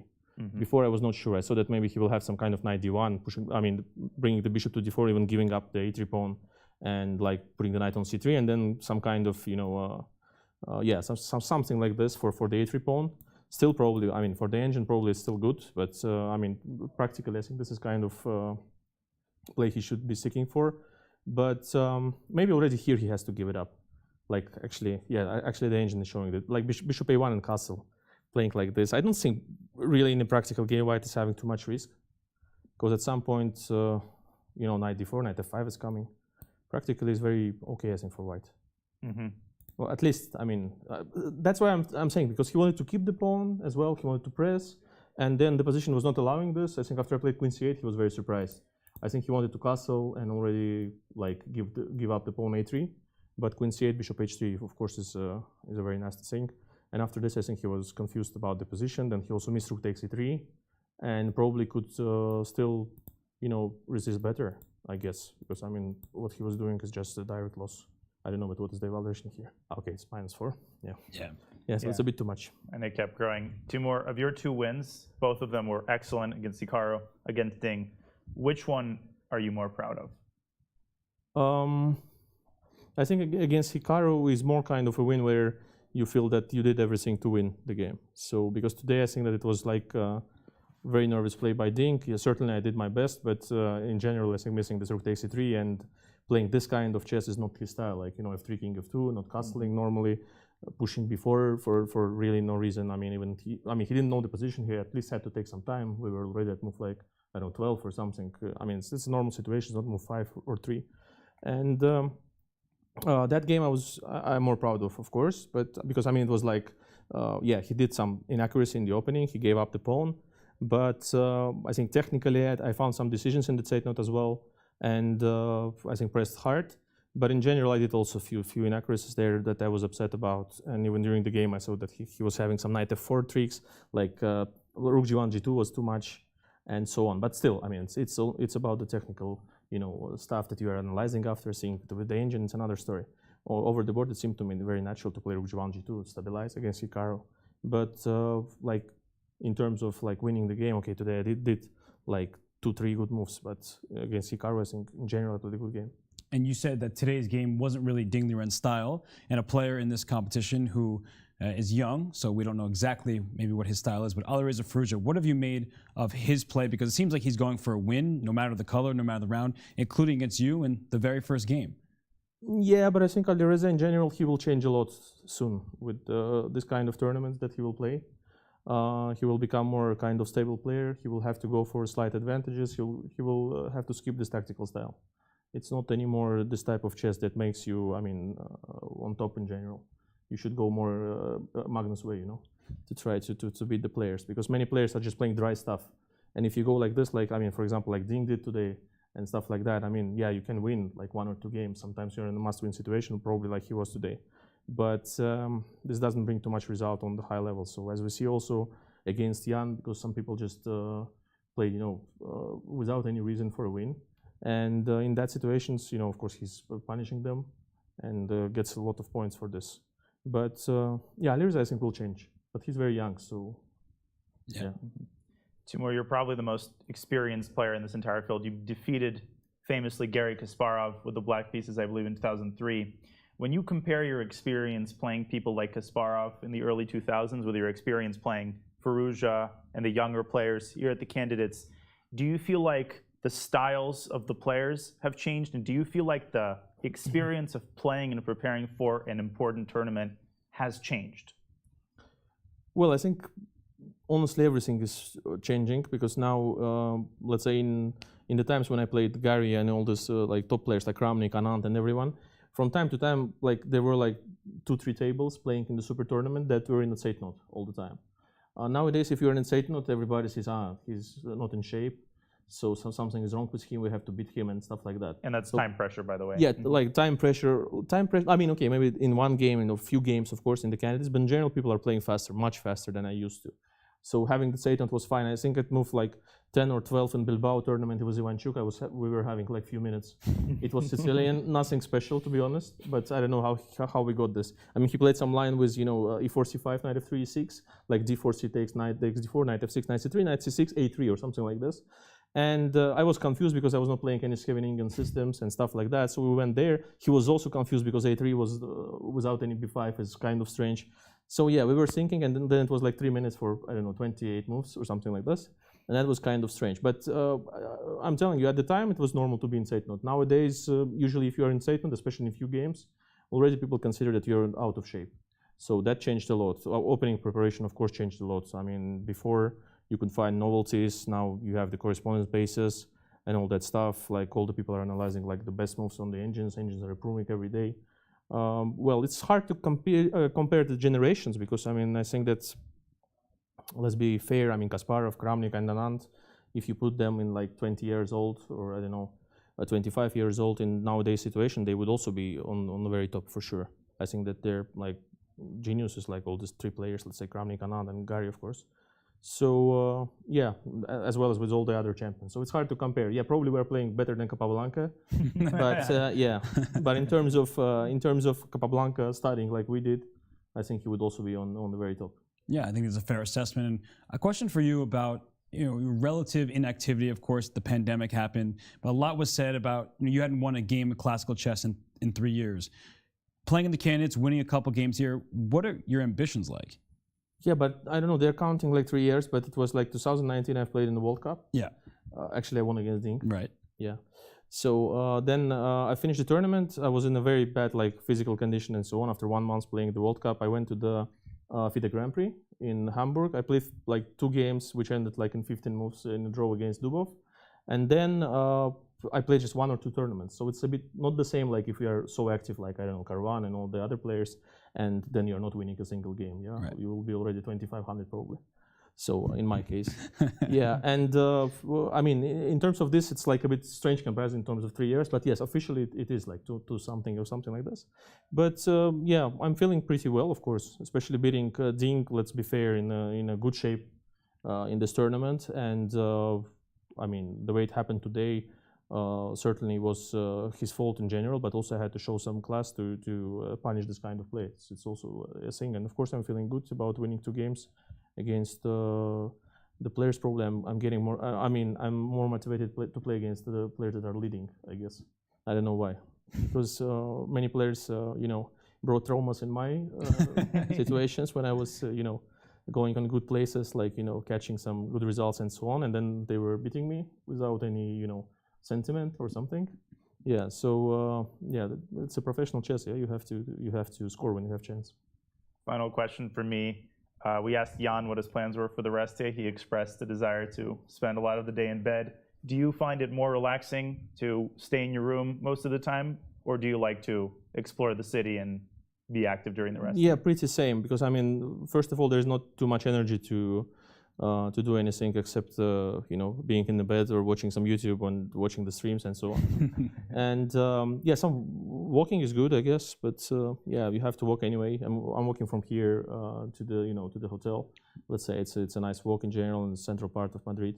And yeah, I think that's more or less the same. But I can't say it's much a different style than when we're at home, like the training session, for example. Mm-hmm. Training session is also kind of tournament, I would say.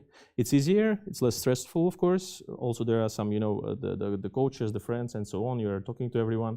Here, it's sometimes, of course, hard because you're preparing all the time. Then you have to play for, like, I don't know, from time to time for 7 hours or something. And then there is a rest day. Also, it runs super fast. It's like there is no rest day almost. You don't feel it. So it goes so fast in the tournaments. In a normal situation, at home, if you would have just one like empty day or something that you have to spend, you don't know what you're doing. You're just asking yourself what I will watch or something like that. You're making plans. Here it's like, I don't know, you ate the breakfast and then it's like 10 o'clock in the evening. You have to go to bed and also prepare for the next game. I don't know how it happens, but in tournaments it's like this. Time runs much faster. Well, you said you might watch streams, but you have some questions from the chat, if you don't mind answering them. So I'll watch Hikaru's stream maybe. Or recap. You already watched his recap? Well, we have a question here. Do you like Report's jacket? Do you like his sense of style? Yeah. I like it in general. I think that he gave some interviews about the jacket. Yeah. Oh, so you're watching everything? Yeah, I'm watching it from time. I mean, it's always. I mean, it's, on Instagram, it's somewhere else all the time. Hikaru, I think he has 3 different recaps for each day. I think he makes them before the match. It seems like for the different results, the way he plays. But I mean, it's like amazing what he's doing to play the candidates and make the streams. Or I think he was on the stream as well. Yeah, the Title Tuesday. Yeah. He played Not only the during the titles first round thing. Tuesday. I think he went for some stream explaining his game. Like also was a recap, I guess, or something with the ladies. It was some kind of recap as in first round or something like this. And yeah, I don't know how he's doing this. It's just amazing because I don't have some free 20 minutes to do something. Well, this next question is just about that. When are you going to come back to streaming on YouTube? Well, I don't know. I first have to finish this tournament because I'm telling you, I mean, here to stay. I mean, a few things: to score some points and to stay alive are two main goals. Yeah. So afterwards, yeah. Yeah. Thank you, Roshan729, for that question. So the answer is TBD on that one, and I think we have one more question coming in from the chat. Can you put on your sunglasses? Yeah, I mean, I did actually once. I think in the World Championship at the time. It was in Libya. Yeah. Yeah, and I was playing Dominguez, and I lost the first game, and I had some inflammation in my ear. Yeah. So that was not the for showing the class. It was just an inflammation in my ear. So I was having the tears and all that stuff. So I had to put the sunglasses. I think it was probably rare case for the professional chess. It was quarterfinal of the World Championship at the time. Yeah, so I was playing in the glasses, and then the arbiter told me that, is everything all right? Why are you watching? I mean, why are you wearing the glasses? And I mean, I was not really in the mood to explain, so I just took them off, and he saw my eyes like full of tears and so on. And he saw that I'm, unhappy because I will be leaving Libya soon. But actually, I won that match, and so yeah, and then went to the semifinals, and that's the only time I think when I played in the sunglasses. Well, they wanted you to put it on. I don't know. Show us. Yeah, but I mean, okay. You don't have to do it. It's not on-demand show. Yeah, I ignore chat all the time. And I will ask you one last question before we let you go. Magnus Carlsen, of course, says that he might not play a World Championship match. Now that you have 6 out of 12, you're just half a point behind second place. Are you thinking about that a lot? Like, with the next 2 rounds coming, are you going to be ambitious? And yeah, I mean, I will try my best, of course, in any case. I mean, not depending on Magnus playing the match or not. And I'm sure that he will play the match. I don't know why everybody is so stressing out about this. I think it's not the first time that he's saying this. All the world champions, I guess, and the people who reach the peak in their career, they are probably from time to time thinking that maybe I can do something else in life or go to politics. I don't know. In Magnus' case, I don't think that he will go there. Maybe he will try to beat Hikaru in streams or something. He's playing the World Series of Poker. Poker, I think maybe he will be in, I don't know, in soccer team, something like this. But already it's, I mean, in this age, it's not easy. Yeah.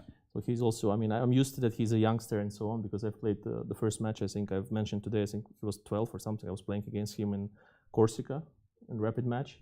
And somehow all the time, even though he became the world champion and so on, I have this perception that he's a youngster somehow. But now I saw that, okay, I mean, if he's going to play football, it's just a few years left for the normal career. Yeah.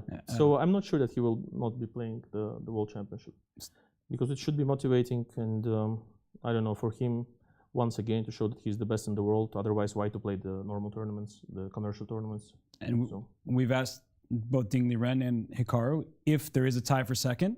We don't know whether that is important, but do you think that the tiebreak should be played out over the board rather than by any sort of tiebreak system?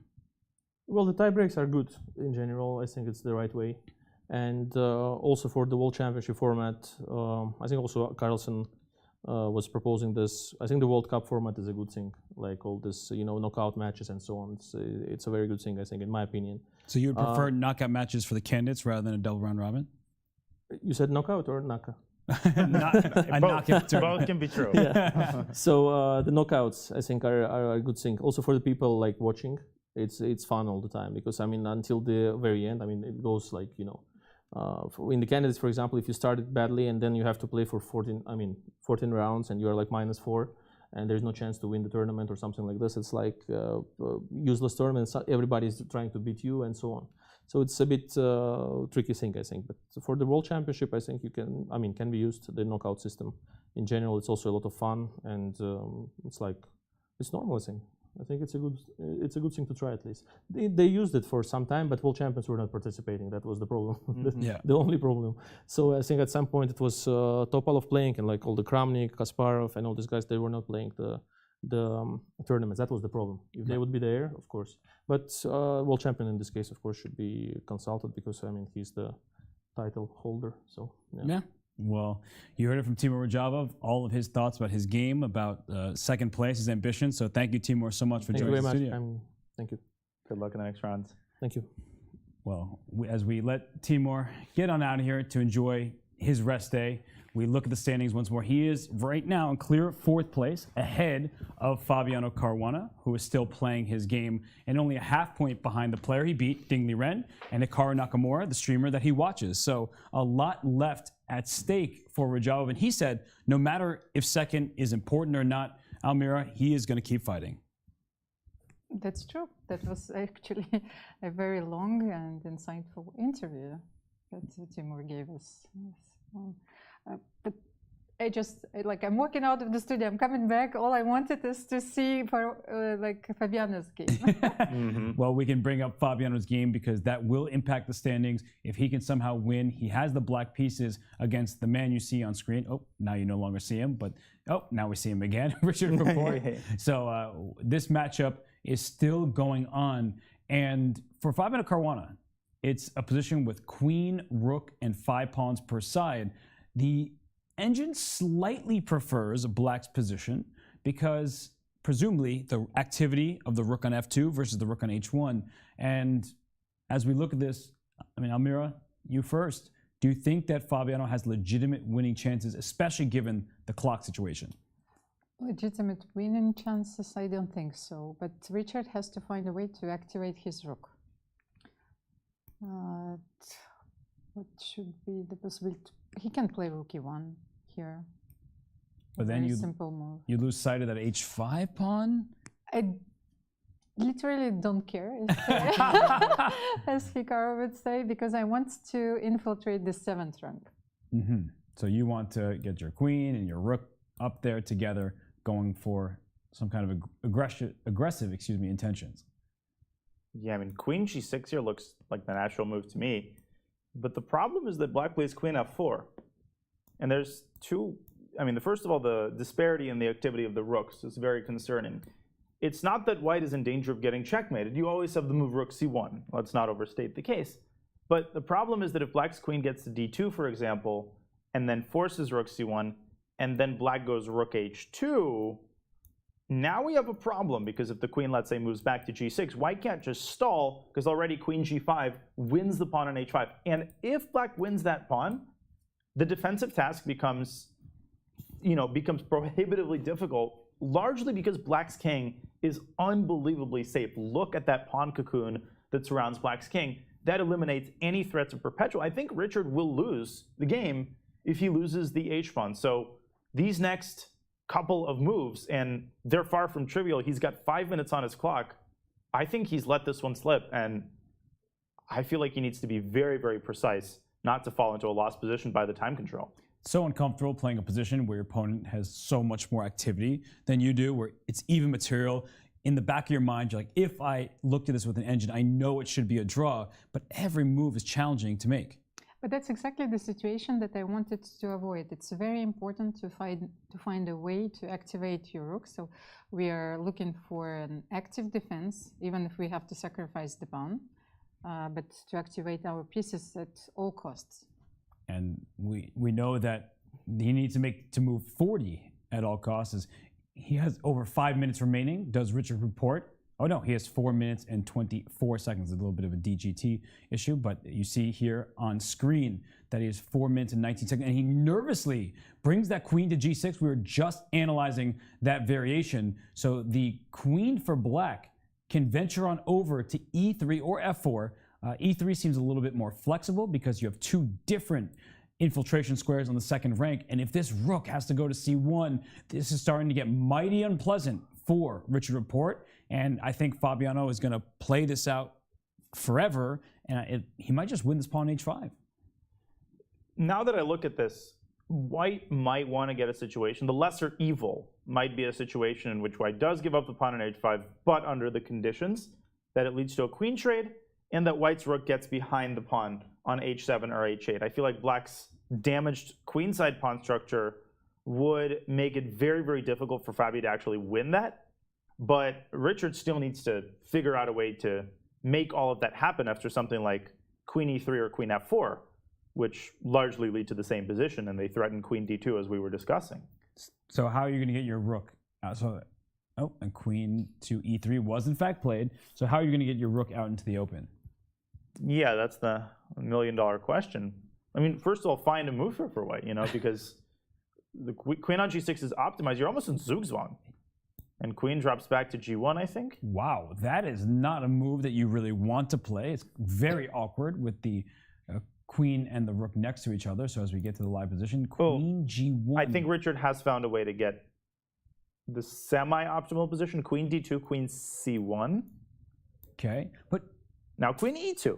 Yeah, and you just keep the tension. I was going to wonder, if I take your queen and you take back, you don't want to take with the rook because the rook comes to h2. And then or you don't even have to move the rook. Right, I make some kind of move.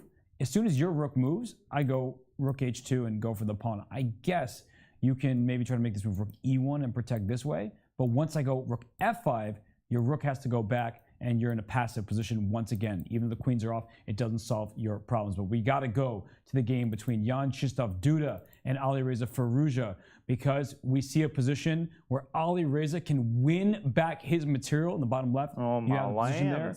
And oh my goodness, knight g3 check, because if the king steps up, there's all sorts of threats with rook b2, and this is a forcing variation. We'll bring up the analysis board here. Knight g3, king g2, rook b2 check. If you move your king, you lose your bishop, and maybe there's some play left there. But if you go rook f2, after the swap of pieces, there's bishop to d4 check, and the rook on g1 is lost for the knight on g3. Looks like Alireza is going to save the game after all. What an unbelievable turn of events. This is such a strange round. It really is. I mean, what weird stuff isn't? I mean, weird stuff is happening on all the boards, and Alireza, he sees it, and he plays it, and he's going to make time control. And the next couple of moves are completely forced. And I'm just going back to rook g2. See what happened. Rook b8, bishop a2 looks normal. Knight e8, and then somehow that knight went over to h5. So queen e3, knight d6. And after rook d1, here comes the queen to f6. So black is stabilizing in this position, not letting this rook rook d1 might have been inaccurate, allowed black to get better positioning. That's right. And after rook f2, queen g6, rook g1. This looks pretty good, except for the fact that he gave away the e4 Duda pawn. blundered knight g3. He blundered knight g3 completely. I mean, take 6, rook f g2, and you keep a big advantage because black can't push that f pawn due to the mate on g8. That's right. Rook f to g2. You stop. Excellent winning chances. And you threaten this pawn. And if the rook comes to f8, thinking you cover both g8 and f7, this bishop in many times can take on f7. Here there is knight g3 check, but you have to watch out because it's not like black can do anything. You're kind of paralyzed here. So a big missed opportunity to continue the advantage. Knight g3, king g2, and well, this is looking like it's going to be a split point here. Yeah, Duda could also play king f3, rook takes a2, and rook e1. Oh. But the rook can capture the pawn on a3, and the simple fact is that white's king has no safe haven. It has to drop back to g2, and then you get a perpetual check, 3-time repetition with rook a2 check. Don't go king g1 there because of bishop d4 mate, but king f3 forces the draw. So this game is decided, and I think Jan-Krzysztof will probably go rook f2 here to make sure that nothing crazy happens. But just pointing out that the bishop cannot move because there's a back rank checkmate, a ladder mate, and white can throw in a move like black can throw in king g8, and then this rook goes somewhere along the 7th rank, somewhere over here, and the bishop still can't move. So black's best bet is to do, as Danya suggested, rook up and down, check back and forth, make a draw this way. But Jan-Krzysztof, I mean, he had such a good chance at securing his second victory with the white pieces in as many games. And Alireza Firouzja, he brought his knight back to f6, but then he went knight f6 to e8 to d6, all around the board, takes on e4, finally lands on g3, and I think Jan-Krzysztof sees the end, and he's going to go rook f2. Yeah, I don't think there's much doubt about that. Rook f2, rook takes f2. I can't believe it.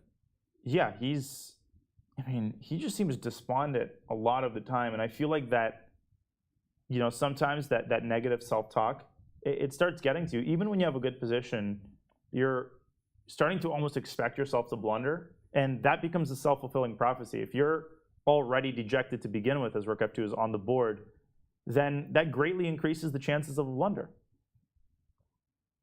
But they're trading off everything. So after bishop d4 check, scoops up the rook on g1. It's an extra pawn for black, but that doesn't matter because of the presence of opposite colored bishops. And it's not like the game between Ding Liren and Richard Rapport, where there are pawns all over the place, pass pawns, that is, for one player. Here, they're just going to make some kind of repetition pretty soon because they know that the result is not in doubt. And yeah, Jan-Krzysztof can't believe a4. it. The only thing I would do here is play a4 for white, just to make sure the black doesn't fix the pawn on a dark square. Not that it matters, even if black plays a4, then it's mutual destruction of the a-pawns, but just to make sure there are no shenanigans. You can't believe it. Yeah. I mean, he really is in shock about how he threw away what was a very clear advantage. Twice.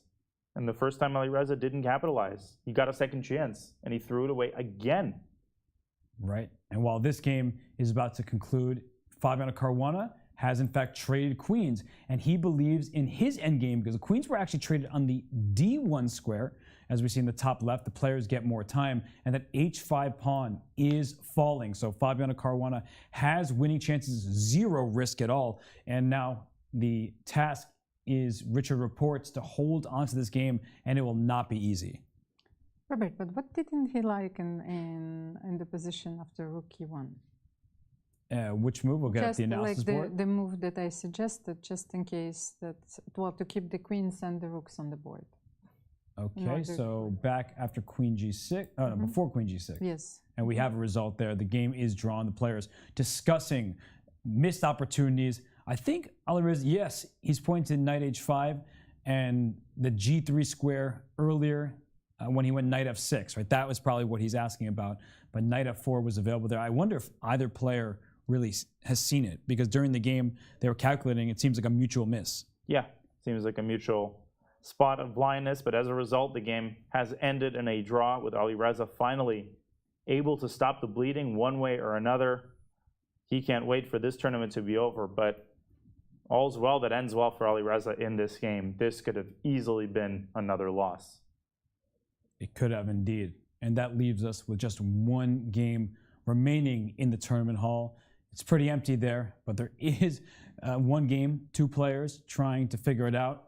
Fabiano Caruana's St. Louis Chess Club jacket, there on full display. It is a very tall chair. The jacket is proudly seated on it, and the player is taking a break as they have reached move 40. So we will do the same for now. When we return, we'll dive into all things Rapport versus Caruana. This is the 12th round of the 2022 FIDE Candidates. The coverage here by Chess.com continues in just a few.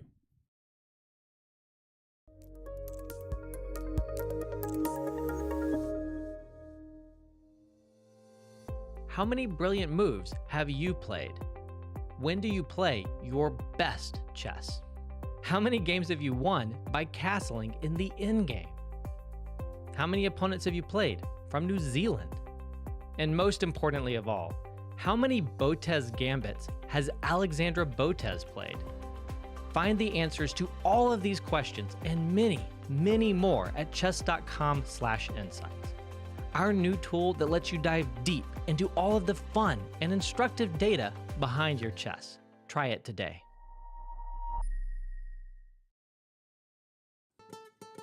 In qualifying for the candidates, Hikaru Nakamura ratcheted up the level of interest in what is already considered the most important tournament in chess.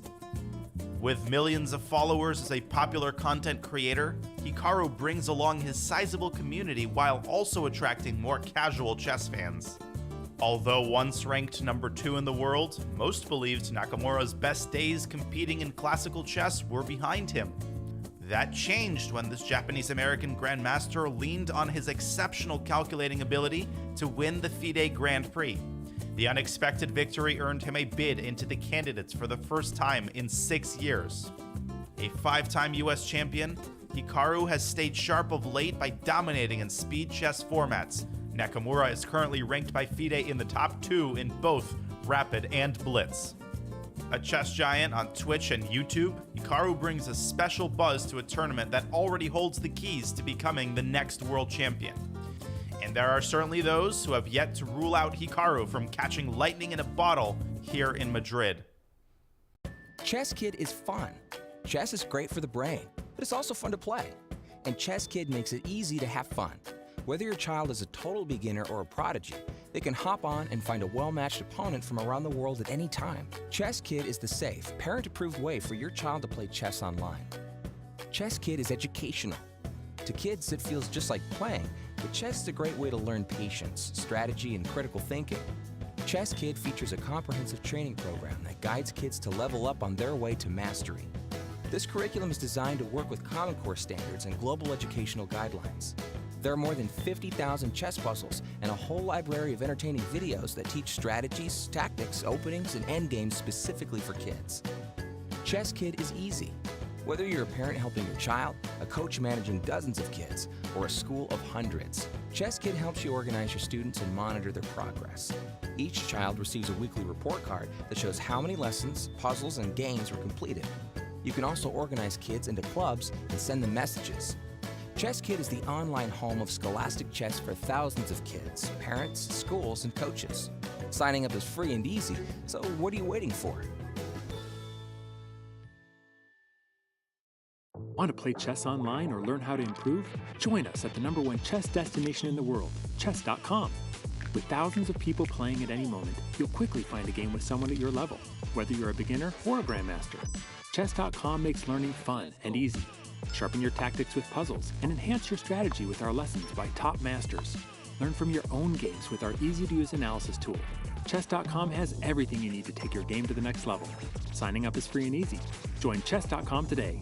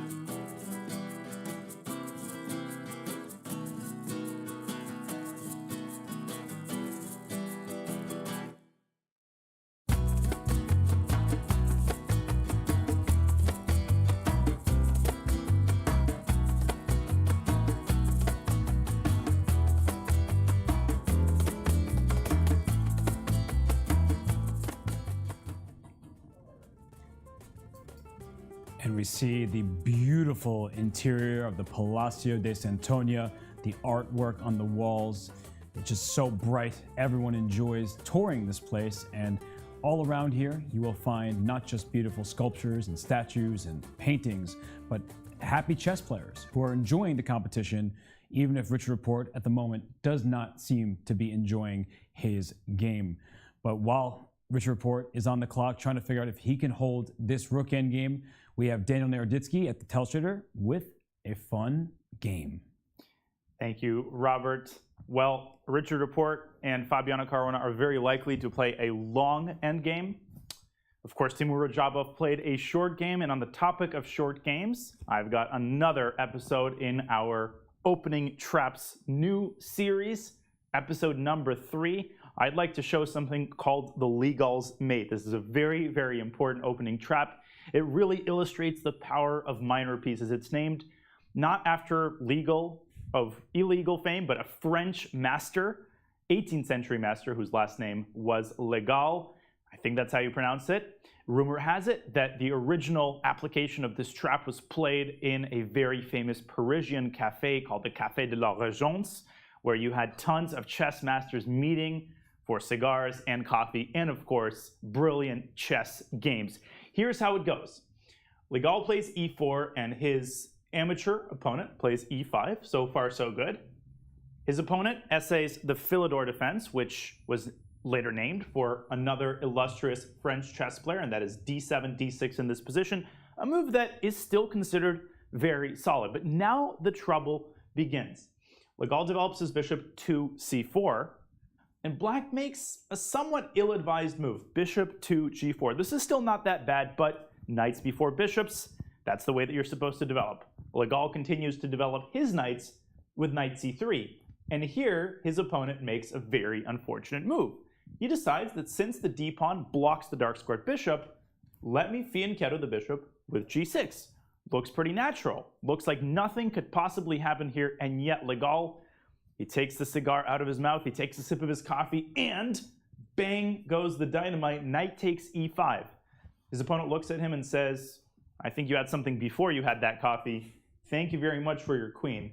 Except this is Legal's mate. White has only 3 minor pieces developed, and that's the only minor pieces that white needs to deliver checkmate in the center of the board. Bishop takes f7 check, forces the king up to e7, and now the beautiful final move, knight c3, jumps into d5, and yes, ladies and gentlemen, despite the abundance of black pieces, this is checkmate, and Legal's opponent shed more than one tear. This is Legal's mate. There's instantiations across many different openings, and as I said at the start, it's a great illustration of just how powerful piece tandems can be in chess. Back to you, Robert and Elmira. Wow, that is a very famous example of activity and delayed casting king in the center, how you can get checkmated very early on. But this is Richard Report, not afraid of checkmate, but afraid perhaps of this rook endgame where he will lose a pawn. So as we remind everybody of what has transpired in round 12 of 2022 FIDE Candidates, we have one decisive result. Timur Rajabov wins the black. Hikaru Nakamura, Janupomshi, they drew as soon as they sat down. And then Alireza Firouzja, he withstood the pressure. He was in big trouble. Jan-Krzysztof could not score the full point. That game was a draw. And as we see the standings, Janupomshi in first by 2 full points. He needs 1 draw, and he will be the winner of the 2022 Candidates Tournament. I actually think in some ways he wouldn't want a rest day tomorrow. He just wants to get it over with. He wants to make that damn draw and just secure first place already. He's going to spend some of the day in bed stewing over the momentousness, I don't know if that's a word, the importance, let's just say, of the occasion. But the good news for Jan, he's got the white pieces. He's got the white pieces against Richard Report, who always promises an interesting fighting game. But if Jan plays to even 50% of the form that he has displayed this tournament, we can fully expect that he's going to wrap this tournament up in the next round. C'était merveilleux. What does that mean? You assumed I spoke French because I pronounced Legal correctly. It was marvelous. Thank you. So before we dive into this end game, I know you want to look at that position with rook e1, so we'll bring up the analysis board. We're going to get to it right now. You guys are finishing each other's sentences. Oh, no, I know exactly where Almira wanted us to go to. So at this point in time, after h6, you were suggesting rook to e1. and I was looking at the move Queen h2. Maybe this was the move that Richard didn't like when he was analyzing this position, attacking both pawns at the same time. But there's rook h1, yeah? Saying sorry, as Kaidanov would say, going back to the square you came from. One of the hardest things to do in chess. Yeah, and I think that black still has the upper hand. You can move your queen back to from where it came. So, yeah, I think rook e1, that might be a really nice move, coordinating the pieces and getting activity, because there's no immediate way for black to win this pawn over on h5. You can play with like queen g5, aiming directly for it, But we already get in a position where white can try to defend actively, and if black is stubborn and says, I'm going to win this pawn, I think that this queen has many options. You can go for something similar to what Almira was suggesting. Let's get the queen and rook active and even threaten the checkmate. I would be tempted to bring my queen to c7 as well and try to get my rook up on the e-file with two different kinds of mates. So it does feel like a position that, with an inaccuracy, Report went from potentially active defense, maybe giving up material, to a situation where he is now going to just give up a pawn without the queens on the board. So that means that there's no active counterplay. Yeah, and I mean, this type of endgame where you have one pawn on one flank, an extra pawn, versus 3-on-3 or 4-on-4, this type of endgame has been very well studied. What makes this particular endgame interesting is the unusual pawn structure for both sides on the queen side. So you have a 4-on-4 on the queen side. And Richard Report is an incredibly important decision to make right here and right now. He can either get down to business, try to get his rook behind the pawn, rook e1, rook f1, rook g1, all of these moves lead to Rome. Or you can play d3, d4, and you can try to effectuate a pawn trade before getting the rook behind the pawn. If black doesn't play c takes d4 after rook takes h5, white can either push the pawn to d5 and then secure it with c4, tempting, or take on c5 and then play rook d7, rook h7. So there's essentially three different decisions wrapped in one move for Richard Report, and changing the pawn structure is always important in the endgame. He's got the extra hour, and he's trying to put it to the best possible use. It feels uncomfortable. Rook h1 check, king goes here, and what if I just start pushing my pawn? Like if I just bring this one to h3, and I think one important thing that we will show everybody right now is that you don't actually want to push your pawn all the way to h2, because that's how these kind of games immediately end in a draw. As the players, we saw d4, and actually Fabiano took on d4. Immediately. He didn't want to see d5 happen, that's why he took on d4. But I'll quickly show that in this type of position, where if you're just pushing your pawn, don't play king a3 because rook a1 would be checkmate. But if we just make waiting moves and this pawn goes up, you don't want to play h2, because what you actually want to do is bring your king to g3. And then you have the h2 square to hide on if your king is checked. But as soon as you play h2 and this rook moves, I will allow your king to get all the way there. So we'll just quickly see the king run and have some fun. But it's not going anywhere with great effect, because once the king gets all the way, but no, I clicked on the wrong thing. The king gets all the way down here. As soon as the king touches the pawn, that frees the rook to move away and then the pawn to promote. So you give a check, the king has to step away.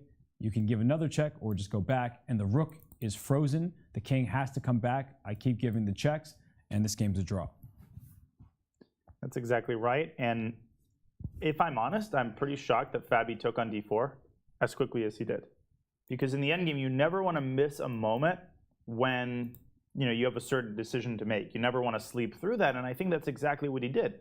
If we look at the current position in the game, rook takes d4, rook takes h5, very accurate move by Richard. I think it's a dead draw, because you can get the position. The problem isn't getting the pawn to h3. You can do that at whatever pace you want to do it.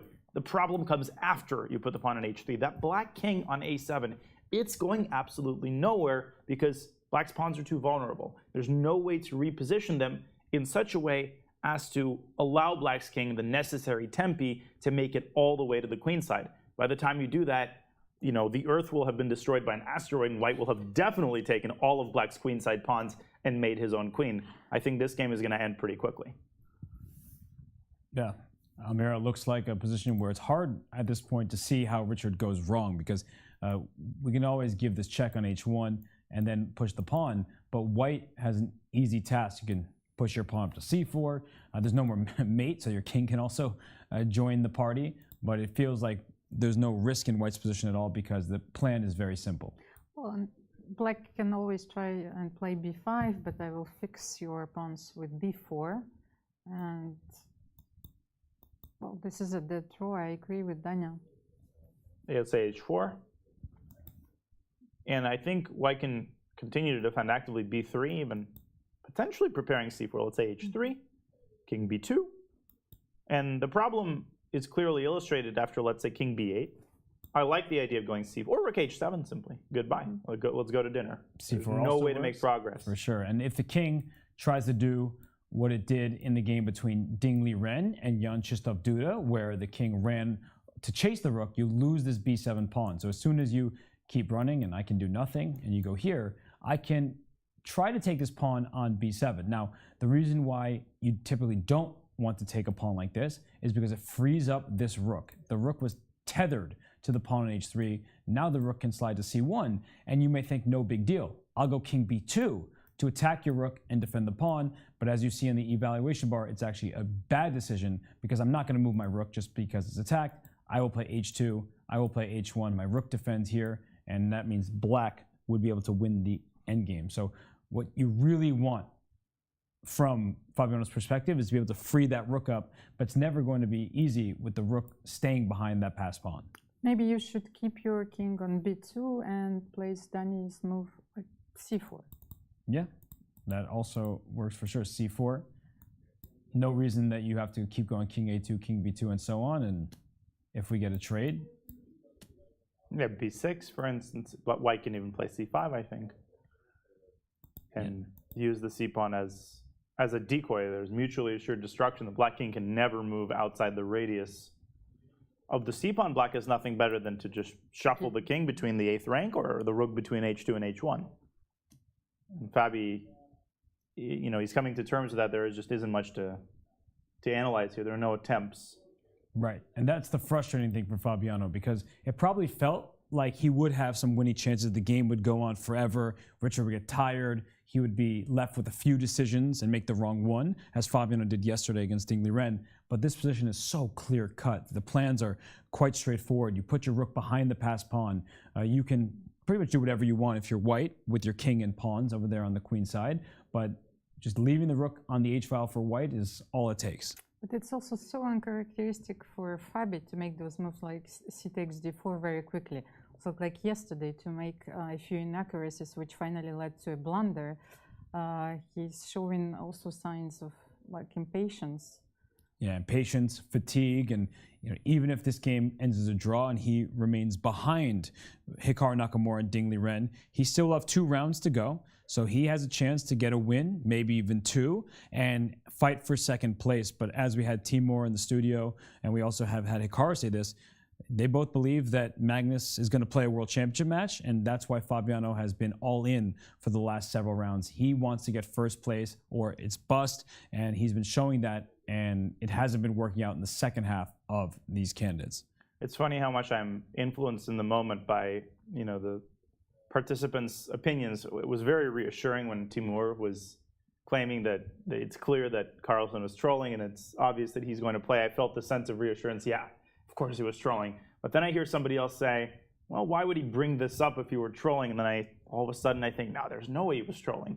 So there is no way to find out, and we have to operate under the assumption that second place is important. The players certainly have to operate under that assumption. But can we just really quickly go back to the moment after d4? Because let's analyze it. You know, this game is going to proceed slowly. I think I understand what it is that Fabi overlooked. After rook takes h5, d5, king b8, I think Fabi fell under the illusion that following c4, white gets this protected passer, and how could this possibly be good for black? What I think Fabi might have underestimated is the power of the undermining technique. b6, b5, and the doubled b-bonds are actually good. Why are they good, you might ask? Well, because after b takes c4, b takes c4, after a random move like king c2, the second b-pawn is used once again as a battering ram. You advance it to b5, and white can use his doubled b-pawn to once again support with b3. But you can tell the pressure that the c4 pawn is under. Rook h4 comes into play. This ain't an easy draw for white at all, and Fabi is definitely going to be kicking himself for, you know, for falling for the illusion and playing instantly. And that careless king c2 move, which I know you were just saying offhandedly, rook h2 check. There we go. The problem. If you go king up, b4 check separates the king from this b2 pawn, and if you go back to either b1 or c1, I bring my rook to h4, and now the only way to keep your pawn chain is to make a move like rook c1, and after b6, you're stuck here. White has to defend, black's king will venture forward, and then this rook and pawn will keep white tied down. And in fact, it's already a losing position. Despite how similar it looks to the game, white has a passive setup, black can put pressure on white's pawns, and the game continuation on the left-hand side of your screens, there is no pressure against white pawns. There is no undermining going to happen, and black has these double pawns on the b file, which can't spring free any kind of pass pawn.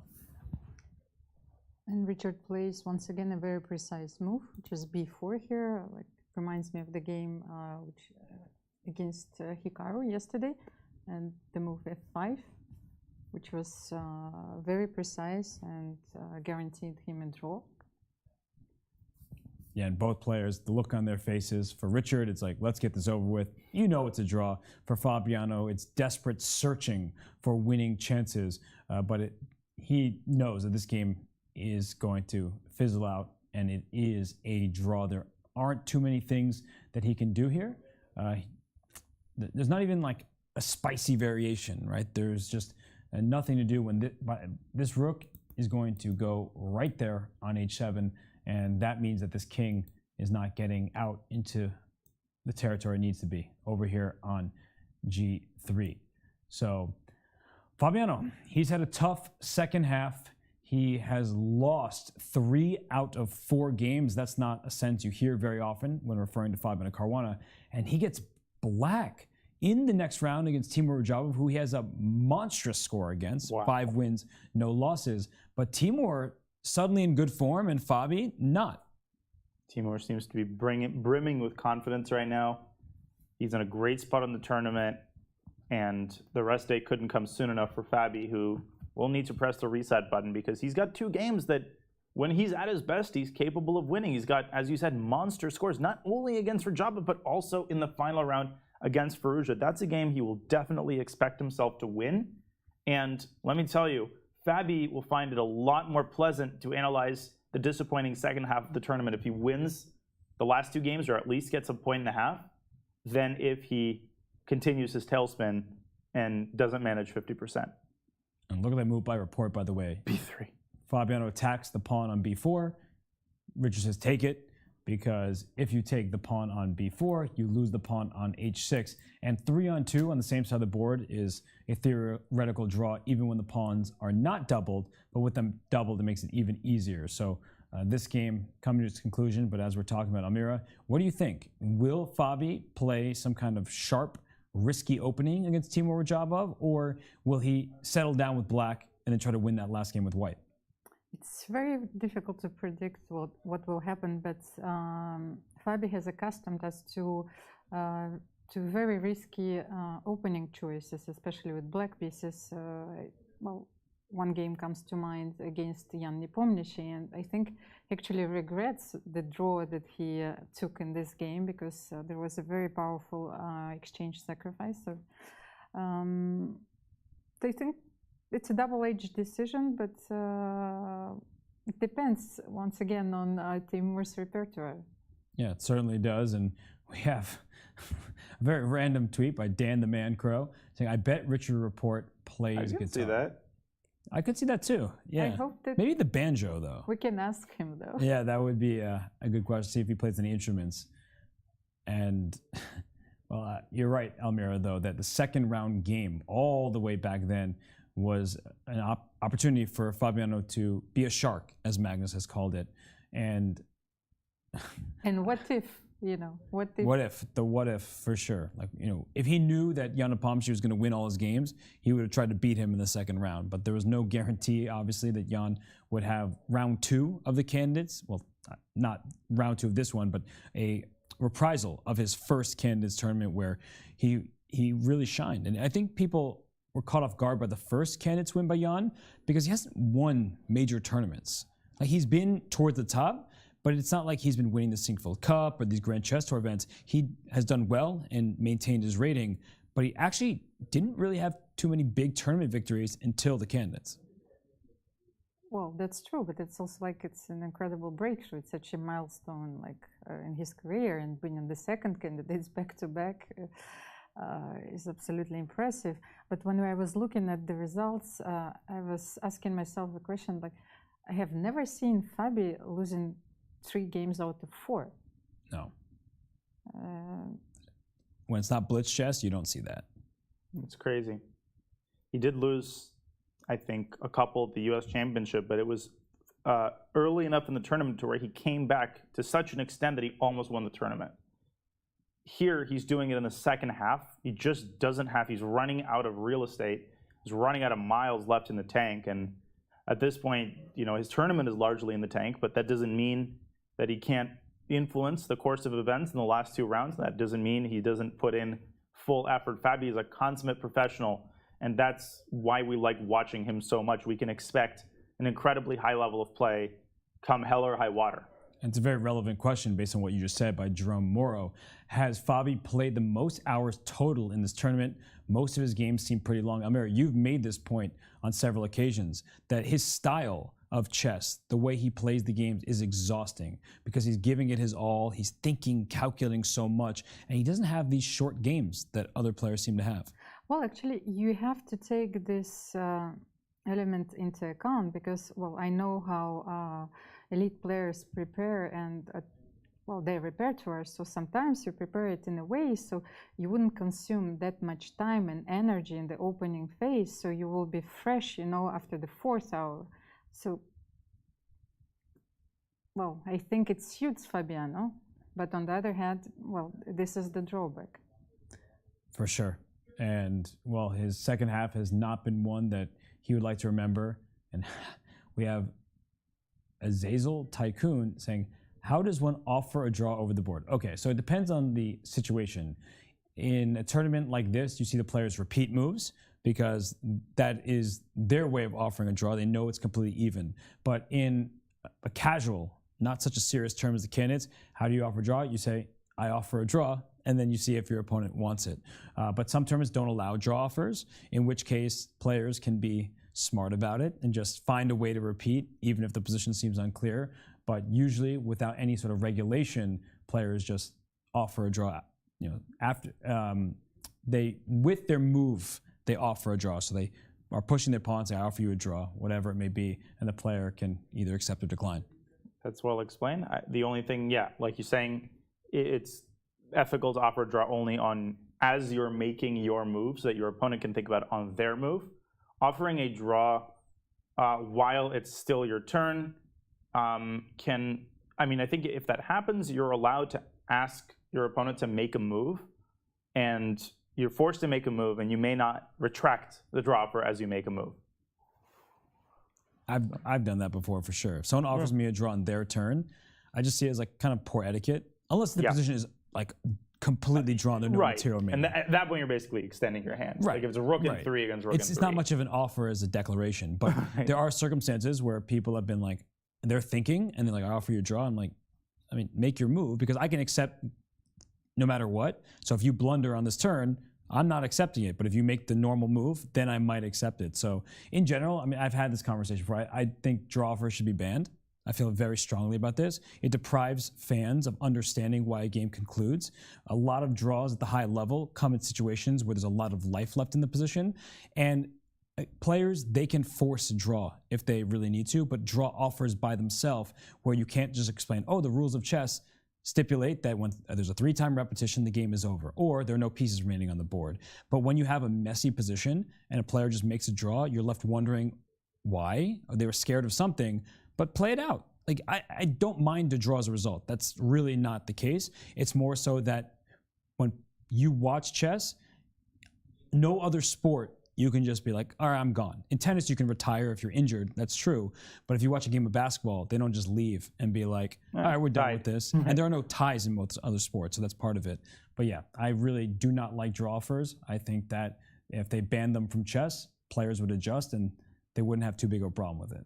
Well, that was Robert's manifesto. Right. Well, I'll go to a much nicer and kinder person. We have Ding Liren's interview ready for you all, so let's take a look at that. Ding, appreciate you joining. There was a bad opening outcome. What do you think went wrong? Yeah, I regret the opening choice. Yeah, especially when I saw he played knight a6 very quickly, and I'm already out of the book, so so very difficult to adjust myself. I would like to push for win, but it's not the way to play for wins. I play very badly. I missed rook e3, and after that, it's totally lost. Yesterday, I win lost position, but today I lost the game. So chess is fair. Chess is fair. Our commentator suggested maybe bishop takes a6 was incorrect, or was it b4 allowing a5? If I didn't take on a6, I don't know how to play. Maybe take on c5 and castle or something else. Also, yeah, before bishop did b2, I don't want to castle too quickly, but it turns out that he can challenge my queen side very quickly. After h3, I thought he will take on b5, then bishop a6, it might be a draw, but he played a very strong move, bishop d7, and it's clear that he is better. Wow, and that explanation that we just heard from Ding Liren, he said, I could have played this, but I was worried it might be a draw. So he lost his objectivity. He understood how to evaluate the position, but he felt like he couldn't make a draw because from the very beginning of the game, he was playing for a win. And also at the very beginning of the interview, he stated that chess is fair. You know, you win some, you lose some, and well, it makes me sad. Well, you know, it's interesting because he felt he was lost yesterday. Maybe he analyzed the game, Danya, but you know, he said, I scored a victory I shouldn't have yesterday, and so losing today is fair, but you know, yesterday already happened. That's in the past. So, you know, that's karmic balance that he is discussing. I think that maybe he's trying to remain composed and not, you know, fret about the game. He still has 2 left, but that was just a really bad game. Well, he's obviously going to be really, really upset. And he mentioned that knight a6 took him out of book. That's something that he will be upset about, among other things. You know, the fact that he seemed to overlook a move that had already been played. It had been played many, many times. And it's a very dangerous idea. And you could tell that he, you know, from his comments, he was flustered after Rajaba played c5. He wasn't sure what to do. And I think it's very important to point out that Ding felt this massive additional burden of having to play for a win. And that's constantly in your head. The fact that you have to get a position that's combative.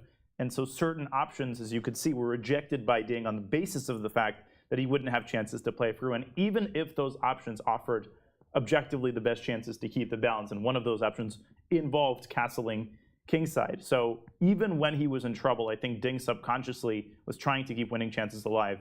And that merely exacerbated an already dangerous situation. And I think what he said with his actions rather than with his words is that he was playing for first place.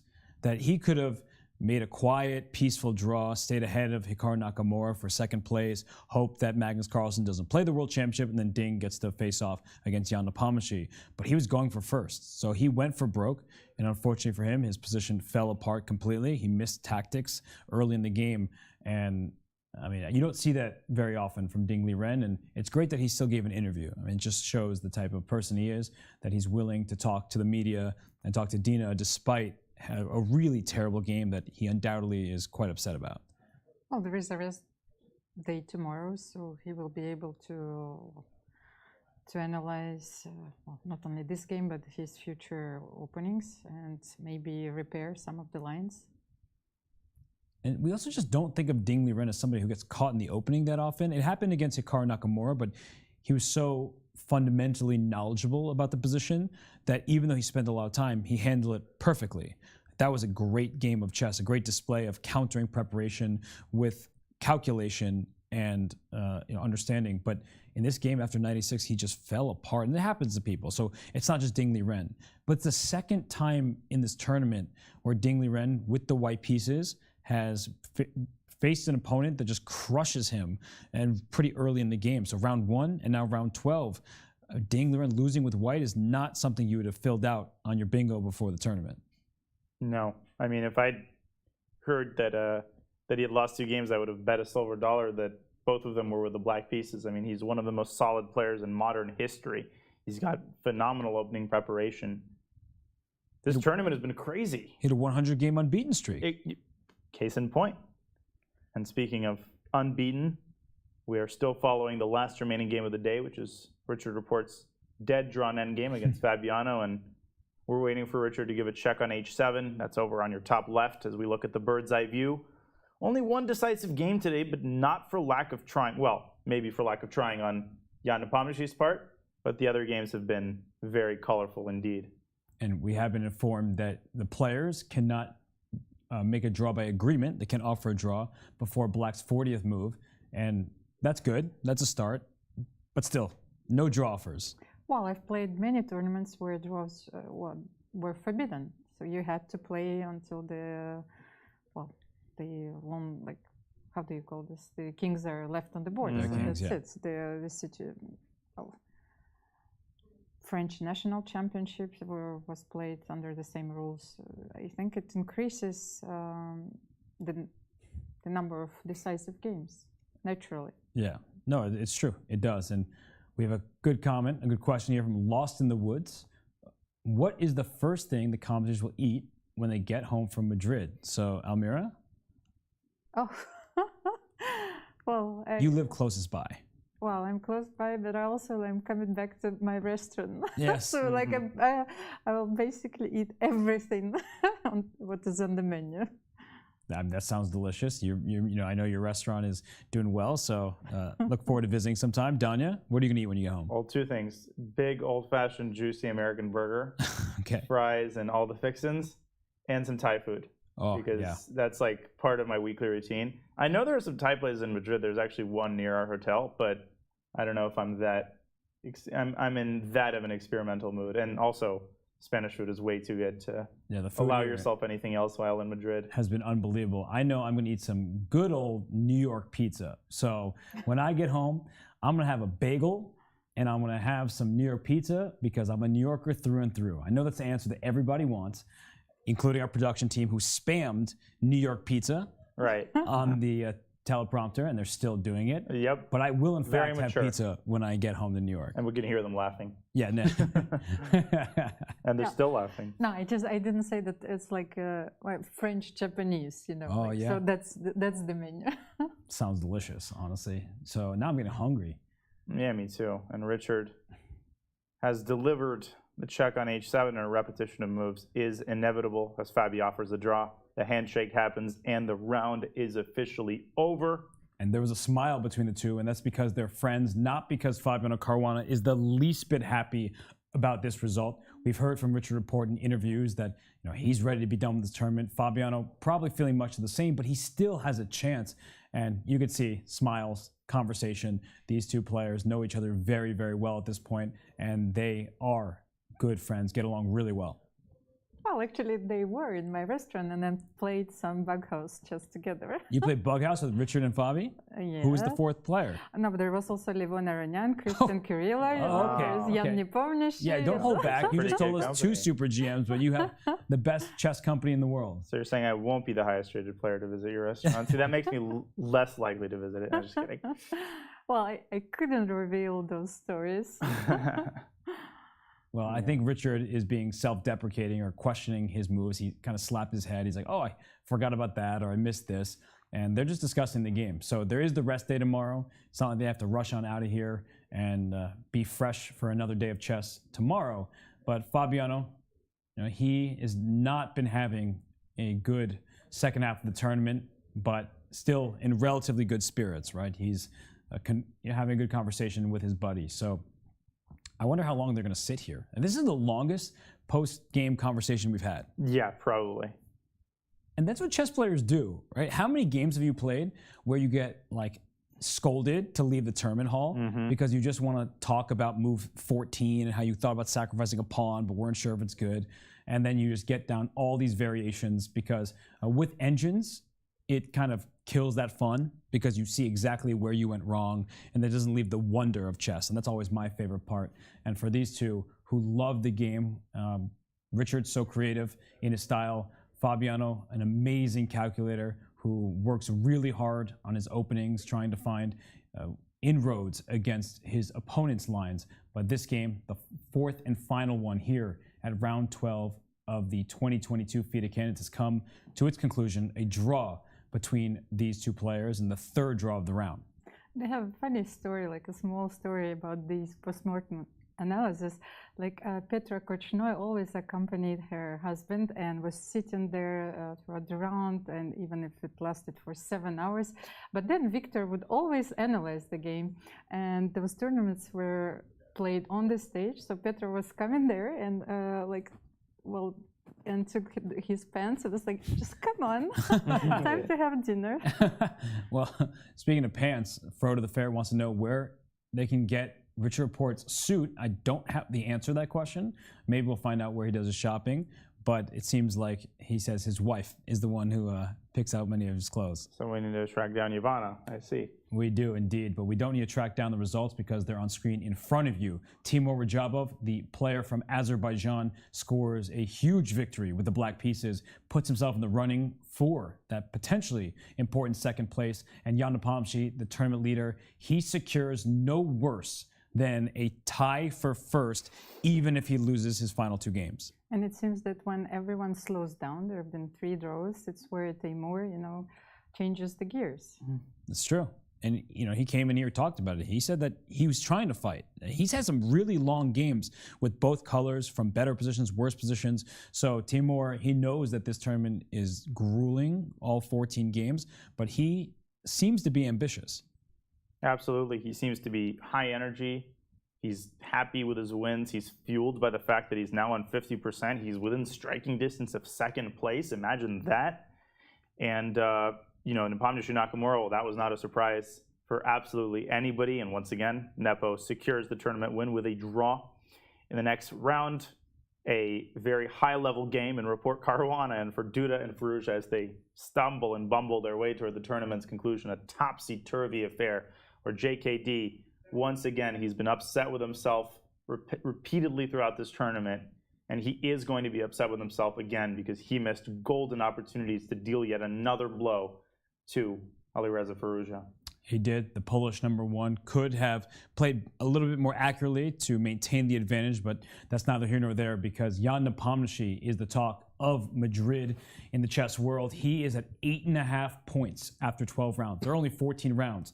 Everybody at home, hope you can do the math. 2 games remain. He's a 2-point lead, which means that even if he's to suffer his first 2 losses of this event, he will still be at minimum tied, and he can only be tied by 1 player because Hikaru Nakamura and Liren, they square off in the 14th and final round, which means that even if Jan loses tomorrow, not tomorrow, he's resting, so he can lose all he wants. That won't impact his tournament. But if he loses round 13 and those players draw their games tomorrow or something like that, then he's got this in the bag. So I don't expect him to lose a game. He has been so solid throughout. But look at these standings here. Alireza in last, Jan running away with the tournament.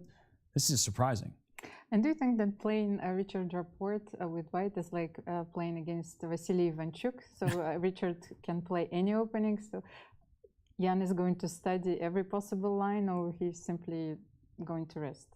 I think he's going to rest a large part of the rest day, maybe toward the evening. He'll do some preparation. 1e4 is to be expected. He's hoping for a Berlin. He would not mind repeating the same moves as today's game, but it is a scary matchup. It's not necessarily who he would want to play with white because I don't think Rapport's playing the Berlin. He's got nothing to lose, and he's putting everything that he has out there on the board. So, a crazy miracle has to happen for Jan not to win the candidates, but he's not going to relax in the sense of assuming that the tournament is in the bag. He knows better than that. But what a tournament this has been, and plenty of reasons to watch the last 2 rounds, even if Nepo secures it. As these players are running out of energy, they will put everything else they have left in the tank out on the chessboard in the last 2 rounds. So we can expect some incredible fighting chess. We certainly can, because look at these matchups. I think we have to start at the bottom there. Timur Rajabov, he wins a good game against Liren.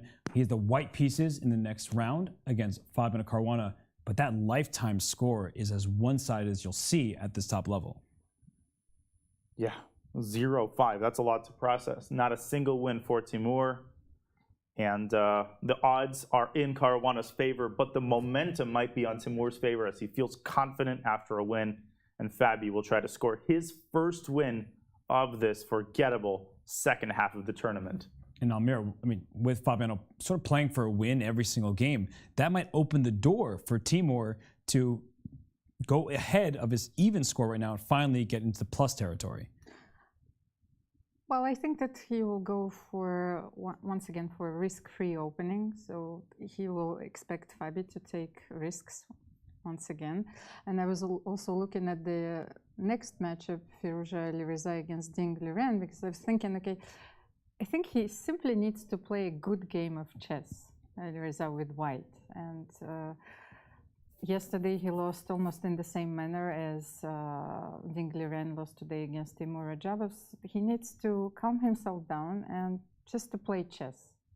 I think that's true. And Ding Liren, he'll be waiting there, hoping for Alireza to become overly ambitious, because after today's debacle, Ding Liren would like to score that victory. And Nakamura, he gets the white pieces against Jan-Krzysztof Duda, he's been better as of late, but Hikaru has shown great preparation. He didn't even have a game today, which means that he has even more time to focus on the Polish #1. Yeah, like you said, easy game today, rest day tomorrow. He's got the white pieces. He's feeling good.